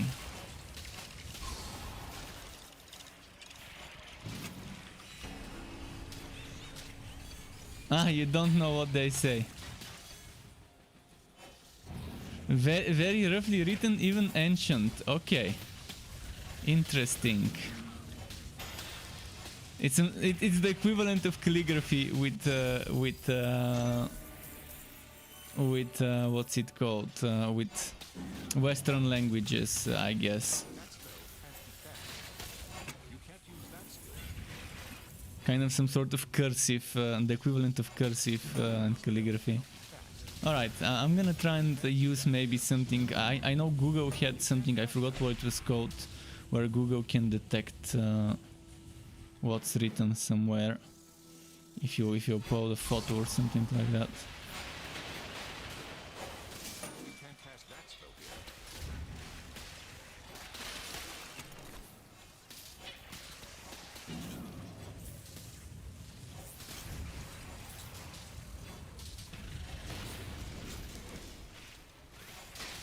Ah, don't die, don't die.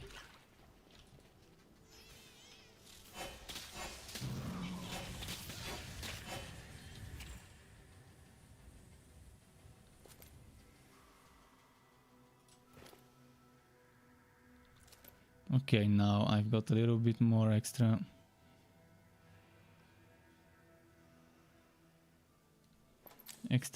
defense. Leveled up. Where do I start putting my points? I'm thinking of more Absolver maybe for now.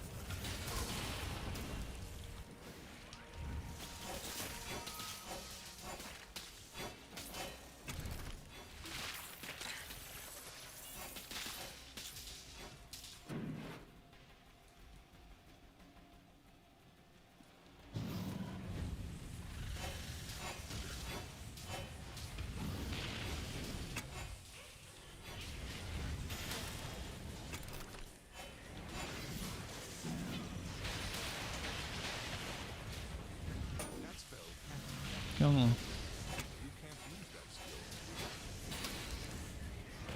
Ah! How? How? Seriously.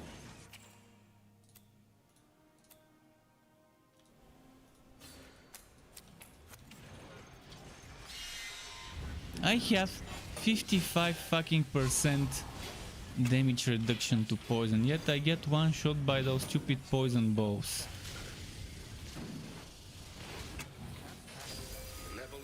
See, 53, okay, not 55, 53, but still that's decent damage reduction from poison. Wow, leveling up, that's actually super good. Wow, leveling up.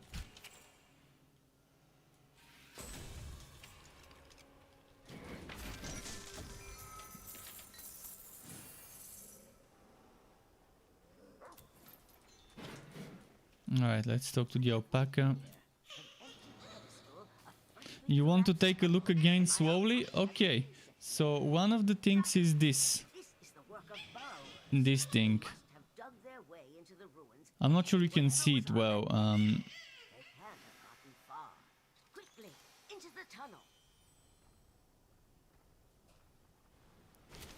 And then after this, it's this.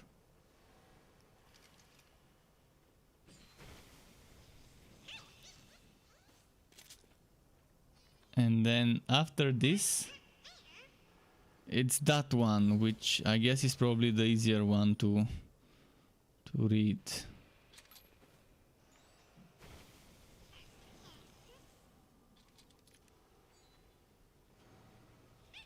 And then there's this one, which obviously it has 45 at the top.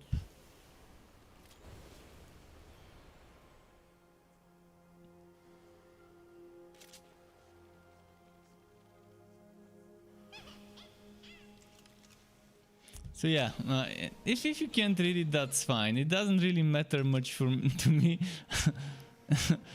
I was just, it's just a coincidence that today I decided to drink my water from this cup today. And this is my teacup.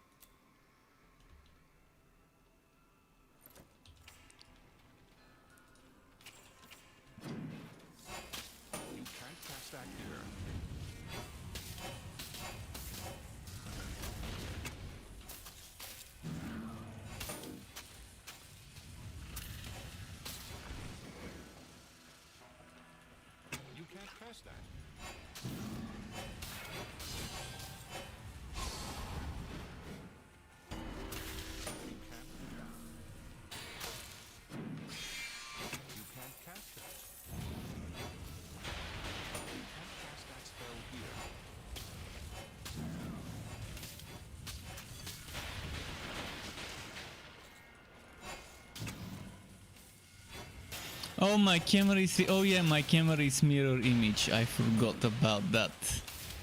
My camera is definitely mirror image. And first character saying Chrysanthemum. Okay, that's nice. I totally forgot that I'm mirroring the camera, so when I say to the right, it's to the right. You would see it on your right side, and if I say left, this, you would see it on the left side of the screen. Spell here.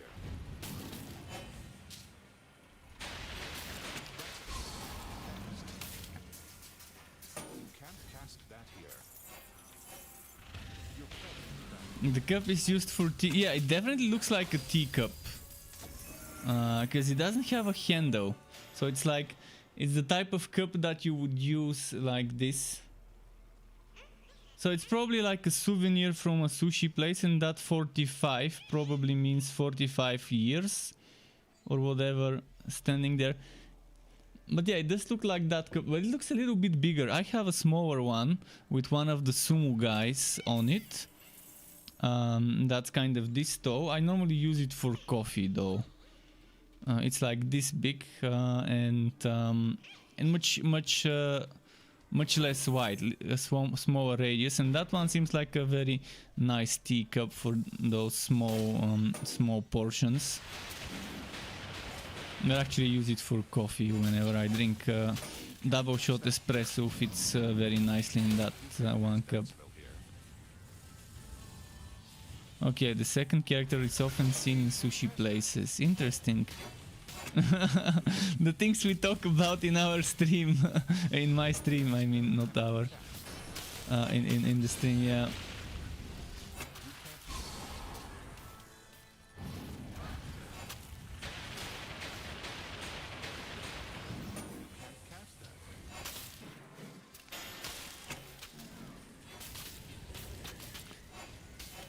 But yeah, this cup has served me well over the years.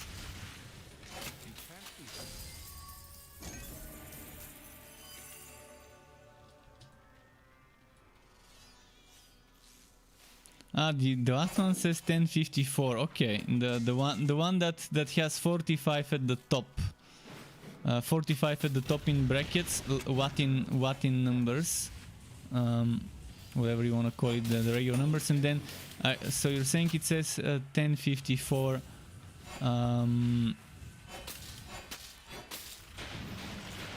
underneath it. That's interesting. 10,054, 1054, not 10,054.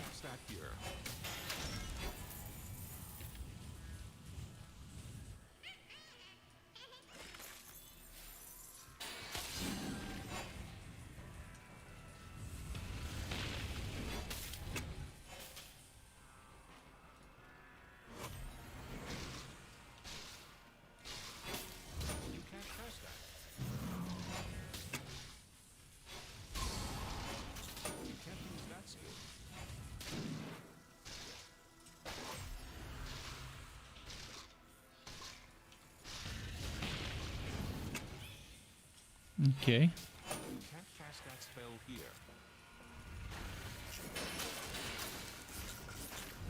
You can't cast that spell here.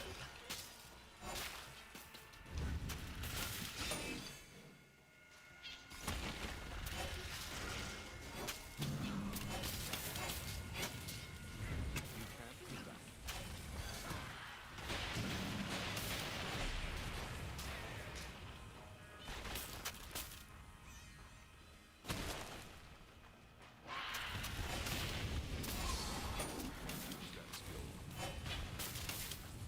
Come on, the go buck. If only this one didn't use his go underground thing as much.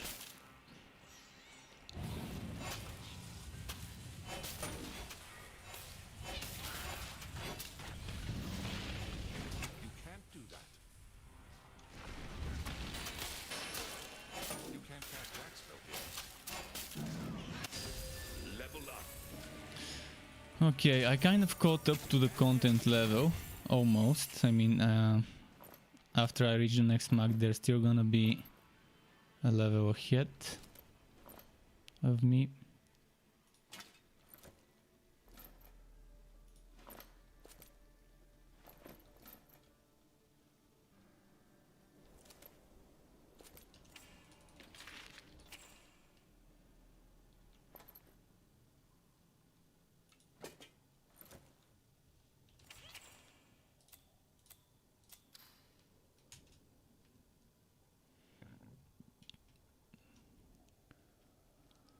So, next.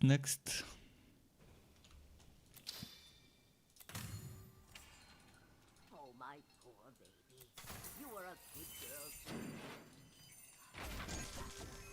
too. Have I played Borderlands 3? Yes, I actually was making content for Borderlands 3 and I was making build videos and guides and everything until I got severely disappointed with the constant power creep, constant increasing the levels. If you're gonna add in your game a power creep where you constantly raise the level cap and force people to refarm those items, a developer, a good self-respecting developer would add a system that allows you to level up items of low level to the high level. So if I have level 50 items, perfect god road items, and they raise the level cap to 53 and then to 55 and 60, etc., they should have a system that lets you make the level 50 item 53 or 55 or 60, whatever, by just salvaging some unnecessary legendary gear or rare gear, whatever the item is, of the same rarity, so you can just use those materials to boost it. I also don't like, the main reason I don't like Borderlands 3 is time limited events, where you can only get certain items and certain affixes, which are normally super strong, from that event that lasts for a few weeks. Once the event is over, those affixes you can no longer get unless you trade with someone. And then there's also a ton of cheaters. I have constantly been getting trolled. I would go into a public game and then someone would be using a trainer, and then my levels would raise. Every single enemy would be dropping legendaries, my level would keep getting super high because they would be one-shotting everything, and they tweaked the XP rates. So I got trolled multiple times to the point where I needed to download cheat engine to decrease my guardian ranks. Because someone boosted me without me asking for it, with like 100-200 guardian ranks, then I had to decrease them. So I had to go ahead and find out how I can decrease them. I had to download cheat engine just so I can reduce my level, so you can call it Paragon level to RPG players, just so I can undo the cheat someone did to me by trolling me in public matches. And the free trading where people are selling items for real money, this is just so bad as well. I was actually sharing my when I uploaded builds, the last few builds I uploaded, I actually shared my heroes with all my gear and stuff inside. But I'm not gonna return to Borderlands 3. They need to rework the game in so many ways to make me return. I actually pre-ordered the most expensive version, the one that included the first 4 DLCs. I forgot what it was called, that edition, the $100 edition or whatever it was called. And I actually quit before the second DLC got added in the game. So I've only played the first paid DLC. Even though I paid for 4. But I had my fair share of fun times. I played with my real life friends when the game started, when the game launched. I just hope Outriders is much better in terms of how they handle power creep. We already know that Outriders lets you level up items. So if Outriders keep increasing the max level, that's not gonna affect me much, because there's a system that lets me level up items to the highest unlocked, to the highest possible level through my tiers. The story is amazing though. If there's one thing that I really liked, it's the story. I'm not gonna spoil you, but it definitely has what the fuck moments, and I like that. I like that it has what the fuck moments. It could be a little bit typical, super, what should I call it? What was the word I'm looking for? Not cheesy, but your stereotypical story. It's very.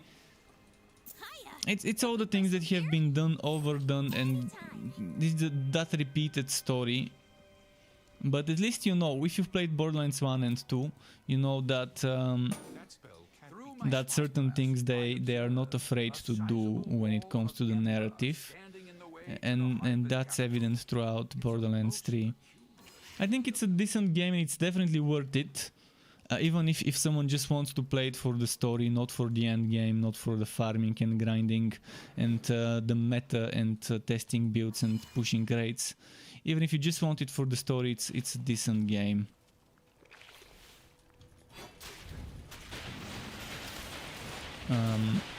But when it comes to balancing and end game and meta, it's just not that great of an experience, but it's doing a lot of things nicely. I like how you have dedicated drops, so if you farm this boss over and over and over, you know that this boss has a slightly higher chance than other bosses to drop item X or Y. I think this is something that Torchlight 3 can do with the Fuzzier for different stages. If you want to get Frostwoe, you have to farm stage 50. If you want to get Frost... if you want to get the North Maze, maybe stage 51. Glacier Sage, maybe stage 52. Things like that. It's not like it drops more often, it's just if it drops a legendary, that legendary to be item X or Y. There's also items that only drop from specific bosses in Borderlands, from specific named enemies, like the Nightflyer dropping from Rackman and things like that. I've got a bunch of content, but it's probably super outdated, my Borderlands content.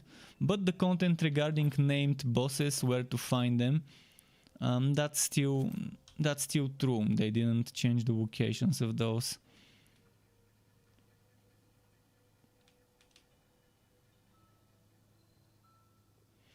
Relic energy cost. How much does this cost now? I can't see the actual cost. Seriously, they really need to fix this.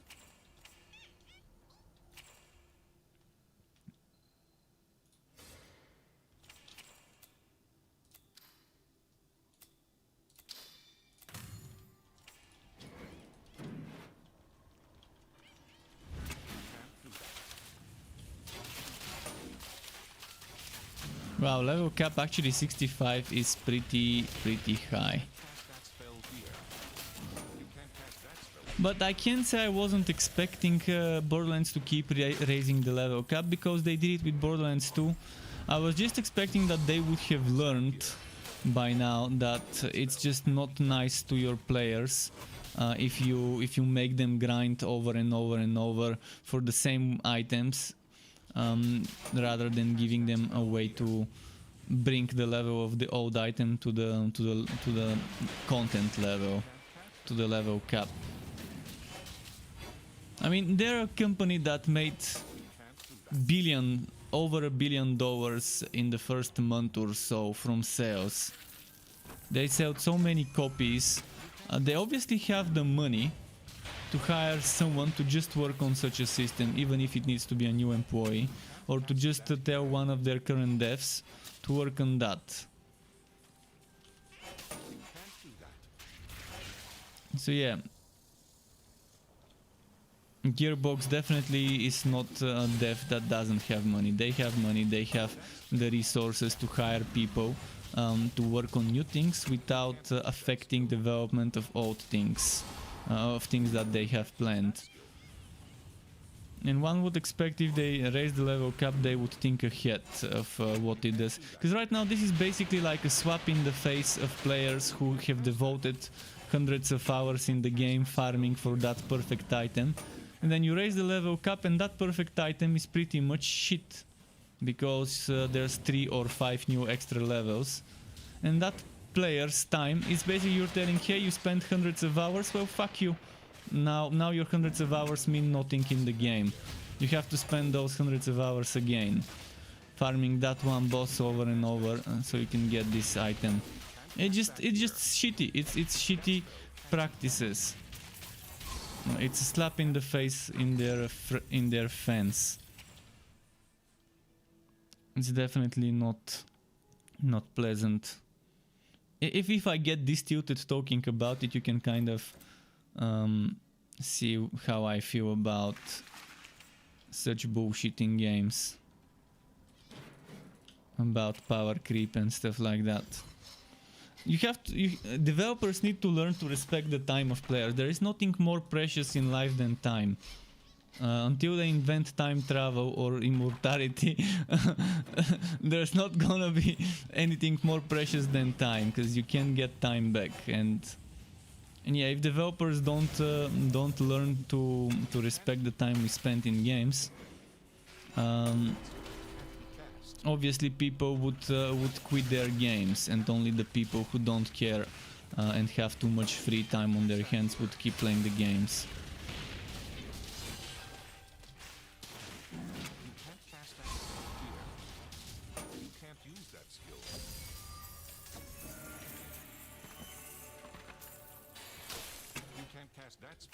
Let's see.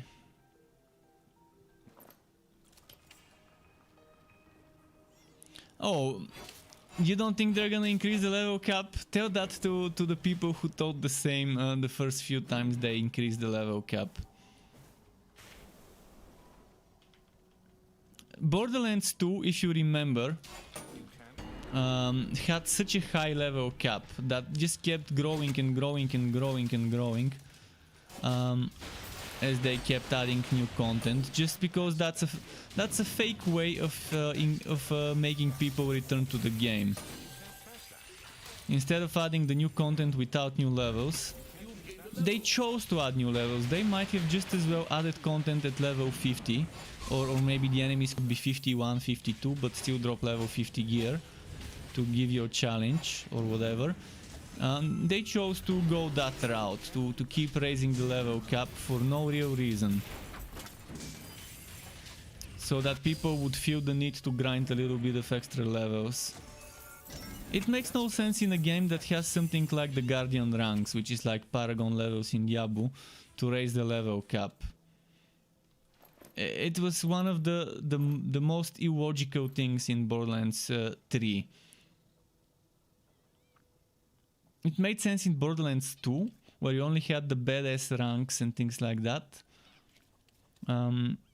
as extra progression past level up.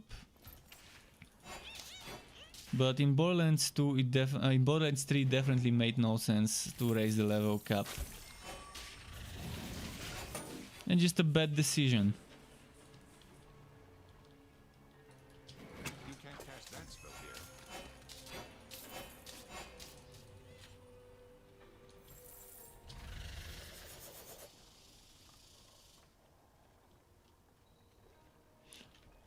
But yeah, the game definitely has a lot of good stuff in it. But also a lot of stuff that's pissing people off. Just look at Gearbox forums. You can go ahead and look at Gearbox forums and see what people are saying there about the game. Yeah, Borderlands 3 has a Paragon level system. After you reach max level, you earn something like Paragon levels. They call it Guardian ranks, and you can unlock certain skills, procs, passive bonuses, etc. with Guardian ranks. I do have a beginner's guide somewhere on my YouTube channel if you want. It should be pretty much still valid. That thing. Obviously there's a lot of things that are outdated in the beginner guide, but the section about Paragon levels is probably the same. You can't cast that here. But Guardian ranks, not Paragon levels, Guardian ranks. But yeah, it's kind of like Paragon levels, and there is kind of like a limit to what you can get there. after a while you just after a while it's just, yeah, you can't get much. I think it was 850 or maybe was it 1000 and something. I think it was 850 if I'm not mistaken, the maximum you can get. At least when I played, there used to be a limit.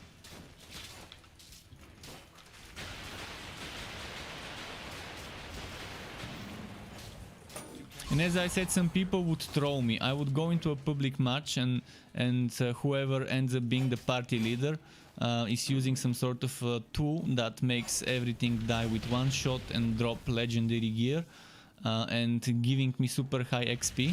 And that resulted in me getting, for like 1 or 2 minutes before I quit the match, giving me a lot of Guardian ranks, and then I had to download cheat engine just to reduce my Guardian ranks to the original state, not the cheated state. So you gotta be very careful with Borderlands 3 if you do public matches. There's a bunch of kids, a bunch of idiots that troll, that don't care about others. They just use their tools, trainers, hacks, whatever you wanna call it, to ruin other people's experience. So careful with randoms in Borderlands 3.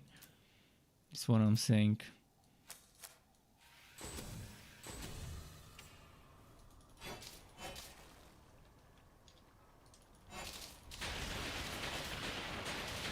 You are near death.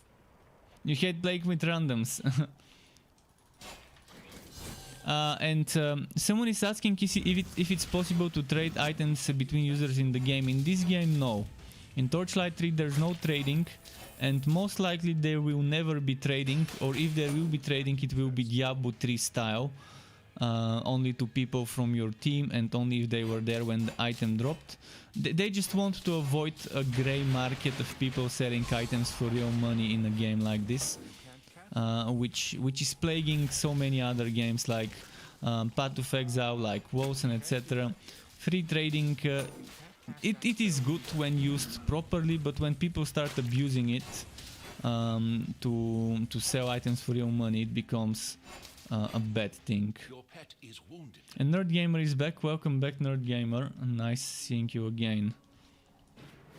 And I need to send my pet to buy potions. Or maybe I can go and buy potions myself. It's gonna be quicker. If you're paying, I'm for it.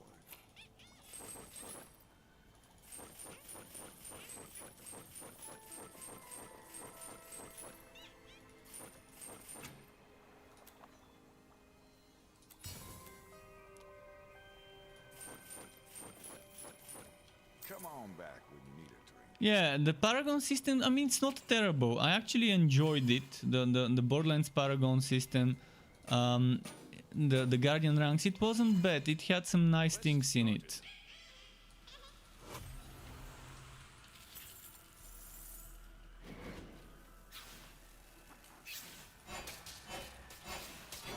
Although there were a lot of bugs and they had to disable some things for 1 or 2 or 3 months after launch until those things got fixed, because people could exploit certain bugs in that system. And people could have just people could have been fine without it if it didn't exist, for sure.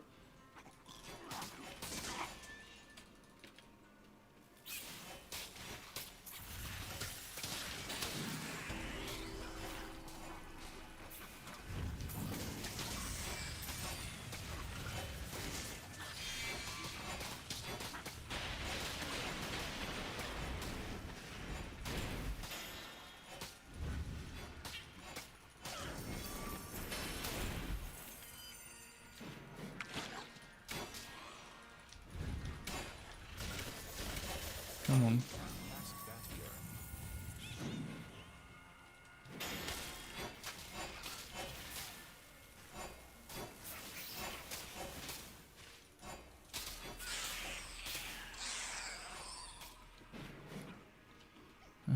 Armor crystals. Oh yeah, I need to destroy 2 more. Actually, Borderlands has a lot of content, but it's not the content that's bad. It's the bad balance and the boring repetitiveness of some things. And that whole mayhem system. I mean, they keep trying to make it better, and it's just bad. It's just bad. That whole mayhem system is terrible. It's just super bad. And yeah, the meta and the constant shift of meta and making some items being super overpowered compared to other items. There's just so little balance to so many things. It's just, yeah. Even though they constantly keep adding new DLCs, the problem is one of the problems for me is time limited content.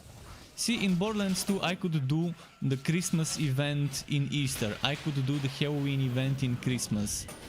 I don't have to wait for Christmas to do the Christmas DLC, I don't have to wait for Halloween to do the Halloween zone and event and get those items from there. I don't like time limited stuff in games like those. In fact, I don't like time limited stuff, period, unless it's cosmetics. But if there's time limited wood, time limited affixes, it's just bad design. It's just pointless. There's no real reason behind it other than trying to force players to walk into your game. That's a very desperate move. If you have to do time limited wood to make players walk into your game, then you've already been defeated. You've already lost as a developer. Mother was right. The Hives seem to be mesmerized by the corrupted ember. It's like they want to protect it. But time limited cosmetics, it's fine, because it's not something that everyone would feel the need to log in. For example, Torchlight 3 does time limited pet skins, time limited fort decoration, things like that. See, I don't care about those as much. It's good, it's nice, but even if I miss a pet skin or a fort decoration, it's not gonna be the end of the world. It's not like some super overpowered item that I'm losing. And that's good design. I think a good way of using time limited wood with cosmetics.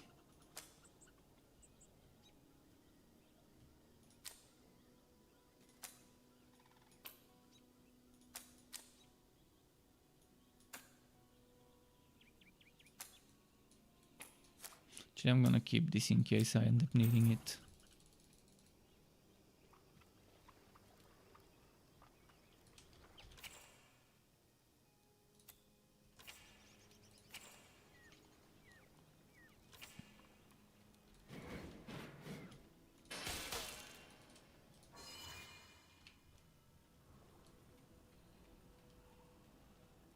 Well, Mayhem is the same, but I can say Mayhem is the same as Torment levels and as Chaos ranks in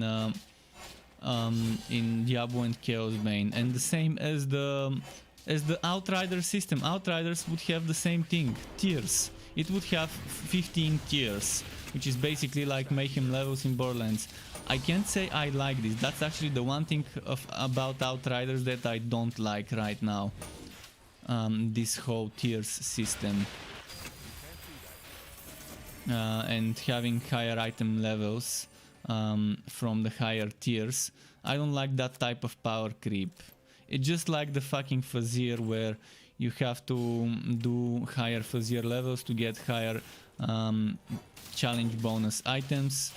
It's just more of the same. It's nothing much, just the number goes higher.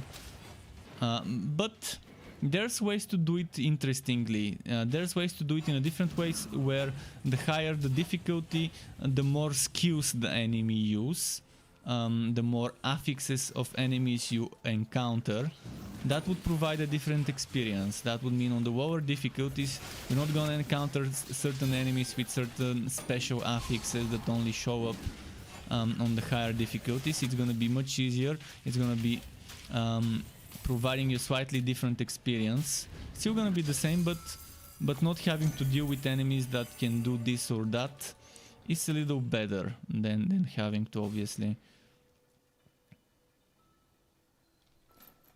We'll see how Outriders handles this. We'll see how Magic Legends handles this, which actually starts alpha tomorrow.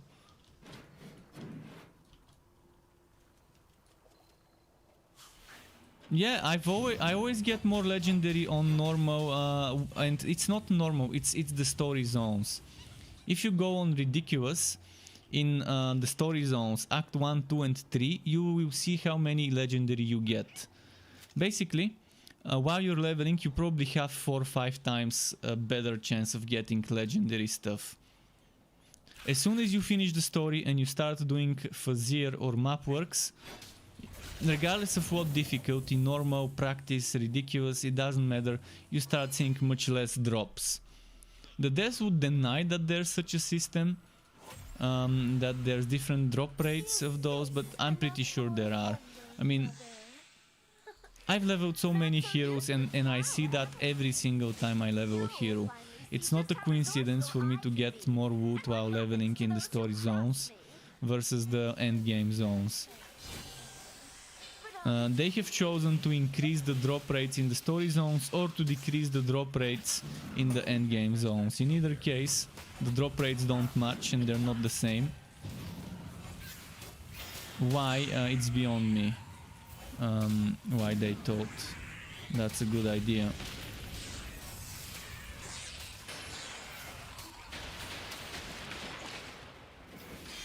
It's like they want to hook people, which I understand. Actually, if I were to design it, I would design it in this way, but I would be upfront for the people. That while you're leveling, there's better drop rates to make the experience a little bit easier. To hook you with good wood. But I would be upfront with the people, and I would have it written somewhere very early in the game, so they know that things drop more often while leveling up compared to later on.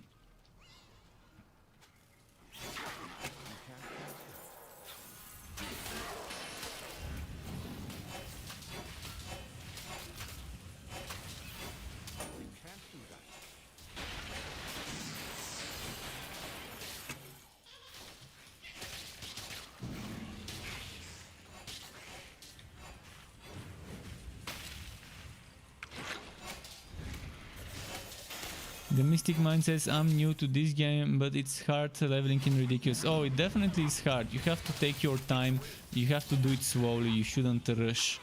If you want to level up in Ridiculous, you should just forget about speed and just make sure you're always maybe 1 level higher than your content. Maybe 2. Make sure you never find yourself doing content that's a couple of levels or 3 levels higher than you. And try to at least have the enemy your level. Ideally the enemies would be 1 or 2 levels under you. That's good enough. Which means a little bit more grinding of certain things, making sure you kill every single enemy. On Ridiculous you shouldn't have a problem because there's more champions and more elites. And that would result in more XP.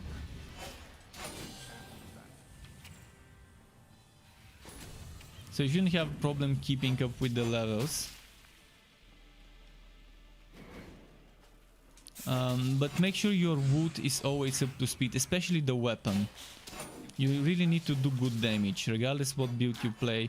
You need to make sure you have a weapon that's up to speed with the enemy levels.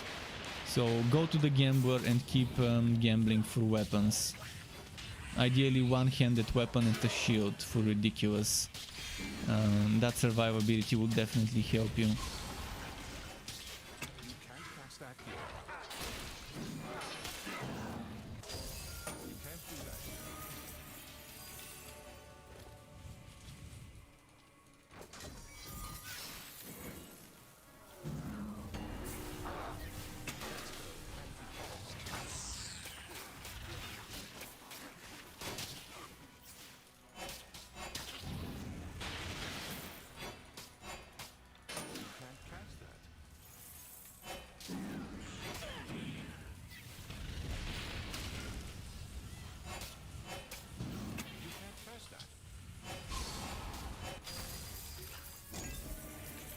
Another Sneku stick for good measure.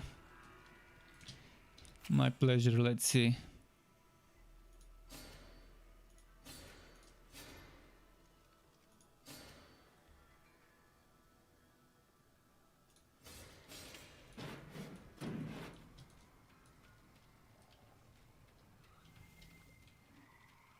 Oh, I see which way I need to go.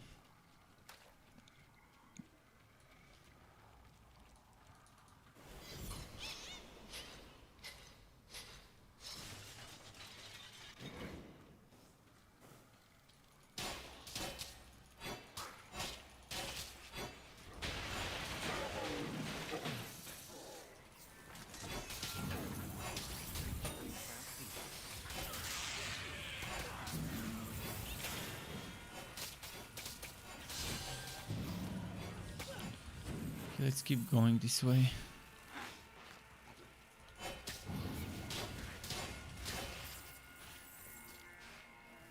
But yeah, since tomorrow in the evening, around 9 p.m. my time, I think 10 or 11 a.m. Pacific time, starts the alpha of Magic Legends. Which means after tomorrow evening you won't be seeing me what? You will see me every day, but for 1-2 hours a day to stream, because I will be spending a lot of time playing Magic Legends, and I can't stream Magic Legends. But I want to get a lot of knowledge, so when the game launches, I can start making guides and builds and all sorts of content for all of you out there that are considering playing it.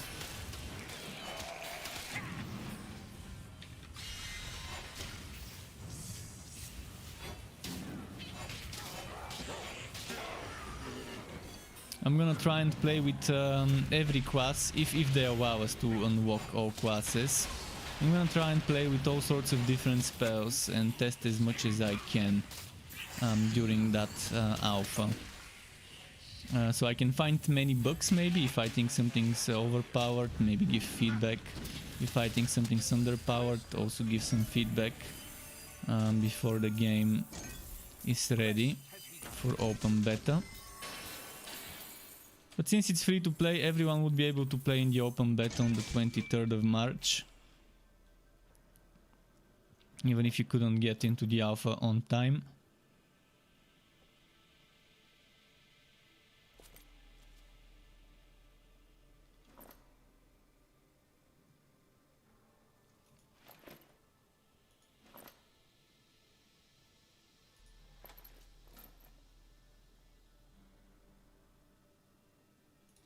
I'm gonna need a lot of physical defense for Sadista. I'm losing poison, getting physical defense.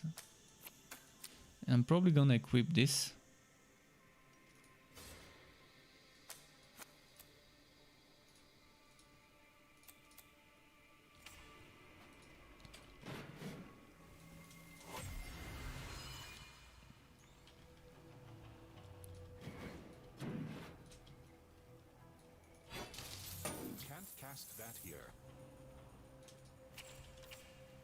What's better, single or multiplayer? Well, with multiplayer you can play with others. With single player you can't, but you have faster loading times.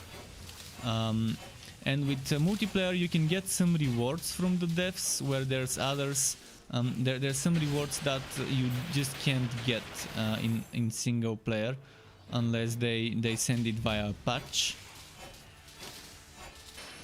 So when they do some sort of events, rewards, that for example for Christmas they were sending a bunch of things like spectacles, resources, etc. Those you won't be able to get. And you won't be able to restore any lost data. If you lose your saves, your data on your local machine from single player, you won't be able to get them to assist you with recovery, whereas with multiplayer everything's online, so if something happens and someone loses some data, they have backups, they can restore stuff if something breaks down. Right now I'm playing single player only because I've reached the limit of maximum heroes in the multiplayer. and I want to level up new quas, sub-quas combos without deleting my old ones. Which in the first place we shouldn't need to do it, we should have 20 slots instead of 13. But alas, it's how it is. So there's not much I can do about it other than level up on offline mode my next 7 heroes. This one and the next 6. Although I'm gonna level this one and 3 more. I'm not gonna do Cold Heart until they rework it. So I just got this Dusk Mage Bane. I've got Bane Forged left, then Blood Drinker Dusk Mage also is needed, and Flaming Destroyer Realm Master I think I'm missing as well right now after the game wiped.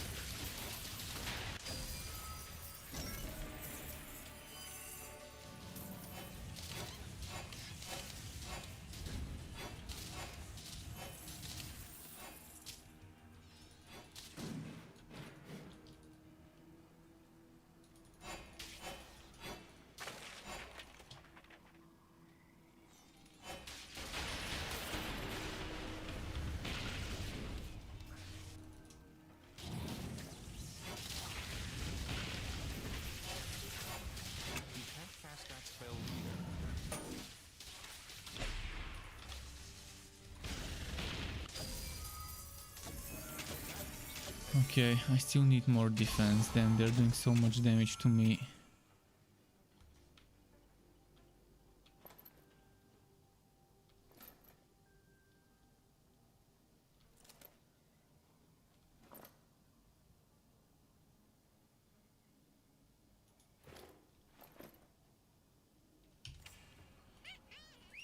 Ah shit, I forgot to tell it to buy me potions. Well, next time.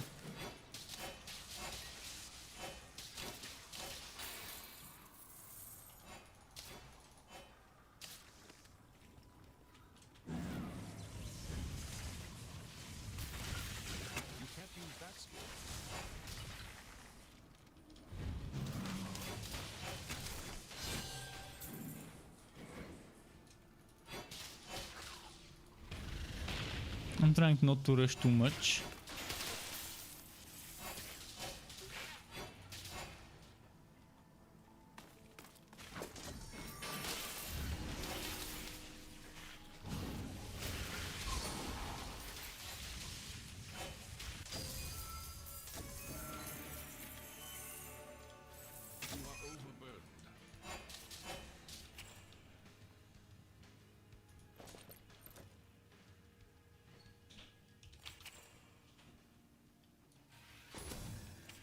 Time to get that extra white skills damage bonus.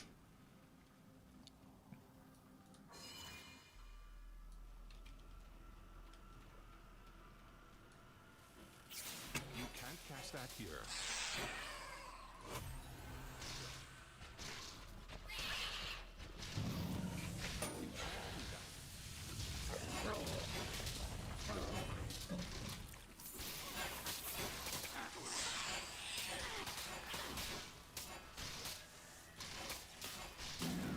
It's the time, 10:06 PM. We've got 2 hours left.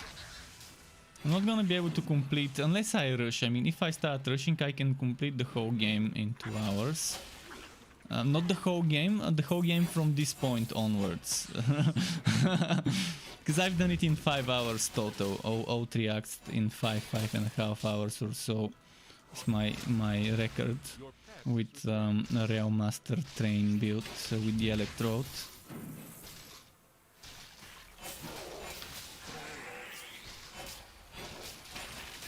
But yeah, I'm not gonna try and rush too much. But yeah, we've got 2 more hours. Let's see how far I can get in Act 3, because I'm almost done with this act. I'm at the final stretch of this act.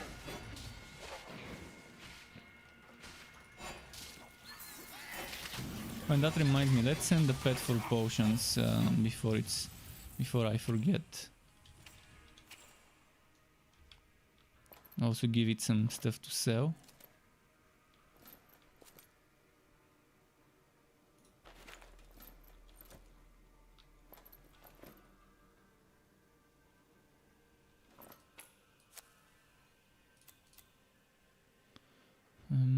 potion.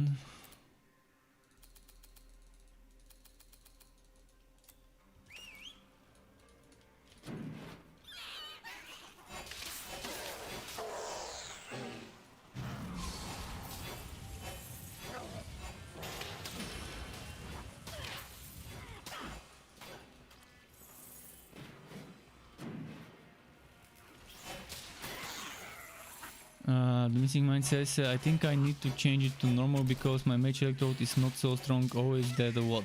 Well, they're squishy. I mean, you're playing a squishy class. And yeah, I mean, if you don't care about the visual bragging rights of only playing on Ridiculous, this thing here, people can see this next to your head, above your name. This represents the lowest difficulty played. For me it's normal, so it looks like a bronze one. For you it's gonna be purple with golden trimmings, because you've only played on Ridiculous, unless you've played on different difficulty. But it represents the lowest difficulty you have ever played on that hero. And people can see this next to your head. If you don't care about this, about how big your EP is, then you definitely can just switch to normal and then go back to Ridiculous once you're level 60 and geared up. It's much quicker to level up on the lower difficulties, much less mind racking maybe.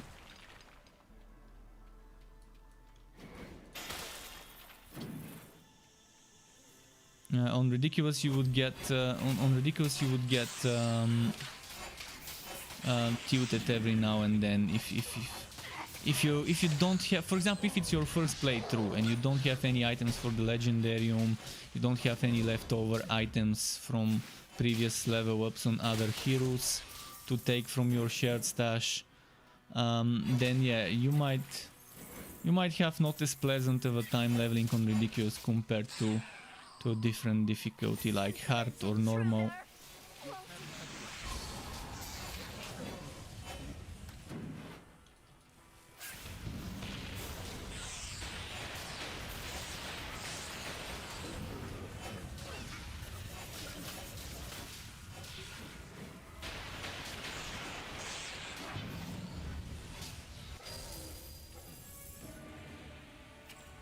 Why is this there? I didn't put it there.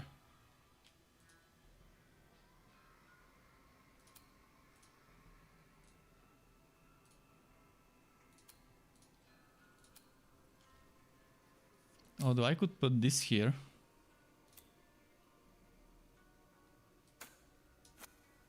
No, actually I'm not gonna use this.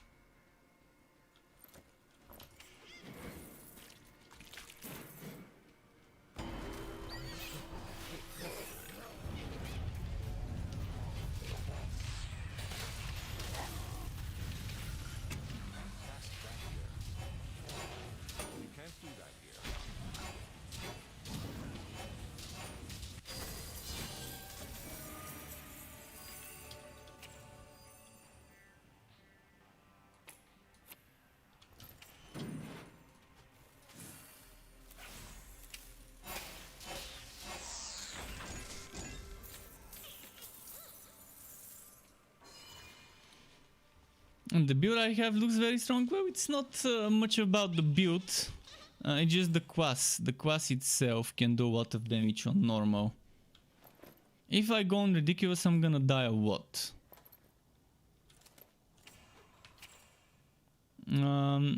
This is just a strong skill.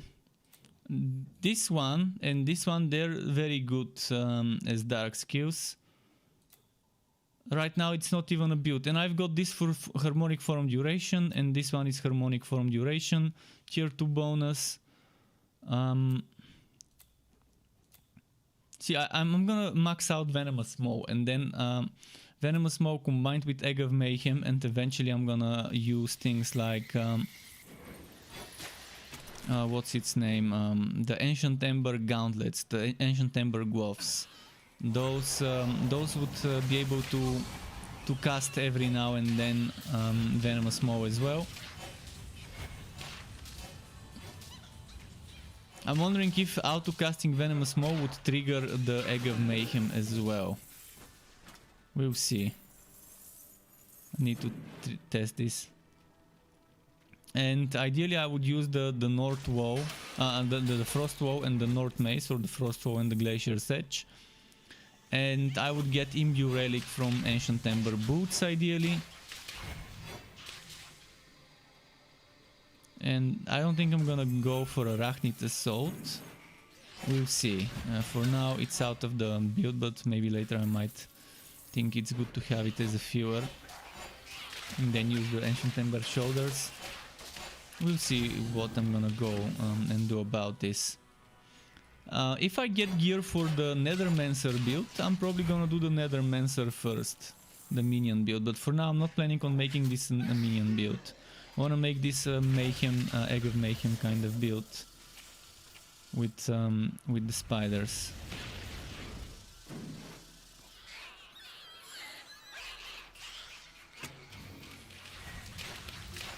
But I definitely need Imbue Relic.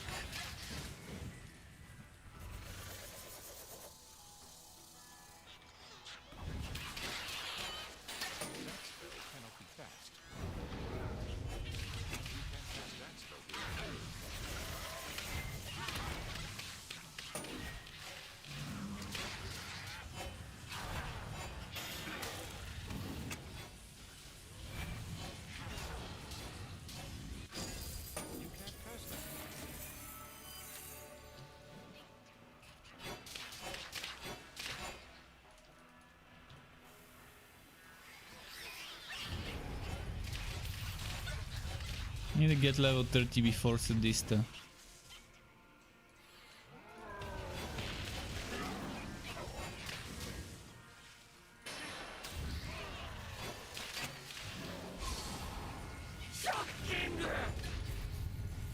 And someone just subscribed, Caden Thomas. Caden Thomas, thank you very much for subscribing to my YouTube channel. Welcome, Caden, to the Struck Club. Nice having you on my channel earlier and chatting with you.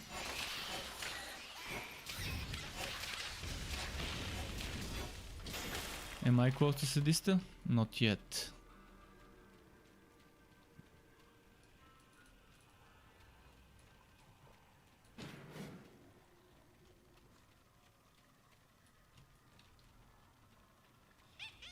Well, there's only one place where she could be, and that's this way.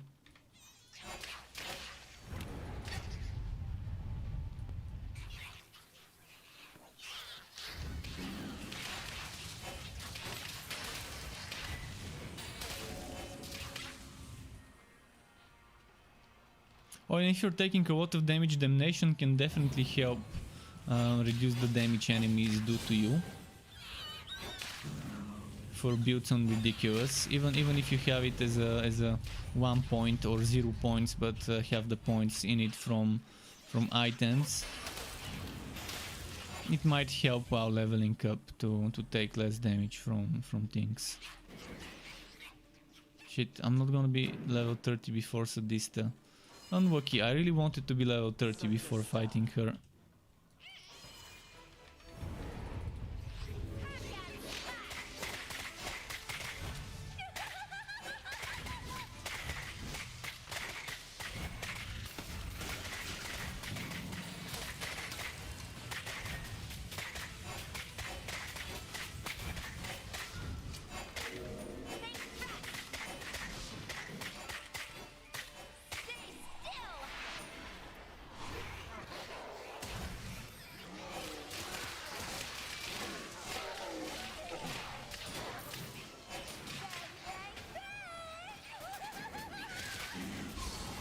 Ah. Your struggles are over. Not much I can do. Okay, let's collect some wood. Maybe there's gonna be a gear bundle that's gonna give me a good weapon.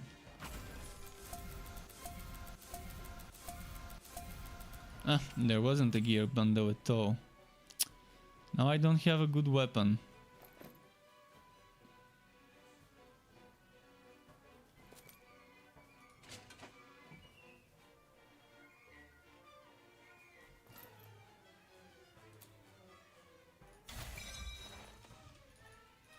Oh, actually there is 3 gear bundles. Sincerely hope there's something great there.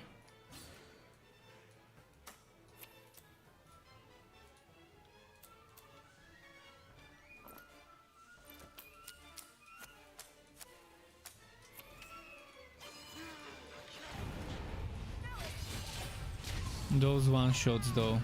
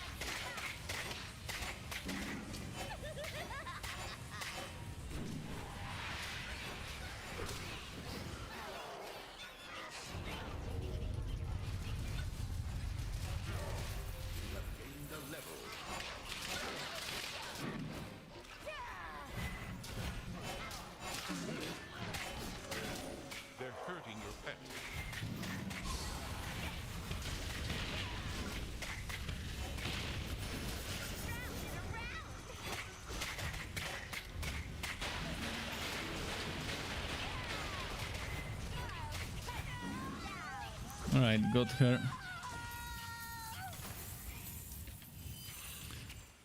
Rat's neckband, pretty good. And it's with a cooldown passive. Okay, let's level up.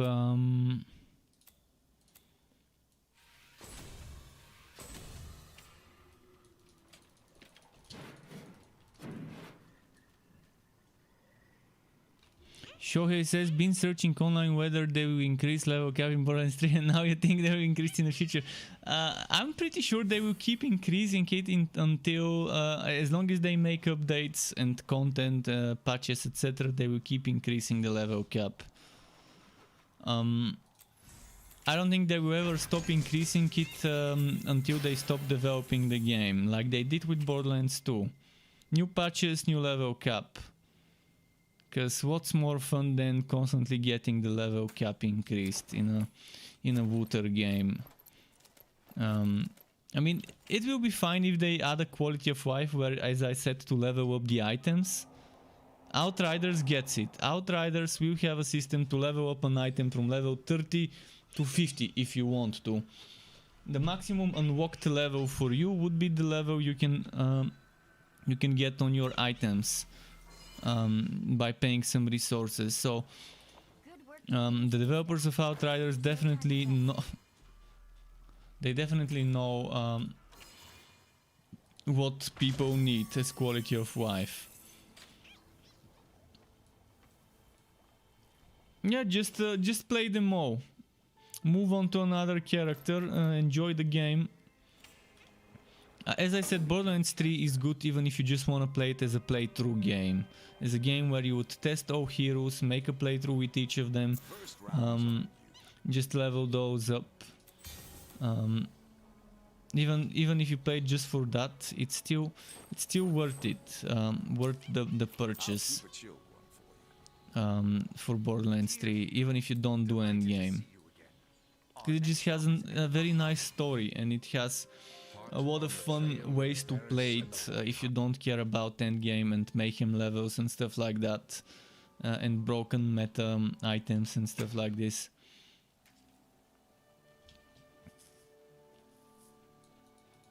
It's a grab bag.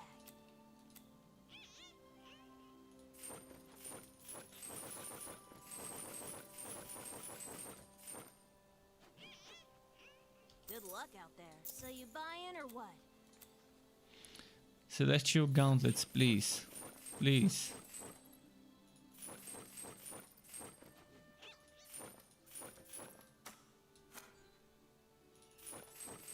Come on, Celestial Gauntlets. Come on. He just refuses to give me Celestial Gauntlets.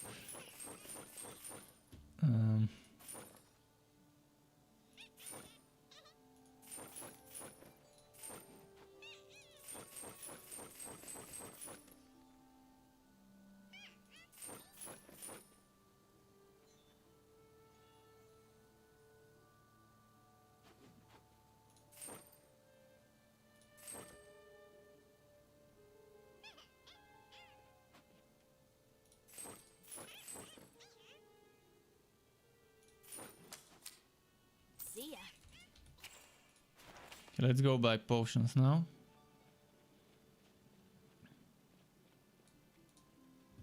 Hey, you gotta taste this.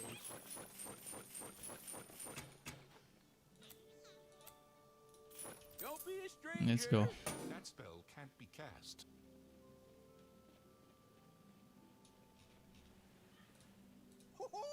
Bless my bolts! The Empire is finally here!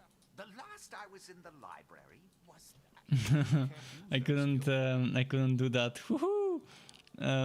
On Whoop. I did it the other time I was leveling, but I progressed the quest. Text box or whatever you call it. So he's no longer doing that that voiceover line. It's trapped.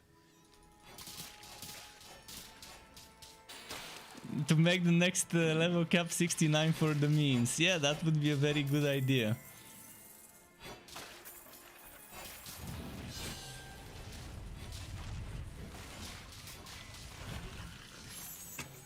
I have a very meme birthday on my fake birthday. I mean, for certain websites I register with a fake birth date and birthday.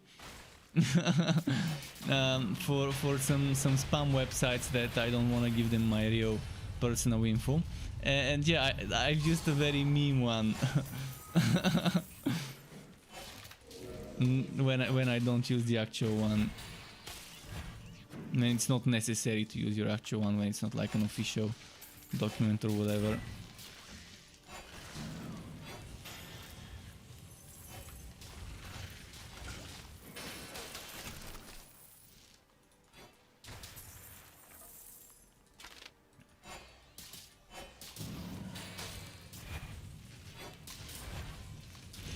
What is the most meme birth date one can think of? Let's see if you guys can tell me which the most meme birth date and day, like day, month and year that you can think of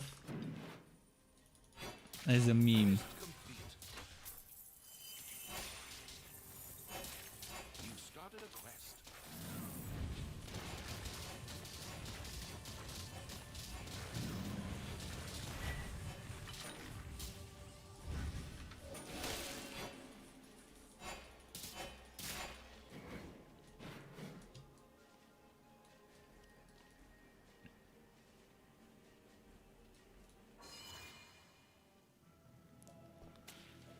Okay. And by the way, earlier Mystic Mind said there's a bug with the Tree of Work, with the Tree of Work sprout. Yeah, I think that they're aware of some bugs with it. If that's the bug they are aware of, because I know they mentioned that they know that there is a bug on, at least for console users, with the Tree of Work, where you can't progress the quest and unlock the next set of fort related quests, account related quests. Not sure if that's the same bug you're encountering. You're saying that you can't click on it to give it gear. Have you tried moving it or putting it back into your fort inventory and then placing it again? It's weird, because normally people can't even get it and make it at all. So your bug seems a little bit different, because I think the actual bug that others are experiencing is that they can't even get it placed to complete the quest.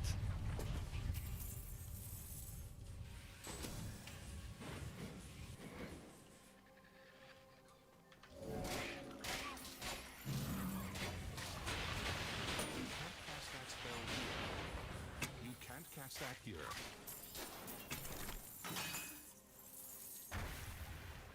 9/11 is not really a meme, it's actually serious stuff, but yeah. 7-Eleven, I'm not sure why that would be a meme. Is that because of the 7-Eleven shops or what?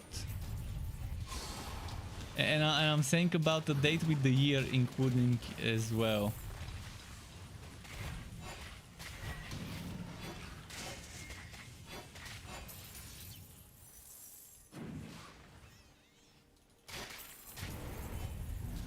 So on Switch, he's playing on Switch and he already tried to replace it.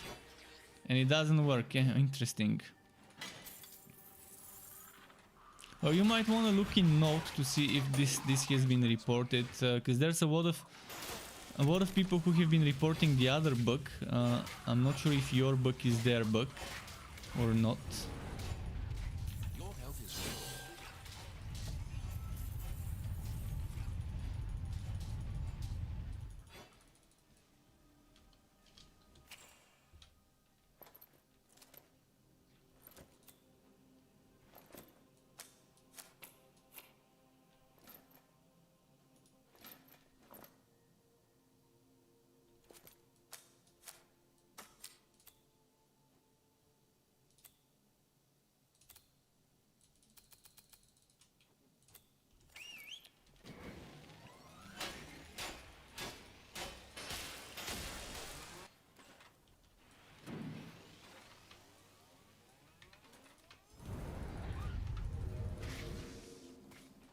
Did you see that? The witch that was traveling or whatever. Or maybe it was a birdie.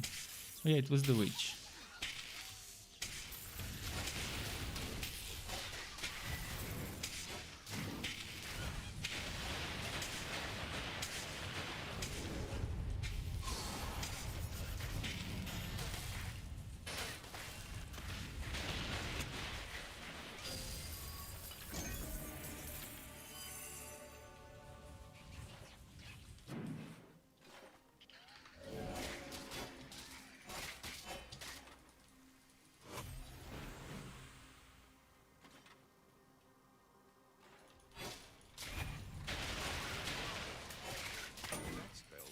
Cast.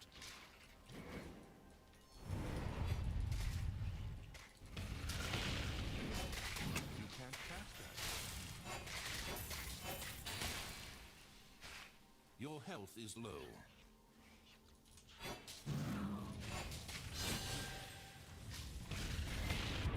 Ah! Phew, almost died. 0 potions, 0 potions. I'm gonna get wrecked. I'm gonna get shreked. No. Get off of me. My pet needs 20 seconds. I need to survive for 20 seconds. 20 seconds. Don't kill me. 20 seconds.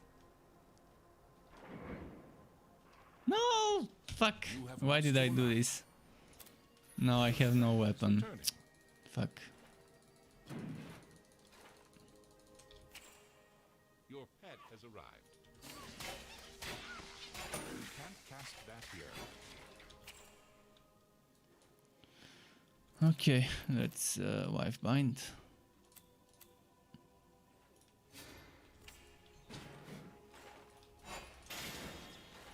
Wait, my pet returned with just 1 potion? What the fuck? What kind of sorcery is this? I sent him to the town, he returns with 1 potion. I sent him to get more than just 1. Seriously, this potion system is the most tilting thing in Torchlight 3 after the Fazier challenge bonus.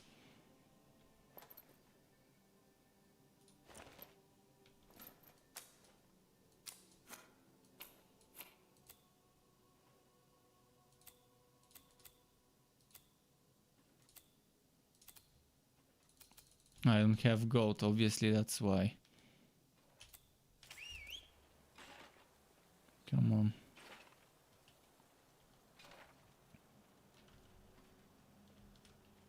See, if you end up not having enough gold to buy potions in a game, while running a dungeon, then there's something wrong with it if you need to buy potions in it.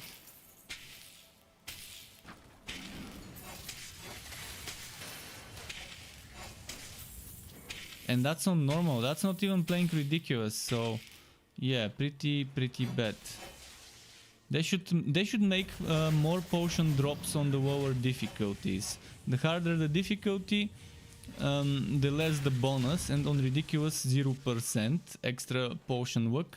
But when you play on lower difficulties, potion luck should be better. To give you an easier time.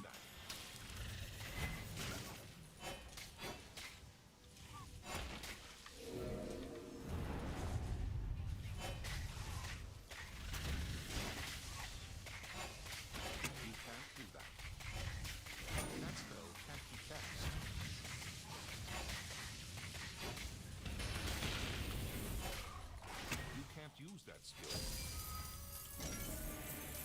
You can't use that skill.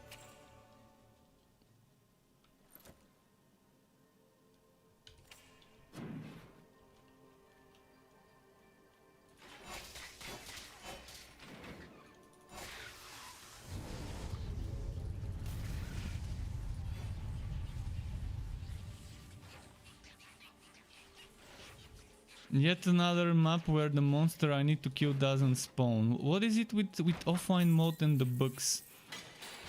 Now I have to redo this whole map because the stupid enemy didn't spawn. This is so bad. Your pet has returned. Now I have to run all the way to the beginning of the map to exit. Because I don't have the portal. I don't have this portal. Grand Hall. Fucking bugs, man. I've never seen this bug before. In the online mode.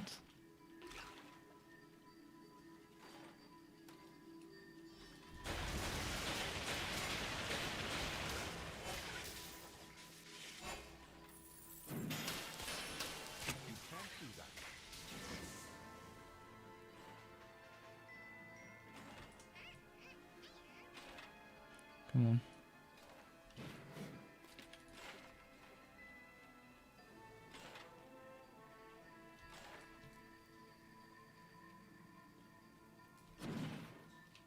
And with this terribly slow movement speed, it just feels like my player is in a walk in the park instead of running.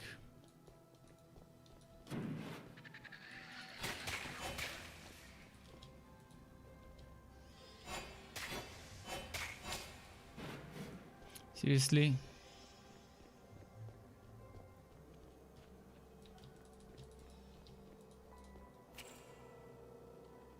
Okay, now I have to go to character selection.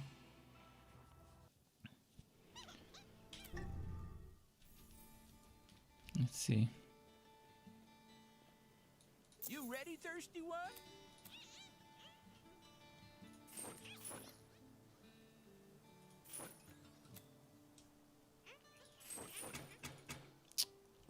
That's it?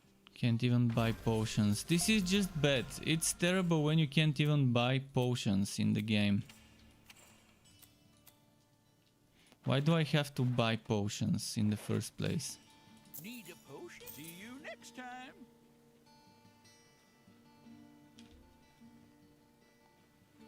Come on.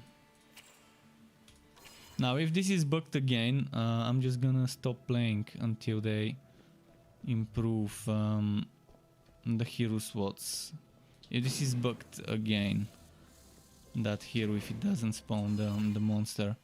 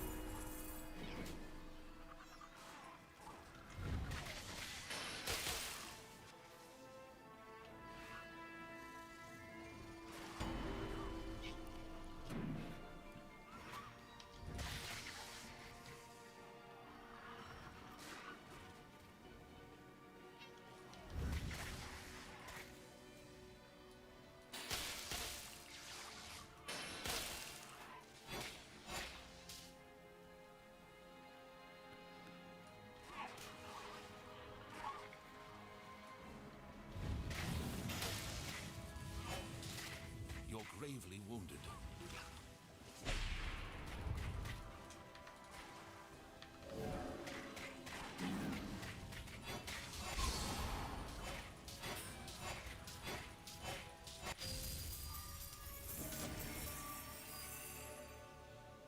Okay.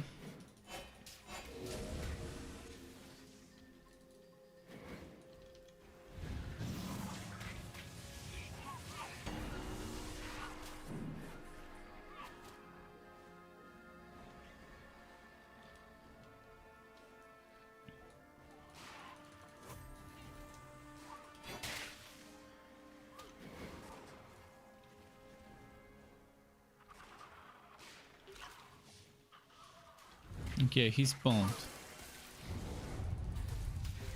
Level up.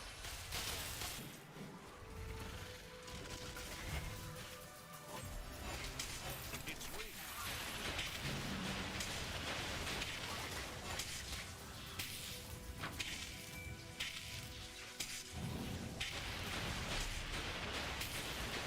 It's your first time getting close to the power coils.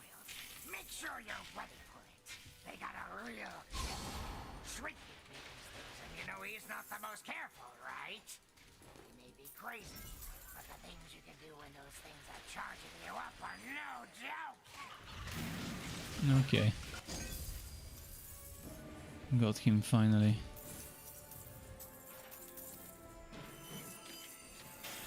Took a while, but yeah, when I don't have much potions, I'm playing super safe, like a Care Bear.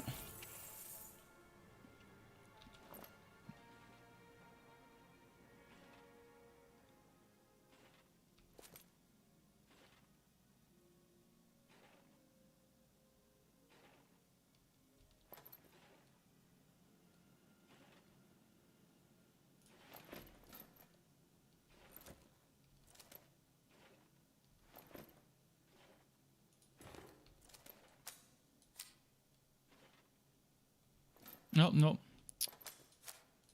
Misclicked. Mispressed. Now, what do I level up? I guess it's time for this one to get some levels.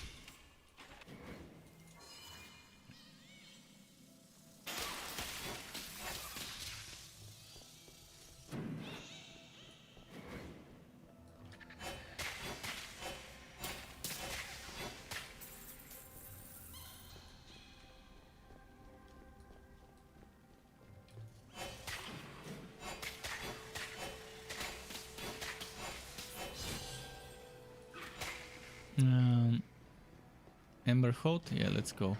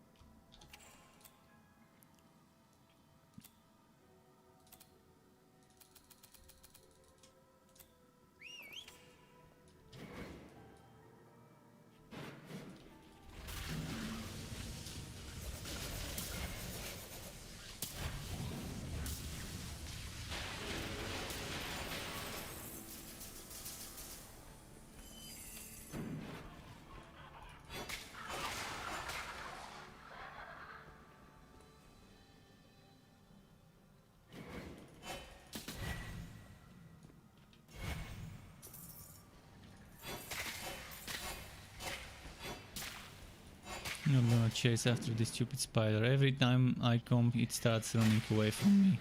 So yeah, not gonna waste my time chasing.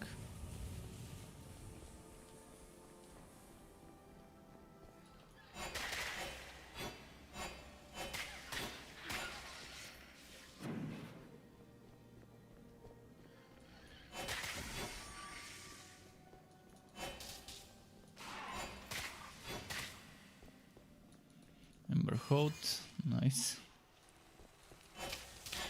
Was that? Oh yeah, that's the electric spider.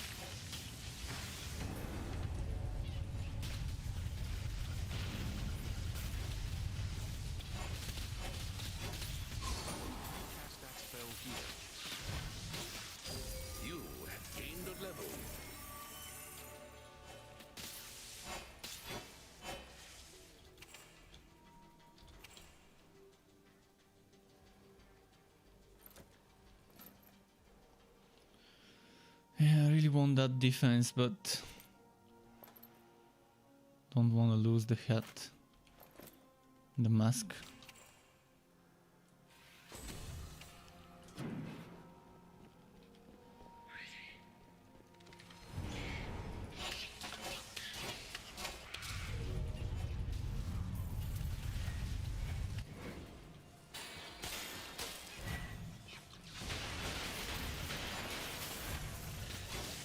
That spell can't be cast.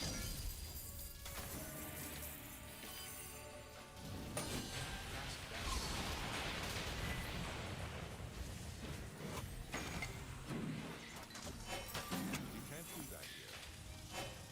You can't cast that. That spell cannot be cast. You can't cast that.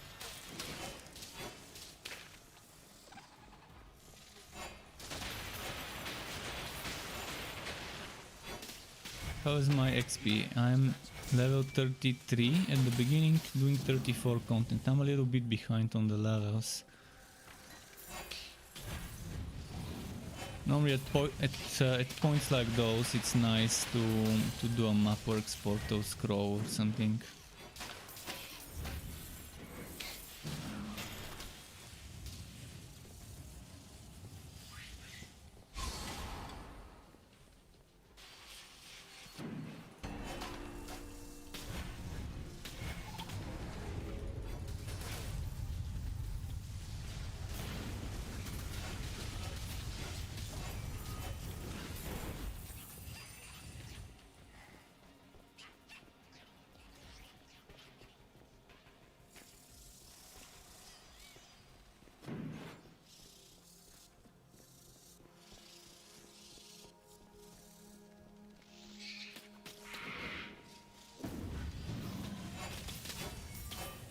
Okay, almost there.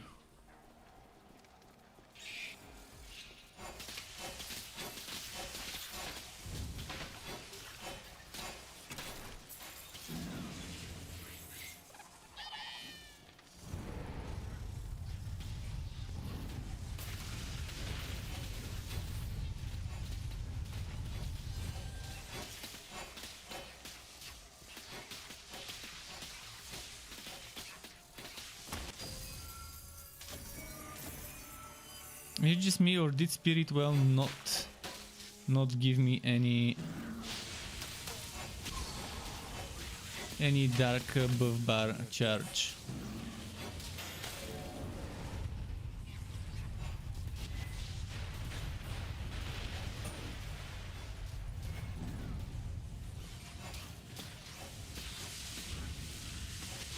You can't cast that here.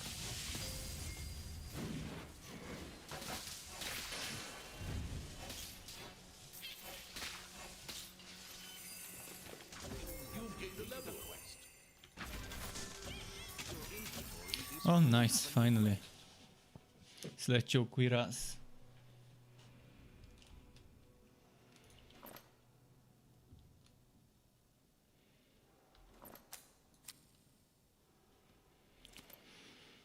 Oh, nice damage with Absolver. Decent stuff.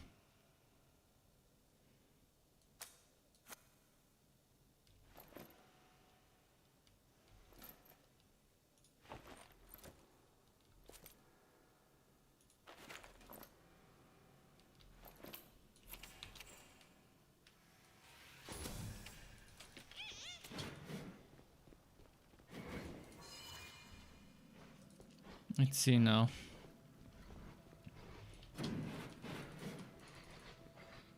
I think it's a good time to tell the pet to go and sell things.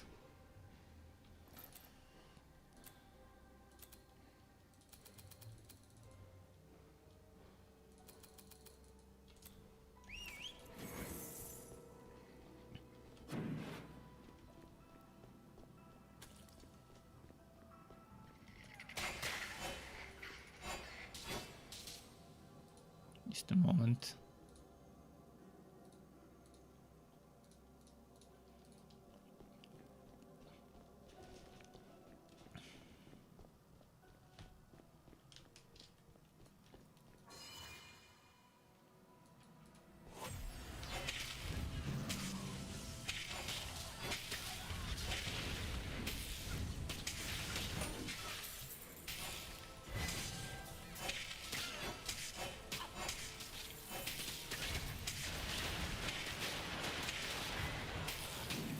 Thankfully there's plenty of elites for XP in this act.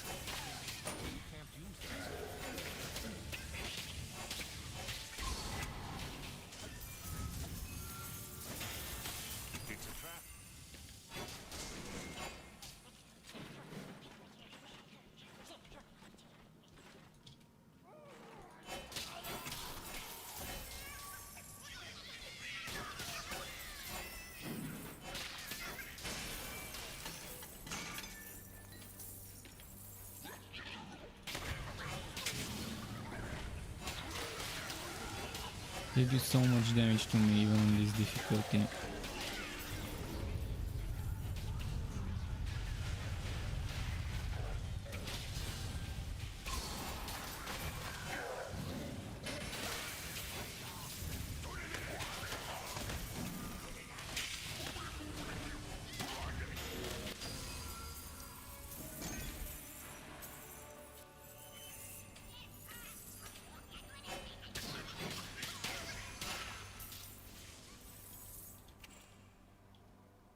Your pet is back.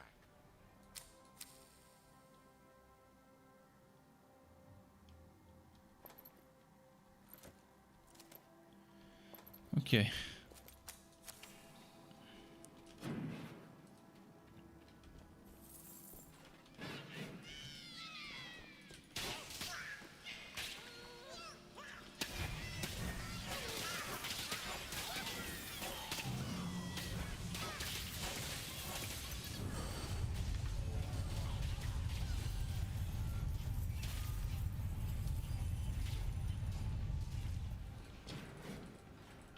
Thinking I need to go this way.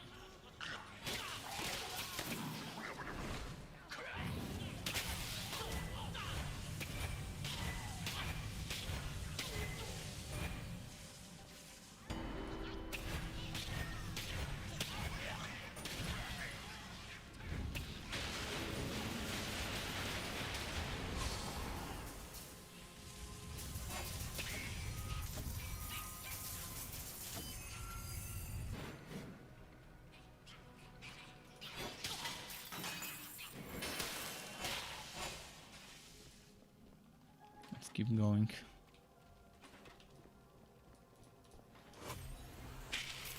Wait, so maybe it's this way. Maybe.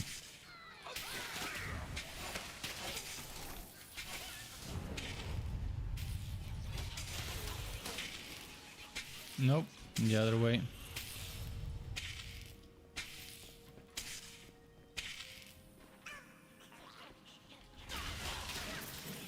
Getting close to level 40, where I unlock another legendarium SWAT.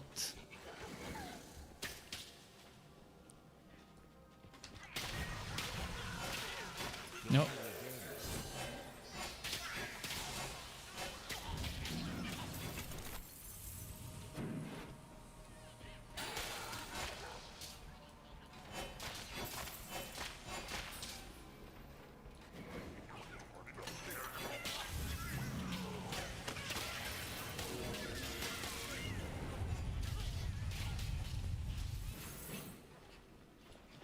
Oh, there we go, I see where it is.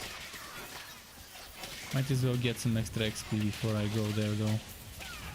There's some very good density in this map.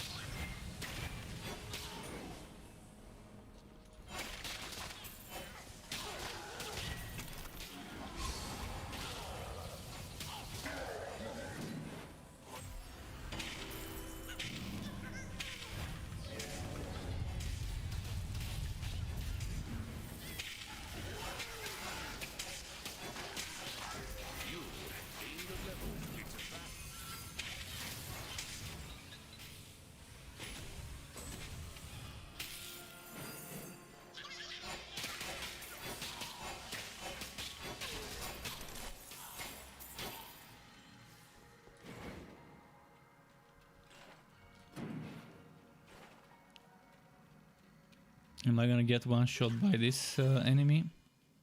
Let's find out.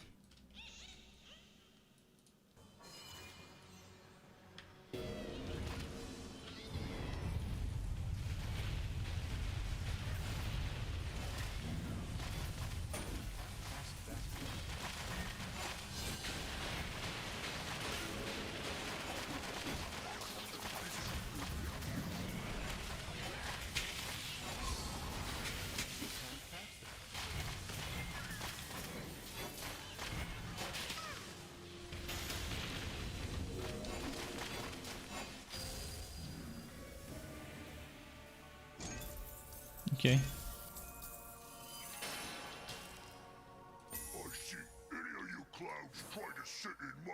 How does the graffiti speak? This is weird. Some weird technology. Don't hate the chief, hate the player.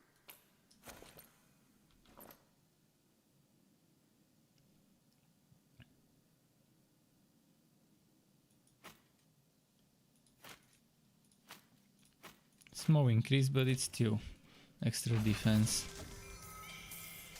Oh, nice Celestial Mask of a higher level. Doesn't give me physical defense, but all that electric will sure help.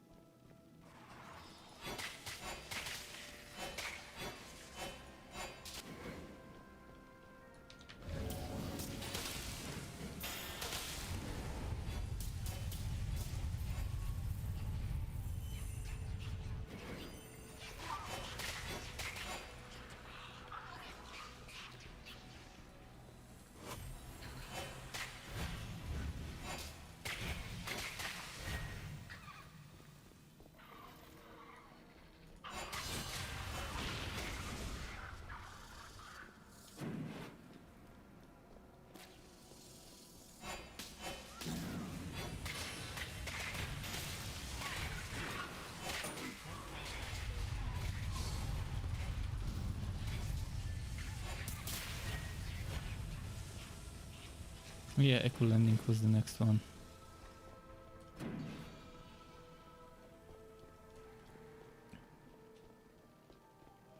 What's the time? 10:57, so how far can I get for another hour or so?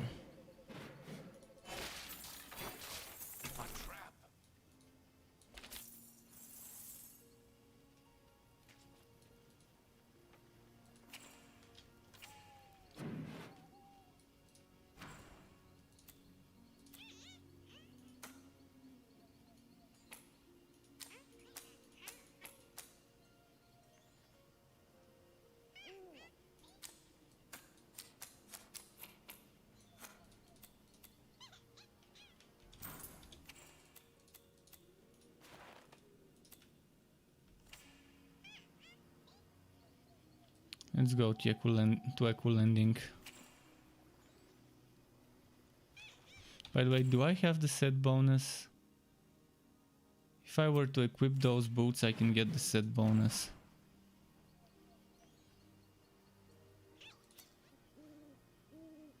And lose a lot of defense, but damn that set bonus. It's tempting.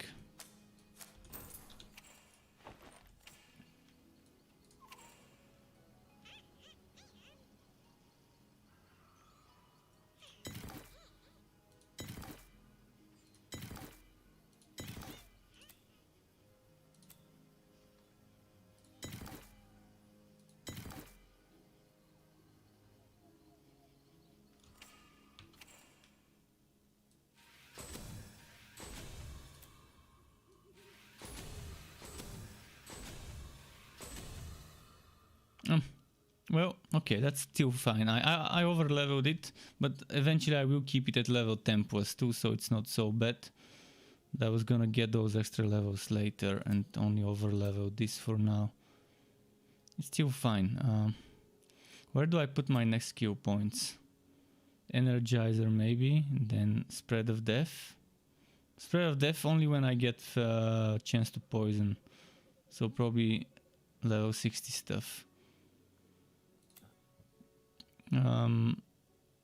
Yeah, I'm probably gonna get Unholy Bolt for damage. Dark Spears for cooldown would be nice, so probably that's gonna be the next one.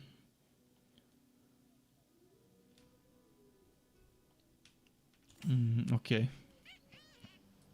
Let's go.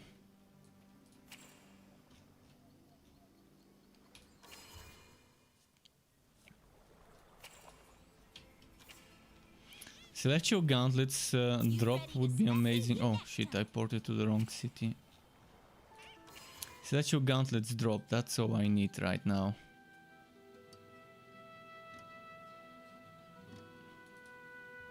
Excellent work. This codex rubbing should make the Machine translation works, quick. okay. These tomes describe a gateway hidden atop the mountain. It's called the Astral Door, and according to this, it leads directly to the heart of Novastrea, the Clockwork Core. It would be cataclysmic if the Netherim gained access to the core. Head to the Machine Works and take the service elevator to the summit. Make haste. Thanks for the gold. I make no promise. Good luck out there. Those Celestial Gauntlets, man, they just don't want to drop those. I said it, I'm probably not gonna get those Celestial Gauntlets until I'm done with the story.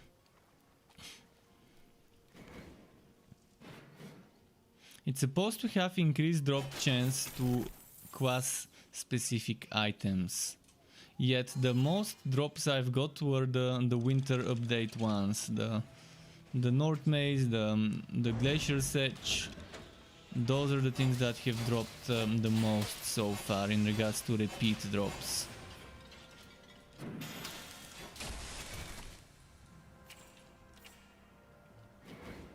But they say that the drop rates are tilted towards dropping class specific items more often than non-class specific items. So where are my Celestial Gauntlets then?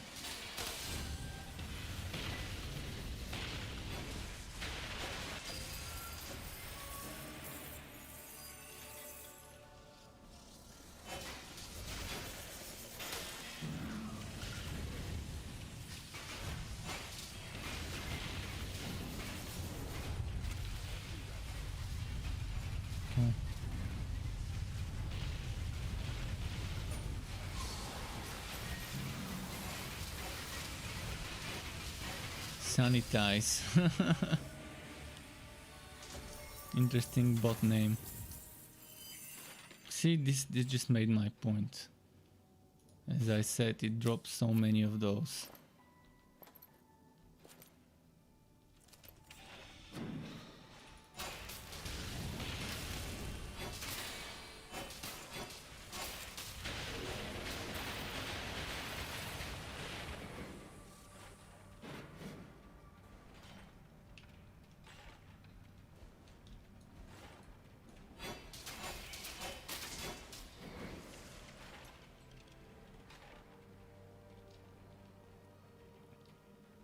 Assembly line. Oh, that was the one with the birdie boy. Or no, actually, Overcharger is the big boy.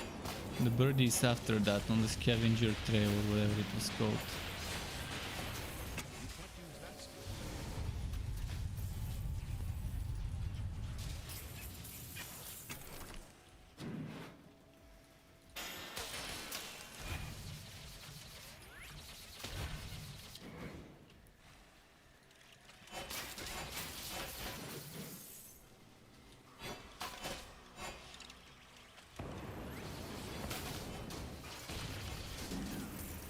Almost level 36. Let's fight a bit to get it. You have the level.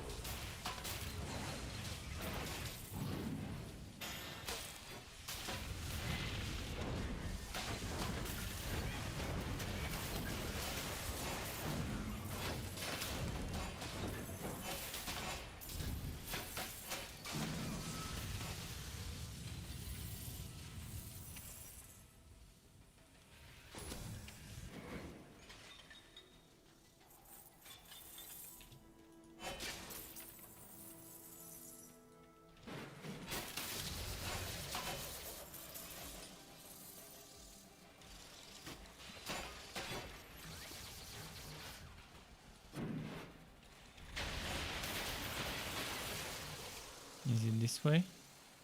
I hope it is.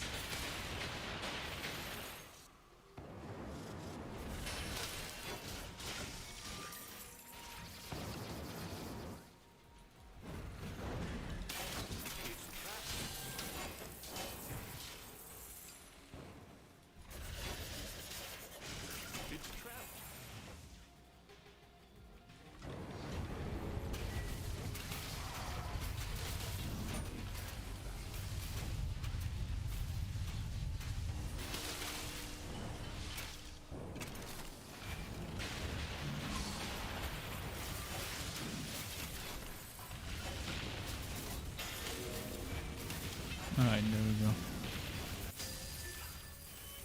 This one's done.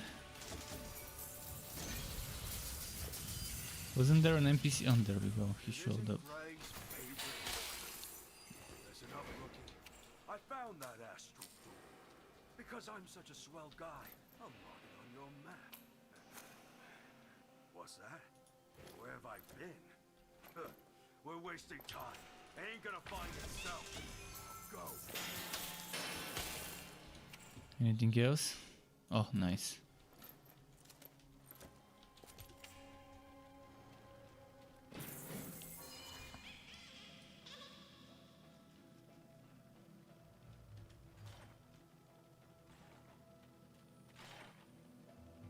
Looted warehouse. Let's assume it's this way. See if we're right. Yeah, it is.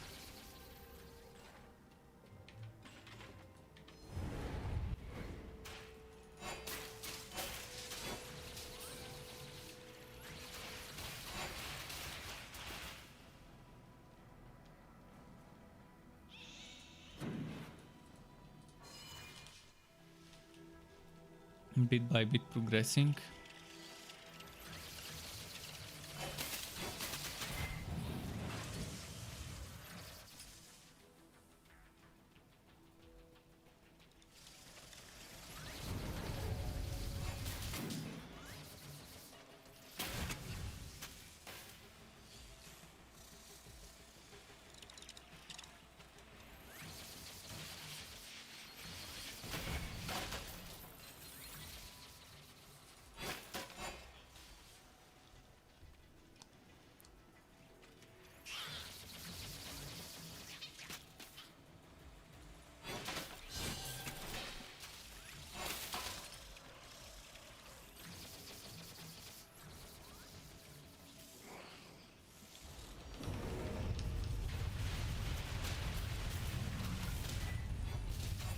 Kind of getting a little bit of extra XP here won't be bad.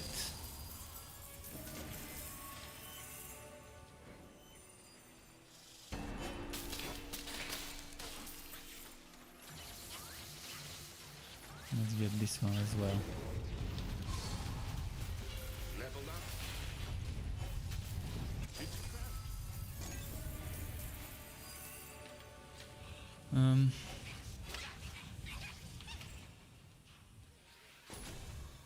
One more point into this one, and then I'm moving on to leveling Unholy Bolt, I guess. Would be the better choice.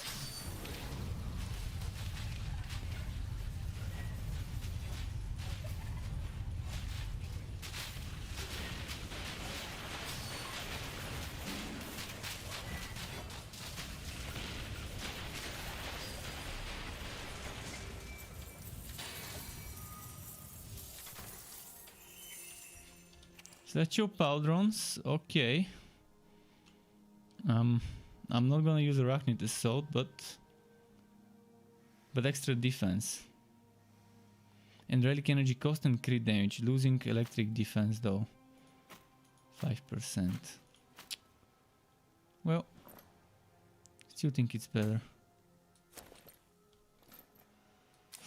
Ooh, now this beauty, look at this beauty.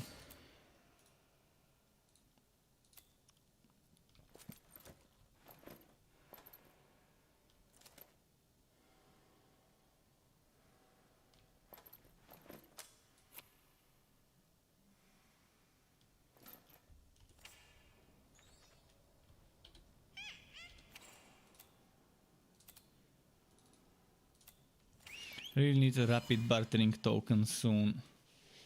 Sooner rather than later, if possible.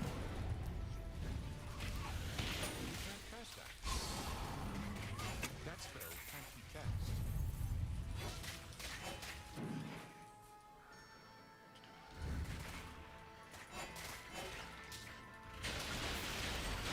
Can't do that.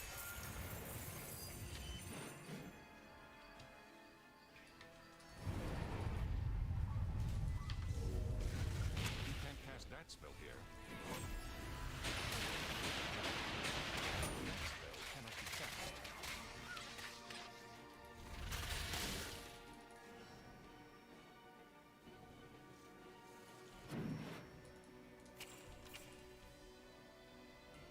Could it be this way? No. You can't cast that spell here. You can't cast that here. Oh, maybe here. You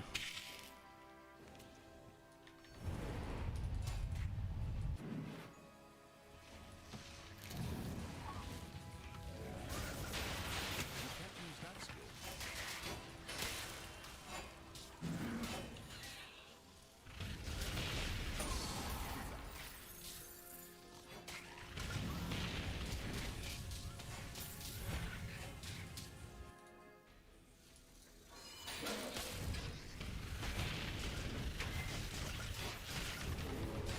can't cast that yet. That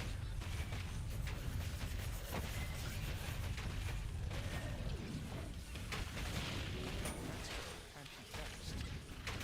I entered because I had Celestial as a harmonic form on, and I just wanted to take advantage of my harmonic form. Otherwise I would not have entered. And a bit of a burst damage on this guy helped at the start.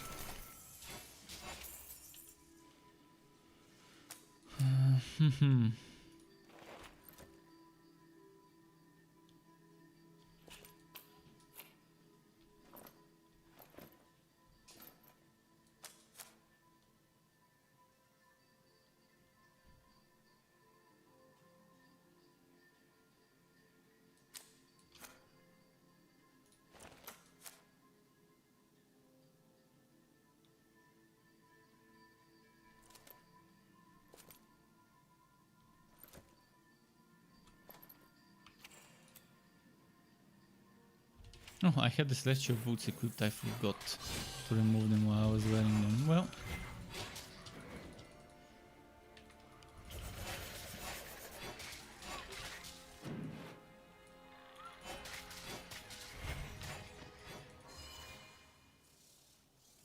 Oh, Squall Quo, how many times am I gonna die on this boss from one shots? From the You can't cast that. fire in the hole bows. Those bows.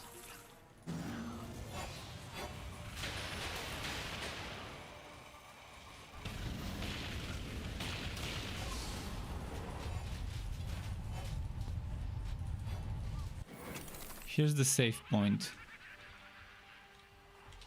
It can get you here. If you wanna cheese it, this is the safe spot.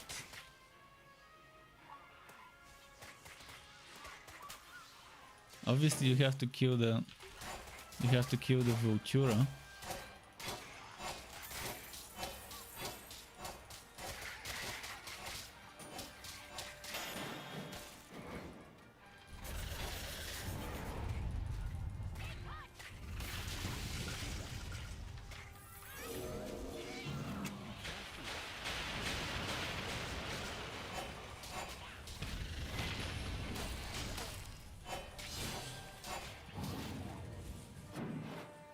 Alright, back to the safe spot.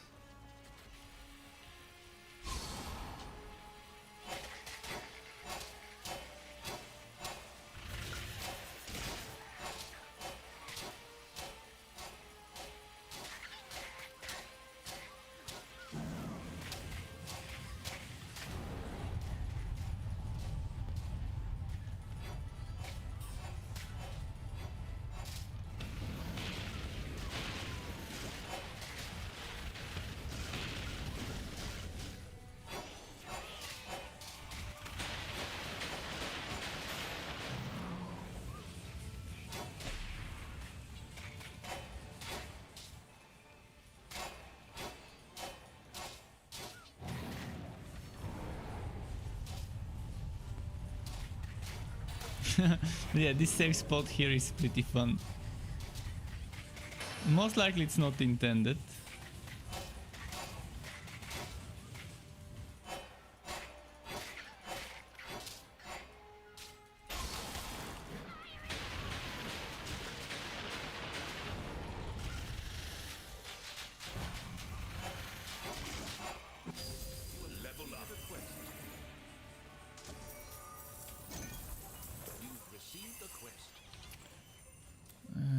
Now this one's the level I need it. Next one is Unholy Boat.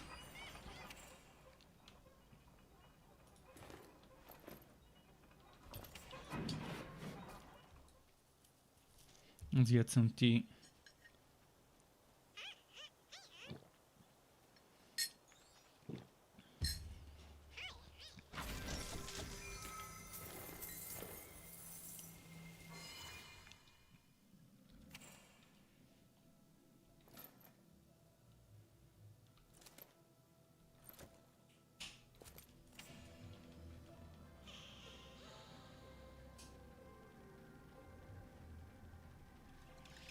Now it's Secret Trail.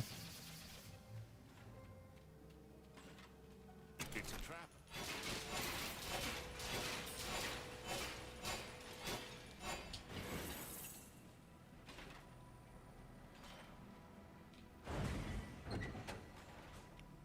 That seemed like a dead end to me.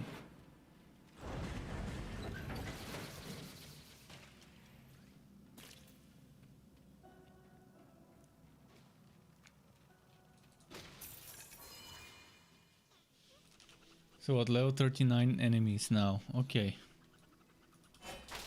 It's rigged. Just a little bit behind with the content. Since I'm here, might as well put stuff in the storage.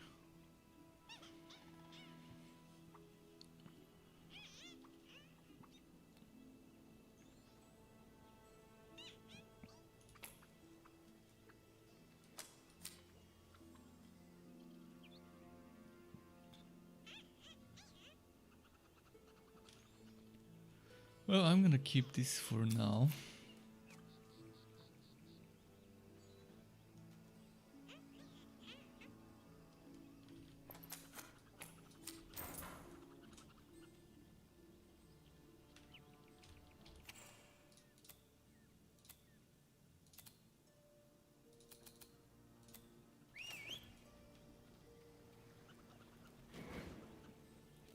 Oh, I needed to go to Echo Landing. Shit, I shouldn't have sent the pet. Could have just bought the stuff sold the stuff myself. Dear hero, What's the time? 11, 18 past 11. Oh, I still got time to keep pushing the missions. Dearest Hicks, and some townsfolk too. Maybe I can even reach Shriekbeak before it's time to stop the stream.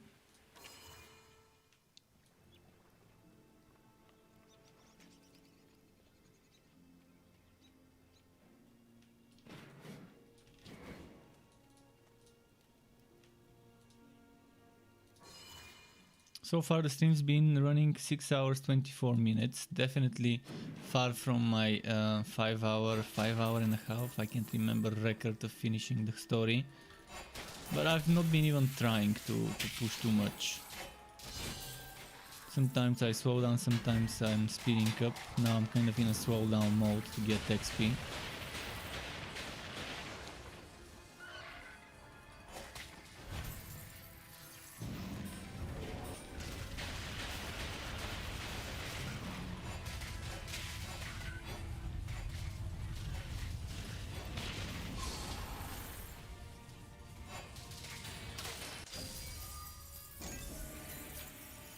Ah. That was a close one.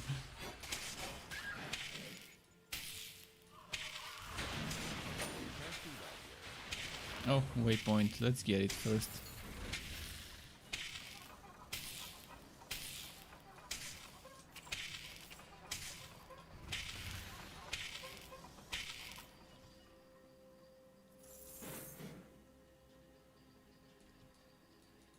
Your pet has arrived.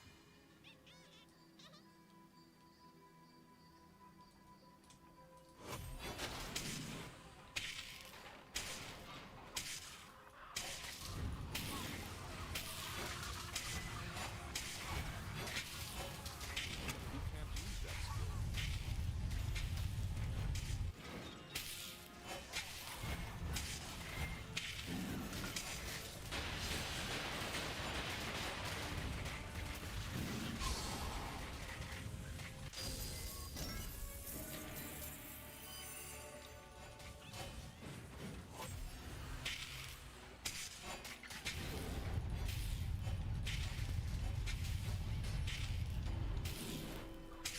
Let's keep going.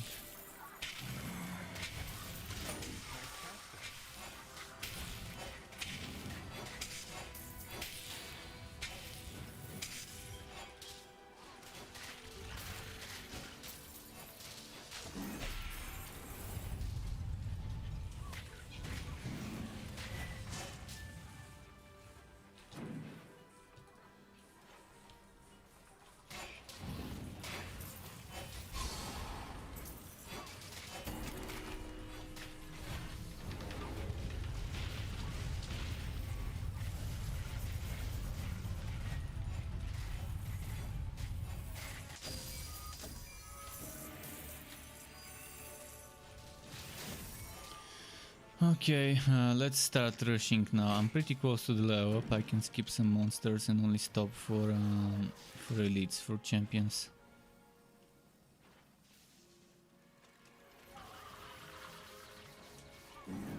The occasional throw of a spear or something like that.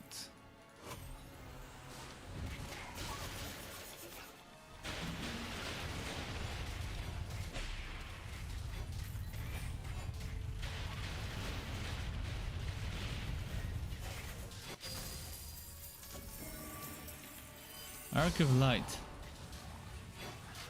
Another one for the Legendarium. This one's actually going on. You have gained a level.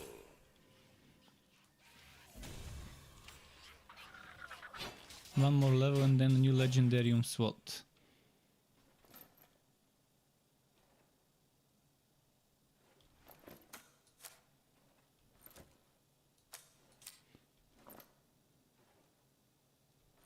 Wondering if I should make that Holy Fury Consecration Blood Drinker build soon. The one where you're stacking healing. Using the Consecration healing, using the Holy Fury with the healing item, and using Blood Drinker with Blood Seekers. The Furious Seeker.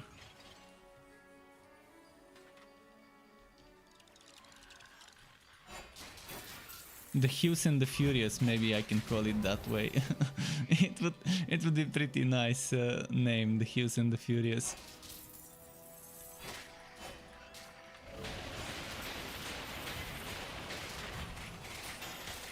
But I don't want to level 2 Dusk Mages back to back. It would be kind of boring leveling this Dusk Mage, making 1 or 2 builds on this one, then leveling another Dusk Mage with the Hemoturge. Not Hemoturge, with the Blood Drinker.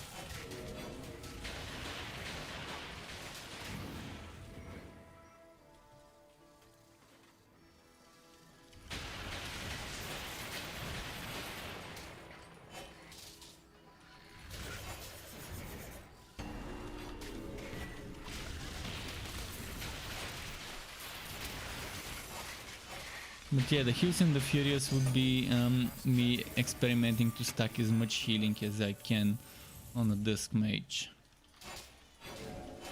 And to be just standing in one place in the Consecration field and spamming Holy Fury and Seekers.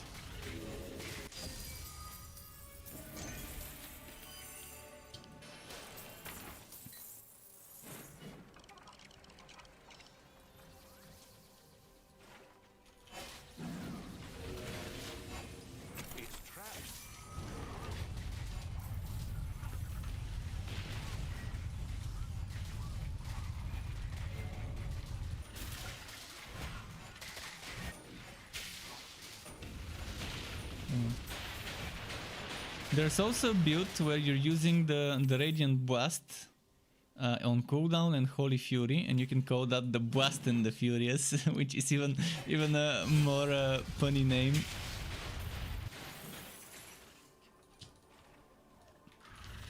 But I'm still gonna need some sort of a dark skill, obviously, there. At least Dark Spears.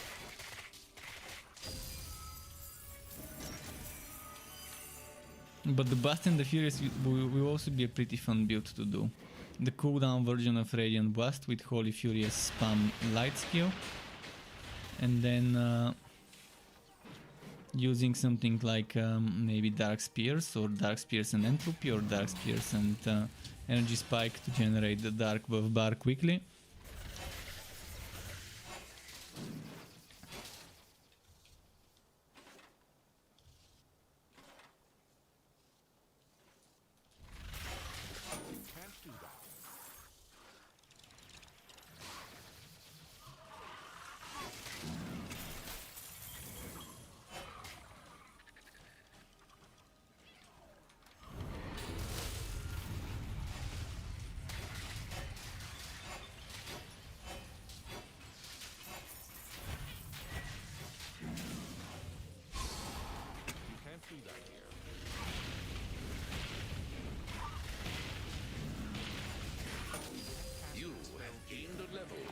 Alright, new legendarium.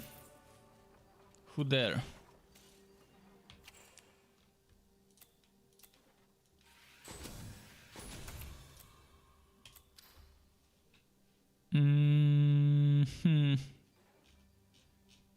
Kind of not sure what to get. Do I want something specific? You know what, let's get this for now.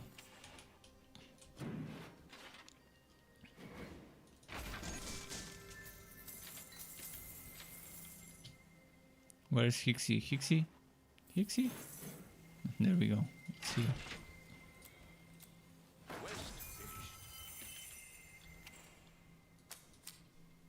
You have received a quest.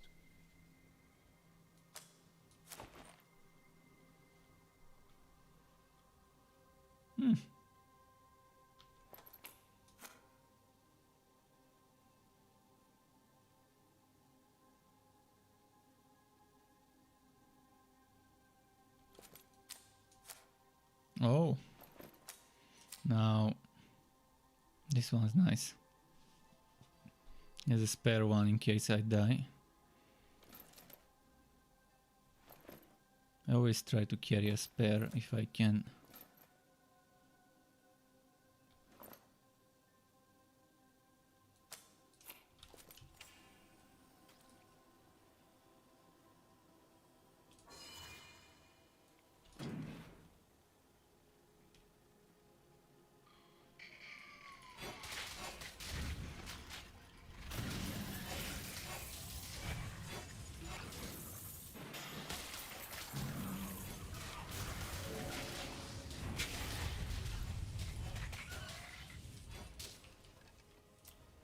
Let's go to the town.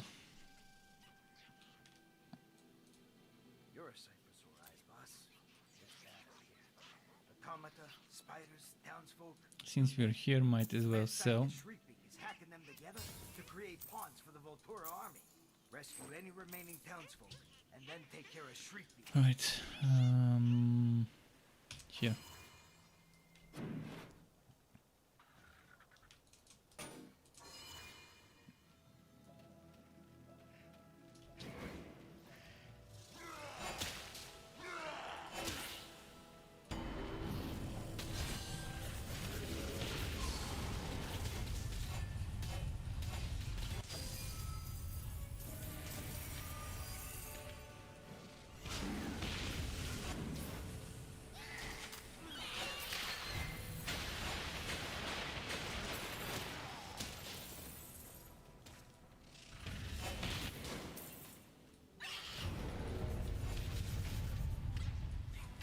One death saved. 2 deaths saved. And 3 deaths saved. Just to defeat Netherim and Ziggy the Defiler. He's not defiling those deaths this time. We saved them.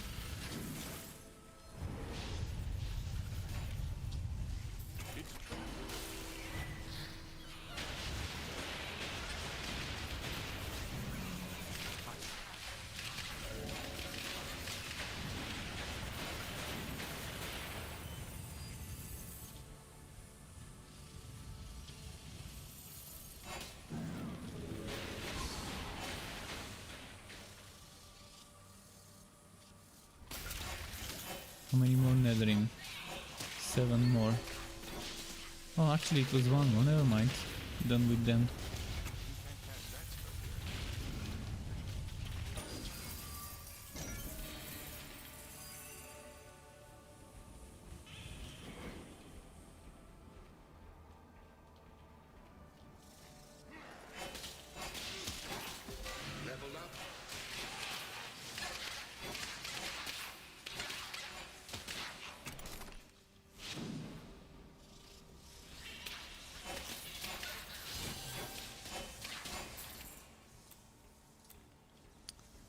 Boom, this one's done. What do I level up next? Energizer maybe? It would be good for me at this point. Or damage to relic skills. Maybe damage to relic skills before Energizer, we'll see.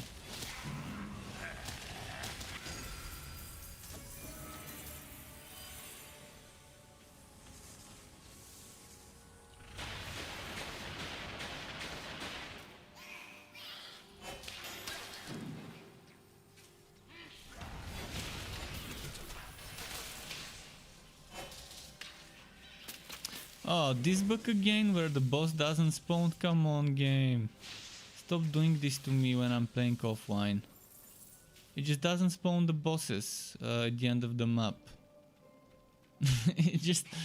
I don't know why it's this broken. Oh, never mind, it spawned it. I guess I teleported over the trigger. I must have teleported over the trigger and then when I walked back, it triggered it.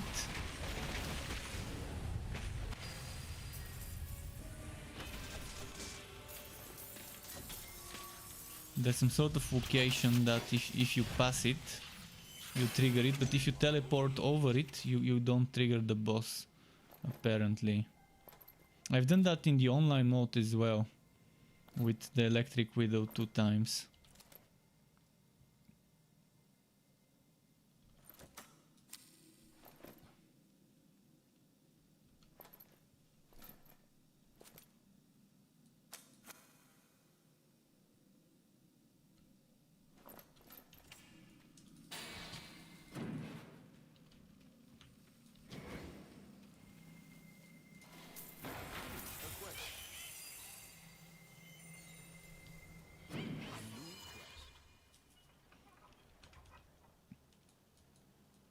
I love the quick voting times though, on single player. It's like playing a different game.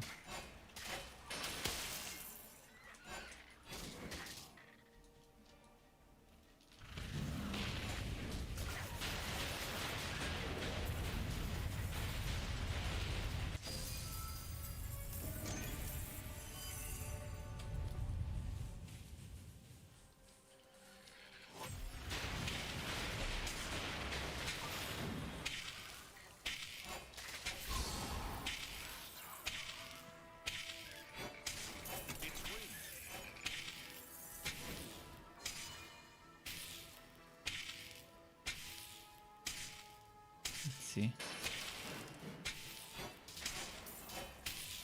What's the time? 11:35. Oh, we've got time for a few more quests. Nice.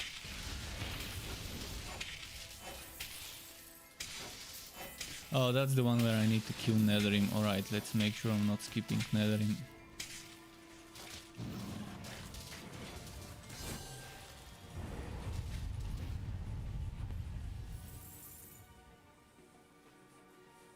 Doesn't seem like I skipped any there.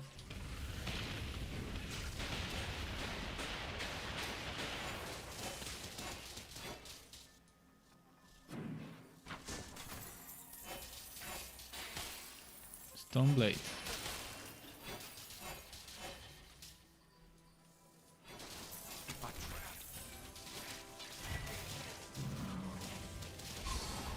You can't cast that. That spell can't be cast. This dwarven great blade, it just doesn't look like a storm blade to me. It used to be called a dwarven great blade, and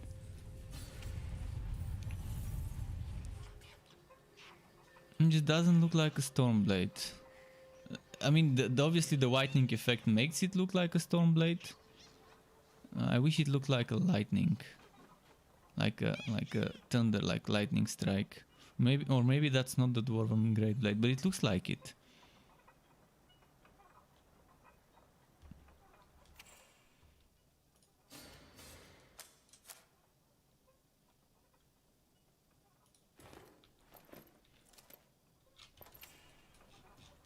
Remember, there used to be a Dwarven Great Blade that used to always give you attack speed and things like that, because back in the day when we had fixed rolls on some legendaries, it was pretty interesting then. You knew, okay, this legendary would always come with at least this suffix. It would be nice if some affixes become fixed, not just the legendary affixes, but only one per legendary. But then it's gonna ruin all that diversity, so I would rather not have it that way, but it would be interesting. I like how Diablo 4 is doing it. Any legendary affix can roll on any legendary item. I mean on any SWAT.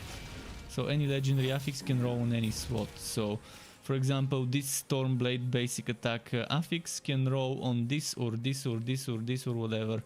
And that's pretty good way how Diablo 4 is doing variety, diversity and flexibility in regards to how you get your legendary affixes. Whoever came up with that idea in Blizzard deserves some medal. This just opens up Diablo 4 for so many builds, not having to stick to getting this one item on that specific SWAT. It's not like this affix is the best in SWAT. It's the best in whatever SWAT you get it. So you would want to get your combination of affixes regardless of which one goes in which SWAT. And that's a great thing in my opinion.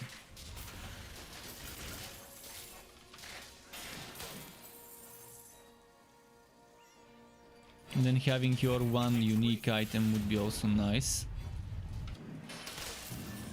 which is the ones with the fixed stats, but only having one equipped, that's also a good balance there.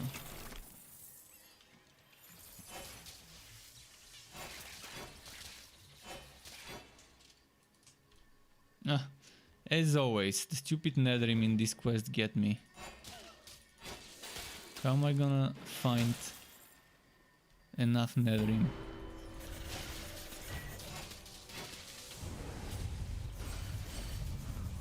Your pet is taking damage. There just always isn't, not always, but let's say 60% of the times I've done this quest there weren't enough Netherim.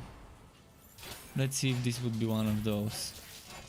They need to double the amount of Netherim on this map, so you don't have to go through every nook and cranny hoping to find some. I need 4 more Netherim spawns. So now my hope is that there will be some over there. This way.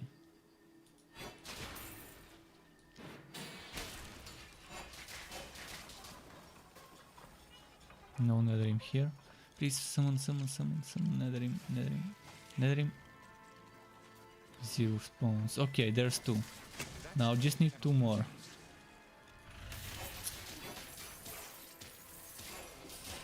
How am I gonna find 2 Netherim? Maybe over there? Last place where they can spawn is this place here. If I don't get 2 Netherim, then I'm gonna have to redo the map. You can't cast that here. Yeah? They didn't spawn.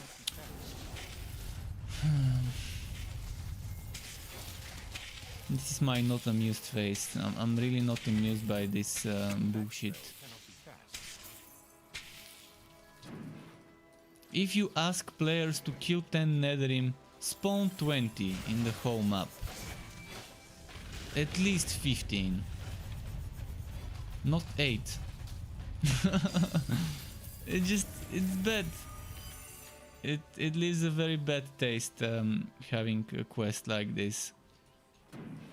And you can see I've been everywhere, and I'm pretty sure I didn't miss a Netherrim, but just in case, there have been cases where I would miss a Netherrim, and I've looked throughout the whole map and I've gone back and missed one or two and have been able to finish it, but this time I don't think I missed anything.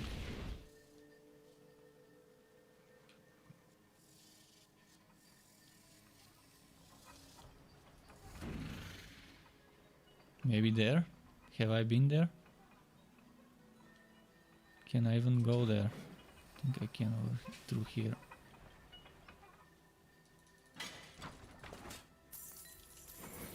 Well, that's it, no Netherrim.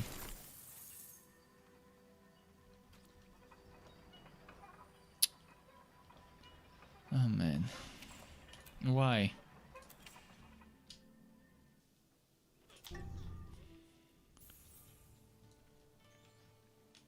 This broken stupid quest. I mean, it's common sense. If you ask people to kill X of certain enemy, make sure to spawn twice as many.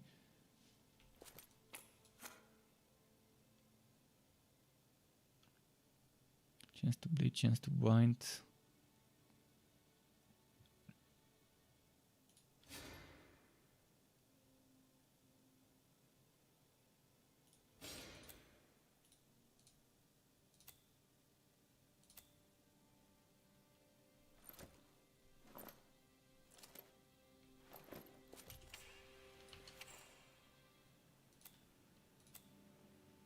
Oh, what did I say? Relic damage over here. That's what I'm gonna get now. You can't do that. I've got lots of buddies who'd like to meet you.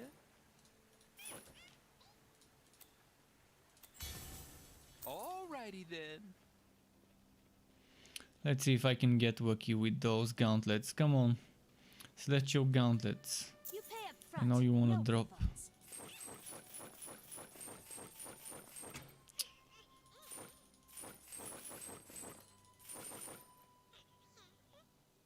Whenever I have a chance, when I collect a few K gold, I try to get gauntlets. They don't drop.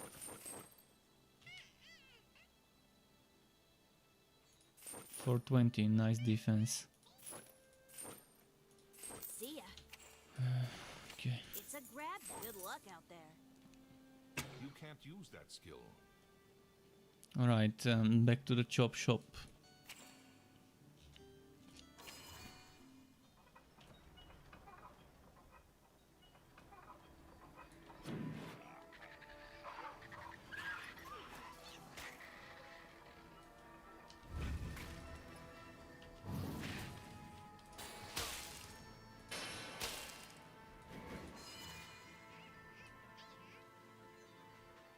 Now this time I'm probably gonna encounter elite Netherrim pack, because yeah, my work. See, now I encountered an elite Netherrim pack, an unplanned or extra Netherrim spawn. If only I got that the last map, because not only did it not spawn any elite Netherrim spawns, it didn't even spawn enough Netherrim regular spawns last time.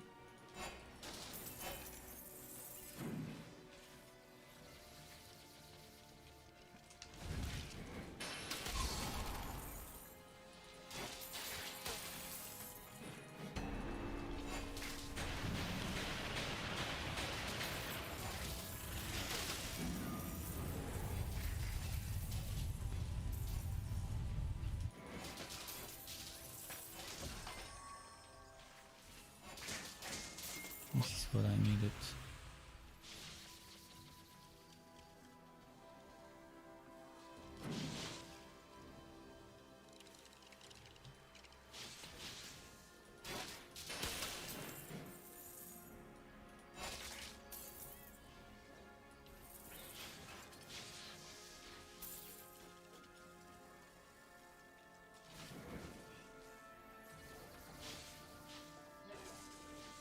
Where is it? Maybe this way?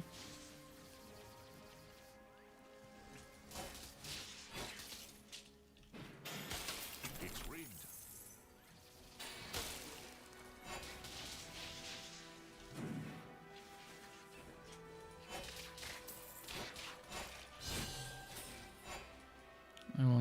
get my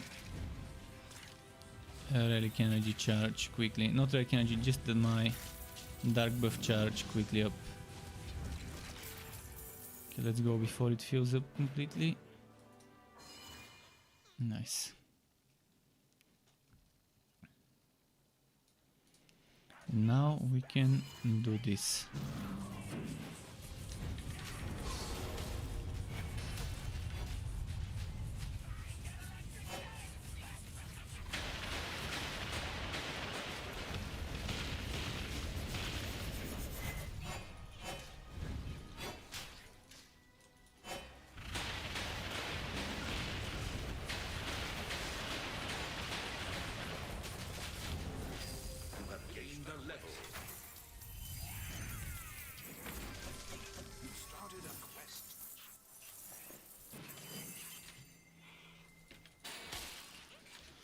Okay, Stoneblade.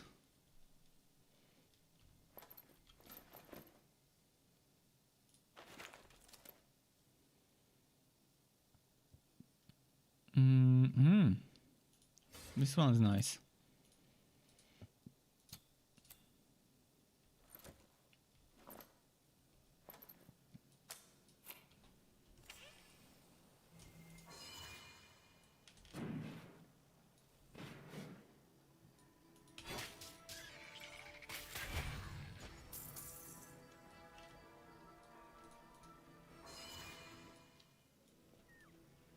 We are kind of close to the final 2 quests. Tomorrow I'm gonna have to complete the last few quests. This time I can probably do 1 or 2 more quests, and then maybe the big boss would be left to finish, or I can just finish the big boss after my dinner, we'll see. And tomorrow I can just do Fuzzier. But as I said, tomorrow I will be streaming until... I'll be streaming during the daytime until around 9 PM my time, which is 10 in the morning Pacific. 10 in the morning Pacific is when Magic Legends opens up the servers. And then I would stop the stream and go play some Magic Legends. Maybe with some of you. If some of you want to play together Magic Legends, we can add each other in Arc. If you got into the alpha, we can add each other in the Perfect World Arc launcher and you can't cast that here. And just chill through the story together. In the meantime, let's go.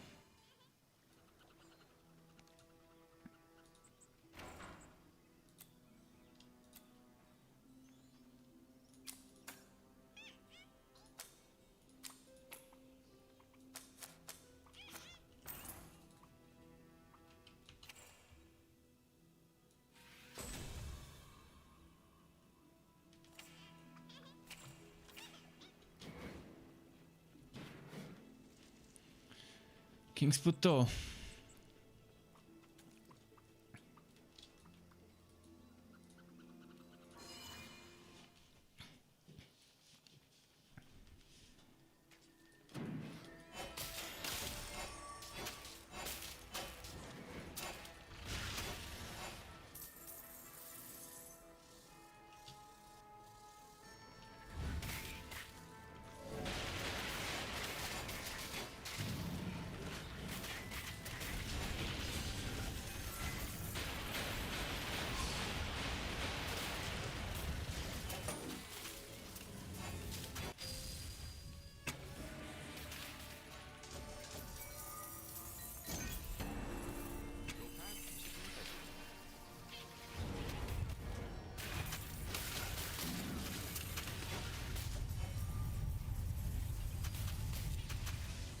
I love this camera. Oh man, if I had this camera all the time in the game, it would be amazing.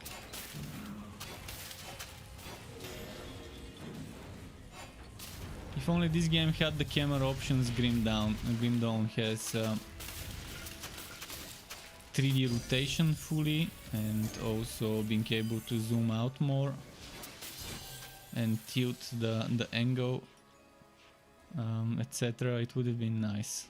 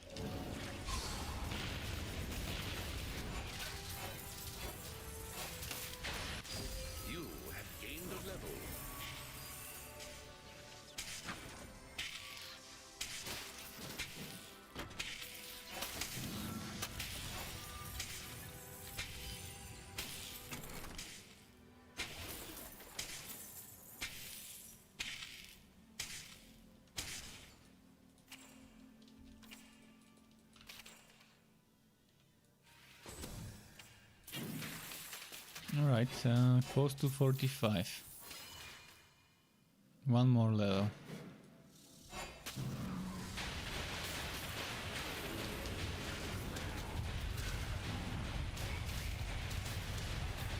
I think at 46 is when I can start getting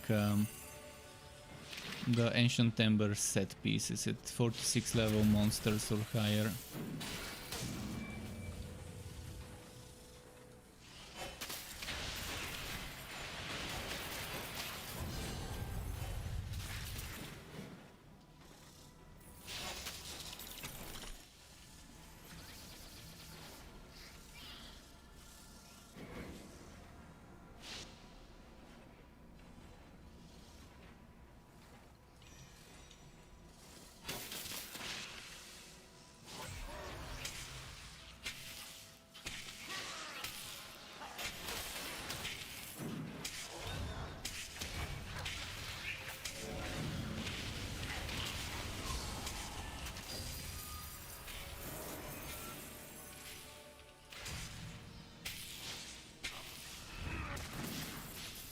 Oh, speed, that's what I needed.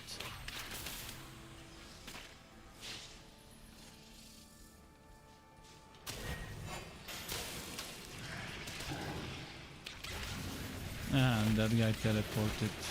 Wanted to kill them at the same time.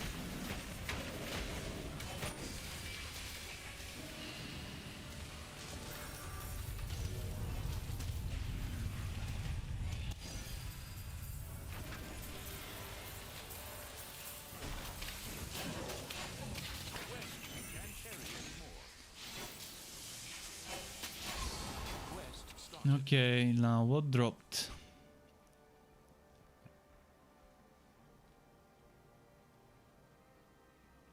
Relic energy cost. Yeah, I'm gonna sacrifice some little bit of damage for that relic cost.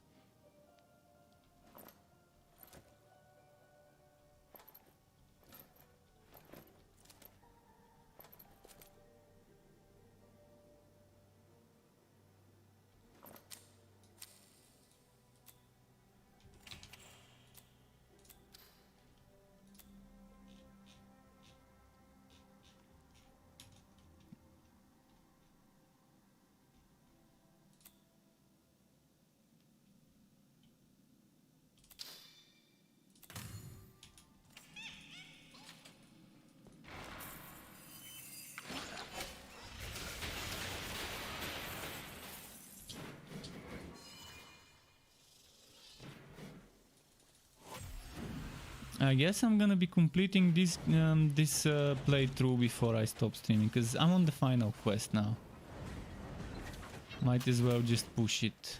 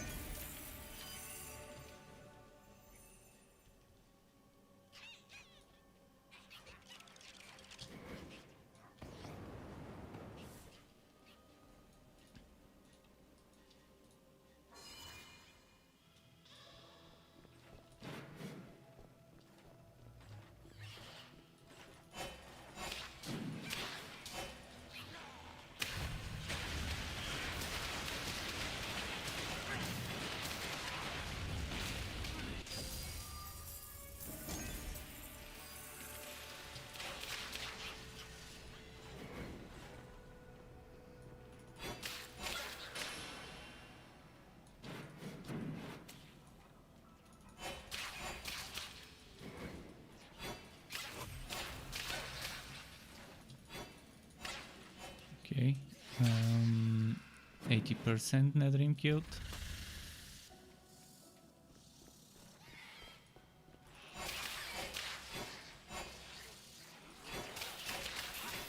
Level up.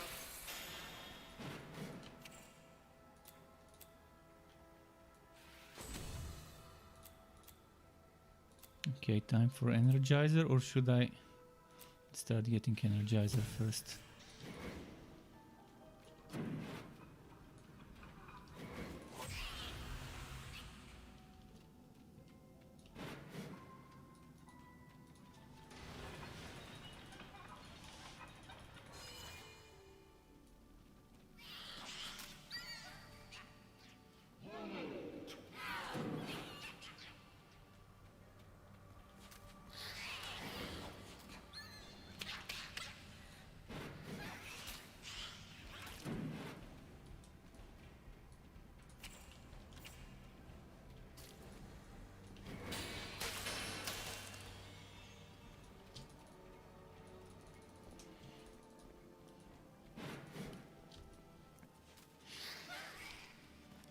Almost at the boss.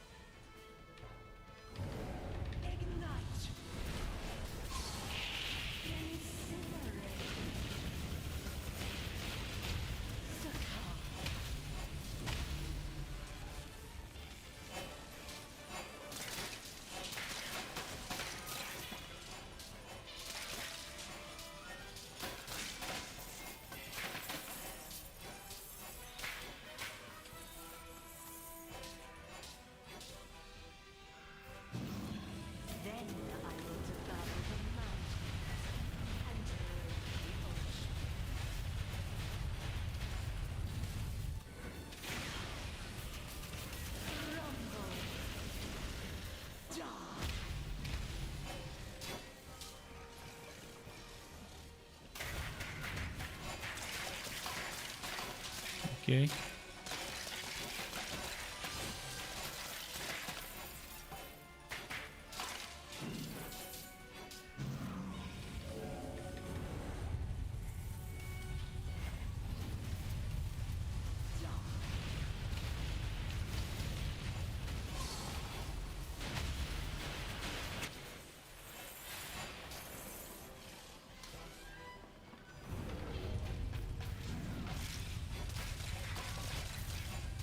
Okay, almost done with this one.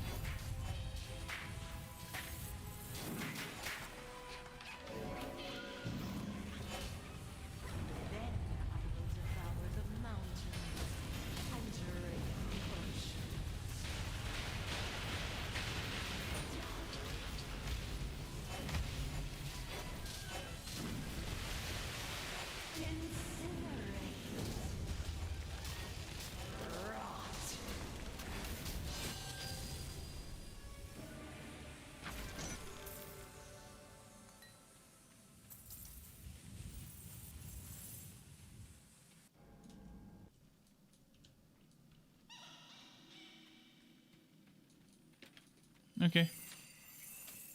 There's that.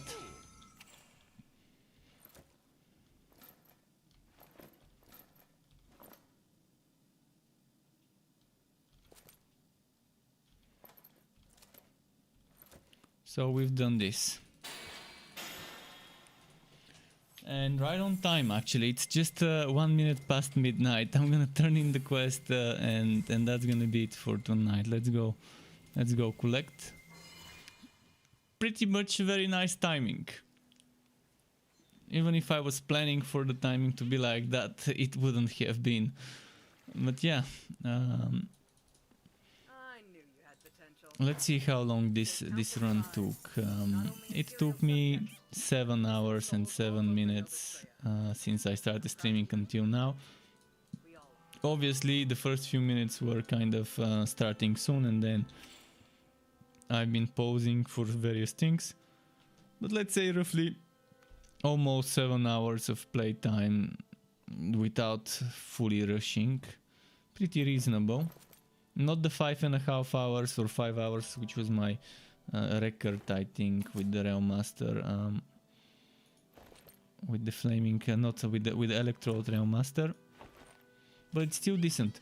So yeah, thanks Struck, thanks everyone for watching, for tuning in on YouTube and on Twitch. Keep it cool. Until next time from me, and goodbye.